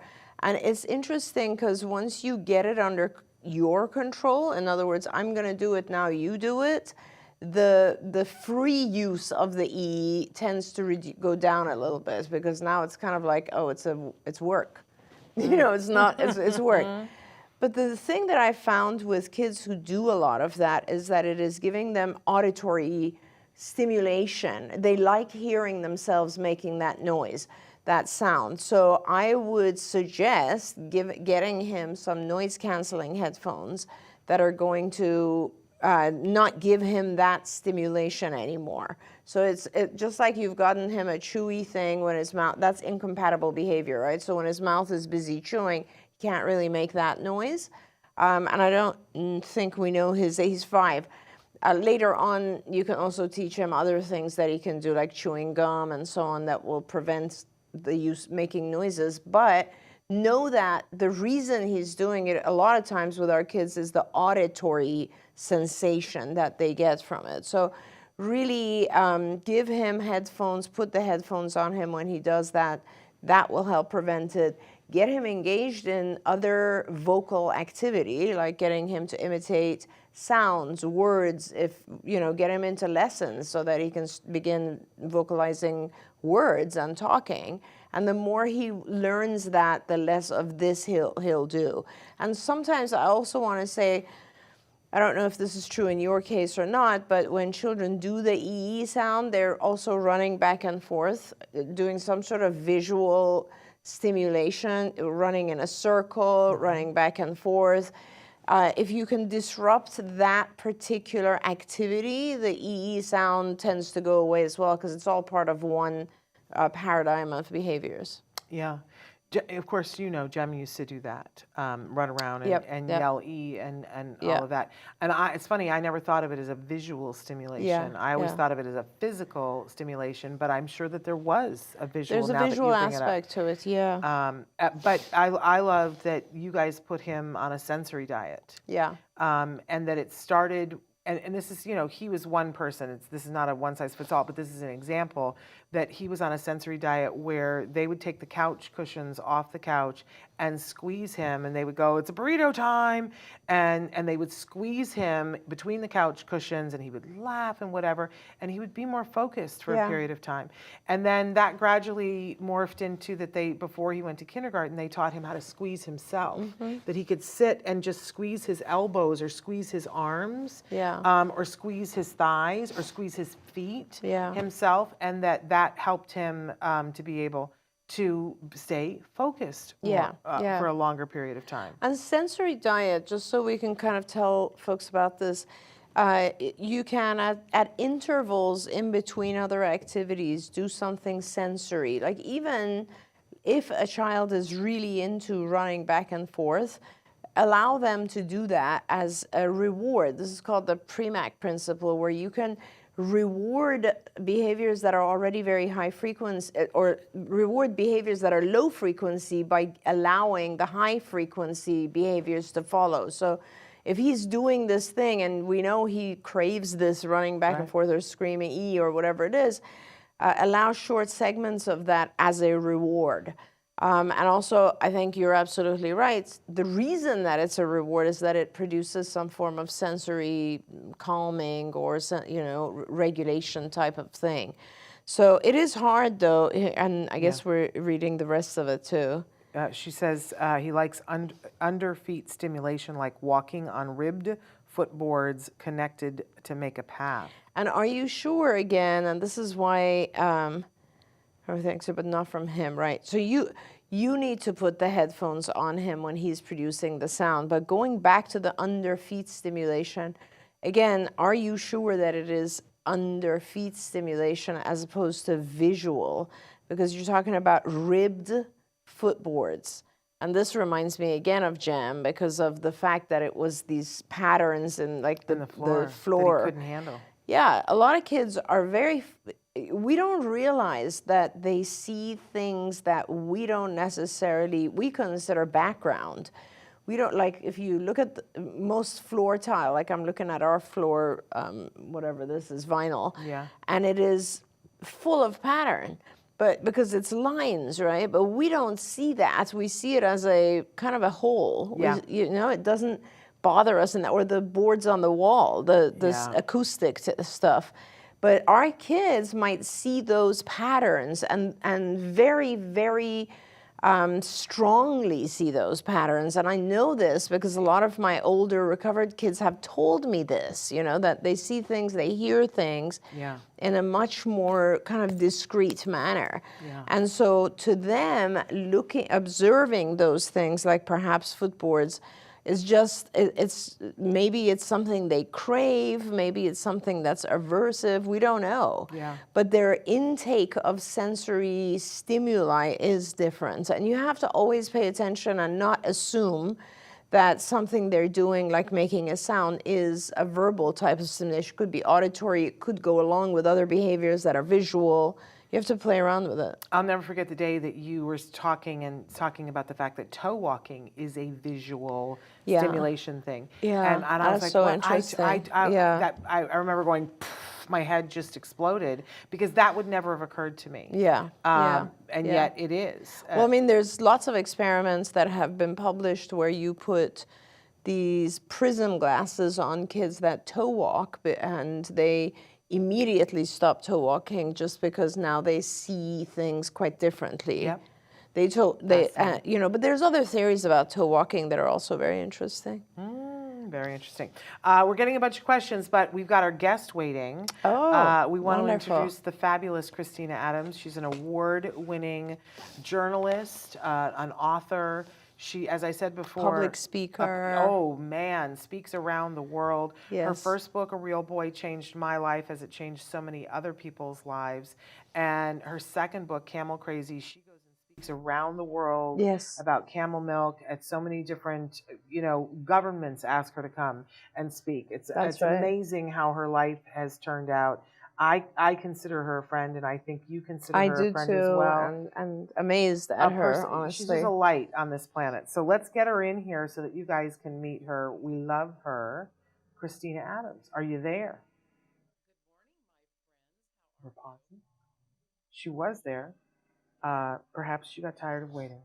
So no, we can, I wanted to say, there she is. Hi, 𝗃𝗓, can you hear us? She can hear us, but we can't. We can't hear her, Trayvon. So we'll get that taken care of. In the meantime, yes, people are applauding, saying Christina's here. It's wonderful. In the meantime, we're going to keep the questions you guys are writing in. Can we hear Christina yet? They're working on her sound. Okay, yeah, and I know Christina's done a lot of work also in the Middle East and Saudi Arabia. I'm kind of really interested in hearing more about the things that she's done. Okay. Try now, Christina. Hello? Yes, we can hear you. Hello. Great. Hi, my friends. It's wonderful to see you and to be with this engaged audience. You can tell already. Wow. Yes. So very fun. And you look beautiful. As always. Thank you. It's so early here. I'm just lucky to be upright here. For me, it's the middle of the day. Yes. I don't know what you're talking about. Christina, we're excited that you're here with us. And we were just saying about how you are up to many things lately. You travel the world and go all kinds of places. I guess I'm wondering either where are you going next or where have you just come back from? Well, goodness, thank you so much for the introduction. And you two mean the world to me. You're amazing. You're both been a gift to this community. that Doreen was in before us, and then me, and then you. So it's great to be with you, and we always appreciate what Doreen has done for everyone, and now Thank Shannon you. as well. Thank you. Yeah, that's true. And as far as me, so I've been doing, yes, a lot of speaking lately. I've done 2 in India, one for in Gujarat for the community of Maldharis, who are pastoralist people who keep camels, and the camel milk is becoming more in demand for the autistic children population and other people. And another one in India, and then I've done one in Algeria, and then I just finished one in Pakistan for a dairy conference, because they're trying to grow their dairy industry to benefit the vulnerables, as they say. And these are the pastoralist people who keep their livestock, and then also people like children with autism. And Pakistan has at least 400,000 people with autism, according to their survey. So it's a global issue, my friends. Amazing. That's incredible. I don't know how you manage to do all this, honestly, because you are also, of course, a parent yourself, and you just travel all over the world. It's incredible. Before we got you on, I was just telling Shannon how amazed I am at all the stuff that you've done also in Saudi Arabia, where I'm very focused on trying to help them as well right now. Well, that's great. I did have a wonderful trip there last year, and I was so fortunate to be invited for the camel issue. And then also I met some amazing people, including Princess 𝗵𝗲𝗂𝗧, and she runs a wonderful operation for children with autism. She also helps people with schizophrenia as well. She is public about her own children's challenges. She's an amazing woman.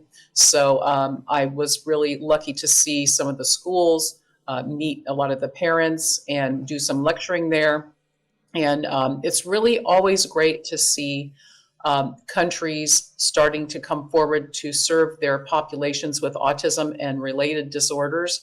And it's a global issue now. And again, I am struck, as you already know, Doreen, and you as well, Shannon, but I'm struck because repeatedly we see that families in the same situation want the same things. It doesn't matter where they're from, what their faith is, what their economic status is. We all want the same things for our children, and it's just a beautiful thing to be part of it. For people who don't know you and aren't familiar with either of your books, but especially the first one, tell them a little bit about how autism came to be a part of your life, and maybe how you met Dr. 𝗵𝗲𝗂𝗧. Oh my goodness. Well, this is definitely OG talk, right? We're the OGs now of this kind of thing. So I was a new mom, and I was living in Orange County, California, and I just finished my graduate degree in writing. I already had a career in aerospace and journalism and government and such. So anyway, my son, I just finished graduate school, and I was about to do my artistic endeavors and write my novel, which I already had done, and but I didn't get it published yet. So then, boom, autism enters, and that's because of child getting kicked out of school, preschool, and all those things we all go through. And I was lucky. Some of the moms in my neighborhoods were real pioneers of this at the time, and they said, "Look, don't waste your time. Get a lawyer and deal with the school district." I was like, "What? What are you talking about?" And then get CARD, get Doreen 𝗵𝗲𝗂𝗧. Don't waste time. Do it. And so I did reach out, and I met you, Doreen, back when you were in the little blue building near the freeway up in the valley. Yeah.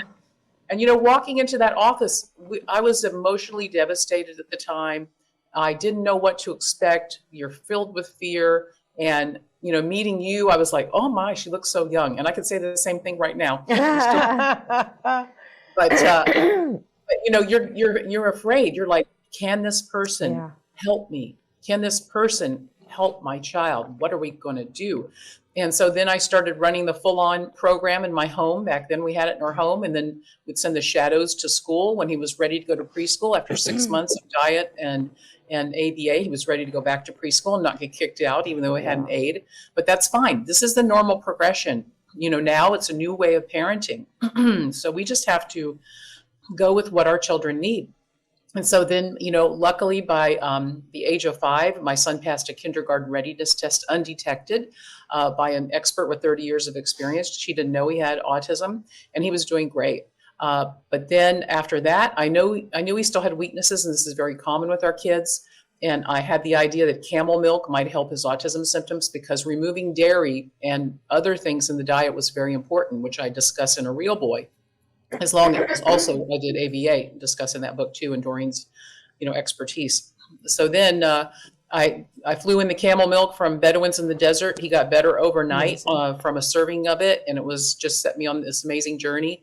And now I write and lecture about it. And the camel milk helps children and adults with various disorders, not just autism, around the world. Christina has invited. I know I keep saying somebody needs to make the movie of your life, because it's got so many twists and turns. And as Christina keeps inviting me, and I really want to go, because I sort of super love camels ever since I was a child. Okay, I thought the camels were really cool. They spit. I don't know why I think that's cool. I don't ask me to explain it, but I've always loved camels. And there's a dairy farm, a camel dairy farm, not far from here, that we keep saying we're going to go to, but we're going to do it, Christina. I'm done talking about it. I want to go hug camels with you. Okay, listen, you've got camels more around you than you think. There's one in the valley. It's not a dairy, but it's not that far from you. There's another dairy, which is a couple hours north, but then there is the Oasis Camel Dairy, which is not that far from me. So let's all go. I think it'll be a great show. And also, one of the guys at Oasis Camel Dairy, 𝗃𝗶𝗱𝗲𝗄𝗏, he started a thing for a while. He worked with camels to help people with disabilities. And he talks amazingly about how it changes their lives. And so that's what my book, Camel Crazy, it has not only all this information about camel milk and autism and your risk factors for autism if you're expecting a baby and like all these kind of things about food, but it's a story. And I have some of these amazing people telling their stories in it. And 𝗃𝗓𝗓𝗏 at Oasis Camel Dairy is one of them. So they're very open to people with disabilities. And I think we would have an awesome time. So why not? Absolutely. And, just listening to you, Christina, I always tell people about your books, because as we were saying before you came on, you are such an amazing writer. I actually had not remembered that you studied journalism, but it's very obvious in your writing. Let me just say, it's fantastic. But when I listen to you, you're also so incredibly eloquent that I feel like reading your books is not enough, like listening to you. And you should truly, not just about camel milk, but we should maybe have you more on the show, and you should speak more, because I think your journey is so important for parents.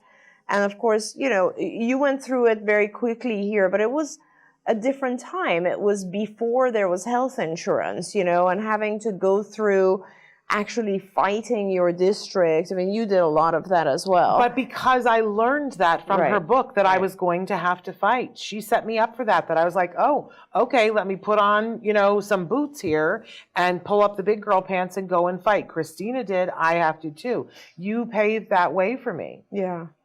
Well, thank you. We all have to help each other to make it through and help these incredible children of ours identify their talents, what makes them happy, get them healthy in their diet and their biology. And that way, it's our form of parenting. Yeah. And it's a very complex subject matter. So parents, don't get discouraged. Believe me, I was not good in math back in the day in high school. And when I first looked at the ABA, kind of checklist and formula stuff, and then I looked at like these medical tests, I was in despair.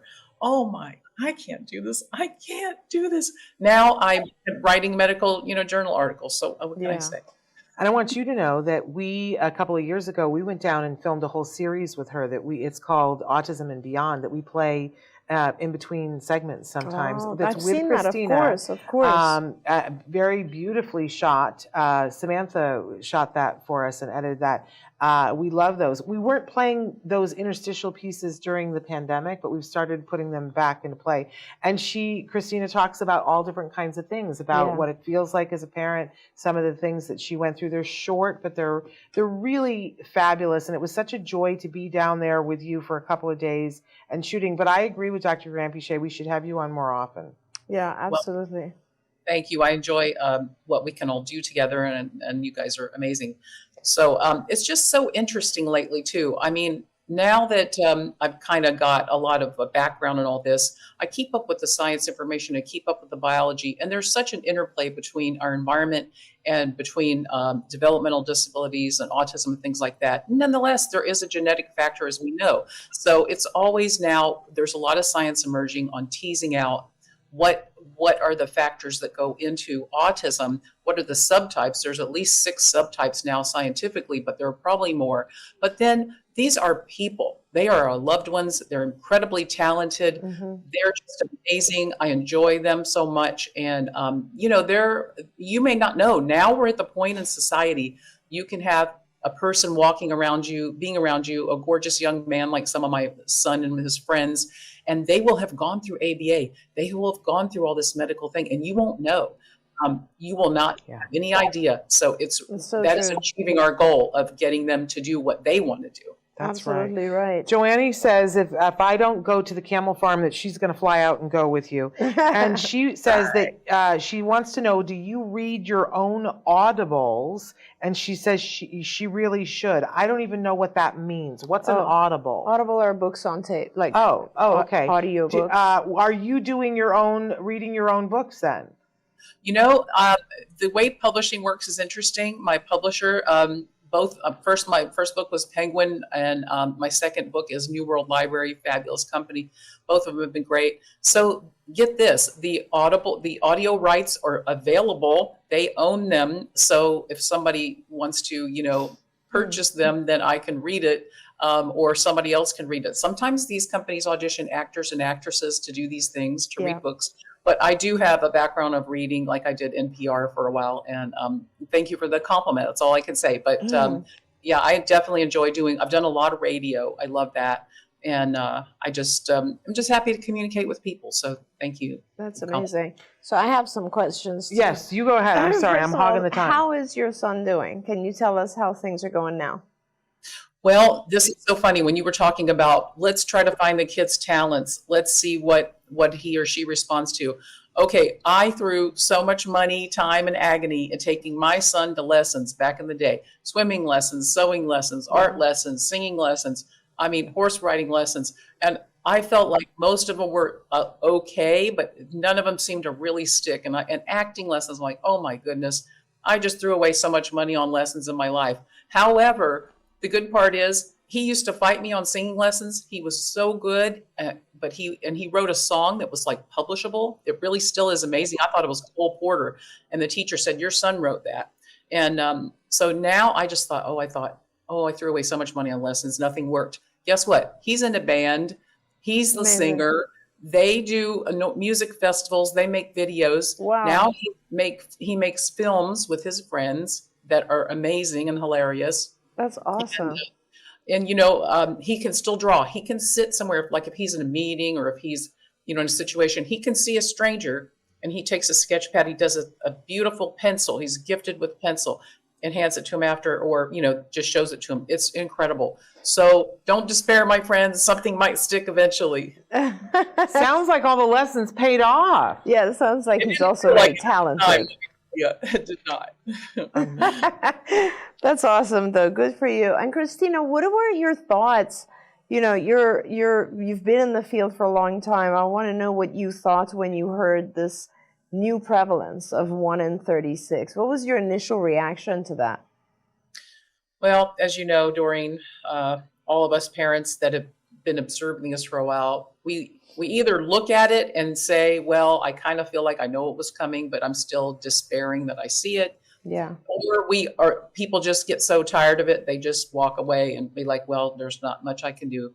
But the thing is, everybody has to talk about, is it this, is it that, is it that? Scientifically speaking, they know that there are factors that contribute to an increase in autism, developmental disorders, and ADHD. So assuming that, some of these factors are increasing in various countries and all that, the increase is real. We know it is. There's never been facilities to serve this population. Yes, there's more, people that have never been identified that are being identified now, but that's very small. And, people usually rule that out when they're doing these data sets.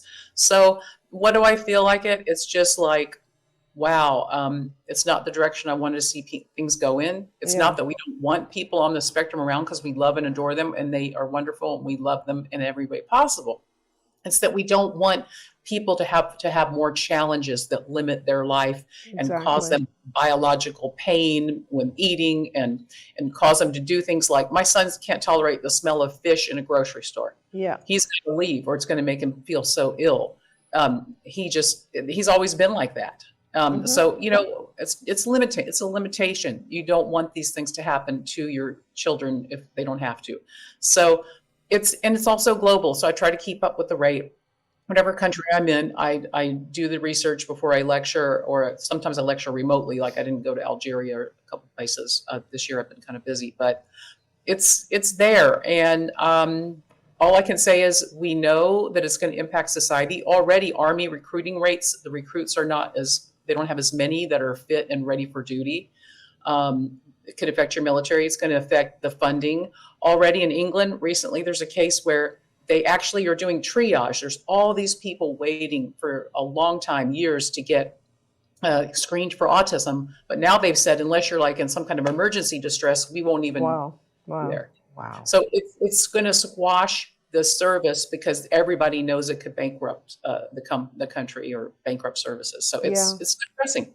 It is. And yesterday we talked a lot about this as well with various people on the shows. And I guess, my initial emotion was very similar to yours, and it was more focused on why. Like, why is this happening? And how much, you mentioned earlier in this hour, the whole concept of environmental factors. And at the end of my last show yesterday, there were a lot of questions coming up. People were asking, why is it increasing so much? Yeah. And I said, we would have a chance to talk about it, and maybe next hour we'll talk a little bit more about it, because it's really, we do need to pay attention to the elements in our environment. As you know, there is a genetic predisposition for a certain percentage of kids, but it is triggered by environmental factors. And to talk about those factors, I think, is important, not just for the autism population, but also all chronic illnesses. And to look at kind of what are some things we can do in our environment to start reversing those things, because it has increased so much. And as you said, it affects countries and the economy in so many ways. And what's even worse, yesterday we were talking about the fact that after so many years, there are still very, very few adult services available. And of course, we are, all of us sitting here, we're very blessed in that many of the children get to a point where they're living with minimal or no support, right? But there are also thousands of children who will require lifetime support. And as these numbers increase, more and more attention goes to the younger children who are just entering, because there's sort of such a panic around that and trying to help them, that we just never have the resources to help the adults on the spectrum. And that is just another part of it that's sad. Yes, it can be catastrophic. Well, it's tough. And I do talk in 𝗃𝗄𝗃𝗧 about some of the environmental factors, proximity to power lines, Yes. Proximity to traffic where there's a lot of air pollution, pesticides, Yes. and processed foods. Please avoid those. Yeah. There are issues like that. And recently, I just got a new research article yesterday on a substance that's in the water in America, in a certain part of it. So I'm going to be looking at that a little more closer. But they do tie it to the risk of autism. Yeah. But what can we say? And also group homes now. This is interesting, and not in a good way. A lot of group homes now, when people are trying to place their older children in the group home, the group homes are turning away those with challenging behaviors. Wow. So there's literally then no place for them to go, and they could still be, and it's not their fault. Yeah. These young adults, but they can harm their parents. They can harm people when they lash out if they get very upset. So it's dangerous. It is very dangerous. So Susie says she'd like to go to the Oasis with us as well. We're building an outing. A tribe. Yeah, a Let's call tribe, it a yes. tribe. Mike wants you to know that his high school had a real boy in the library, and he says the book is excellent. And that's pretty impressive praise. 𝗔𝗕𝗢𝗃𝗲 wants to know, what is the best source or form of camel milk to try in the U.S.? Can you please suggest any U.S.-based local farms to be able to sign up? Absolutely. Thank you. And I love hearing that a real boy was in the high school. That's great. As far as the location and types of camel milk, the book 𝗃𝗫𝗁 that's out there, I think it's like $8 on Amazon right now. So that's cool. You can get it easily. There's the cover. I do talk about not only how to use camel milk, there's a guide in the back, how to use it, what type do you need, how to prepare your child for it or yourself. And then I have a list of farms and merchants globally, not just in America. So I would say, any camel milk is good milk. Some of the children need the unheated type, which you can get straight from a farm, and our supply in America is very safe. And I talk about safety. Some of the children do fine with pasteurized. There's even powder. And now there's chocolate and soap and lotion if you have sensitive kids. And so sometimes you can even make yogurt. People make yogurt out of it now. And they're making ice cream in Pakistan. And there's a farm in America that he's always playing with ice cream. He's one of our dear Amish friends who keep the camels. And so it's a Humpback Dairy in Missouri. And so he's loving playing with his ice cream. He's now got the largest herd in America. So just go ahead and check out the book if you want to do so. If you don't, you can look online and find some places and dialogue with them. I'm so glad we had an opportunity to have you be a part of the Podcastathon, because it wouldn't have felt like we had done something without you, Christina. I agree. So thank you so much. We want to encourage people to get both of your books. They're available in every major bookseller, and you can get them on Amazon. And will you promise to let us know when you're doing something new? Because we'd love to have you back on a more regular basis. Well, thank you. You guys are always top of mind, and let's dialogue about what else we can do. And it's funny, if we do want to go to Oasis, probably we could talk about having an event with them. Let's do it. Nice. All That's right, awesome. now Great. we're talking. Okay, cool. We have some unicorn craft kits that I need to get to some people. So maybe we need to have camels and unicorns, Yes. a themed thing, so that we can do that. But Christina, thank you so Christina. much for being available this morning. I know you got a lot of things going on, but we are very grateful for you. Well, thank you. And I see a question there. Anybody can follow me on social media, ask me questions. I'm at Christina Think on Twitter. I'm Christina Adams Author on Facebook. Christina Adams Author on Instagram, and my website is Christina Adams Author. So let's dialogue and keep it all going. There you Thank go. you again, Thank Christina. you. Great to see you. You too. Bye-bye. Bye. I was supposed to read the winners, and then we're going to quickly transition We'll do that. because it's time for Ask Dr. Doreen the potty training talk. Right. So, okay, these are winners of the $25 Discovery Toys gift card for this hour, and these can be used in the Discovery Toy USA website. I'm going to get you that information, but if I say your name, you need to send me back an email. We'll put my email address on the screen, and we'll put it in the chat. It's Shannon@autism-live.com. But are you ready? 𝗔𝗕𝗢𝗃𝗲𝗃, you have won $25 gift certificate. Antonio Flores, Cindy Govendor, Hannah Lenoid, Damian Hunt, Annette Milima, Tim Waltheri, Naomi Uriel, Anna Donahue, and Taylor Jeffers. You have all won $25 gift cards. You need to email me as soon as possible. I expect to hear from me next Monday or Tuesday that I will get those to you, and congratulations. We're going to take a quick pause, and then it's time for the potty training. That's awesome. Discussion, so don't go anywhere.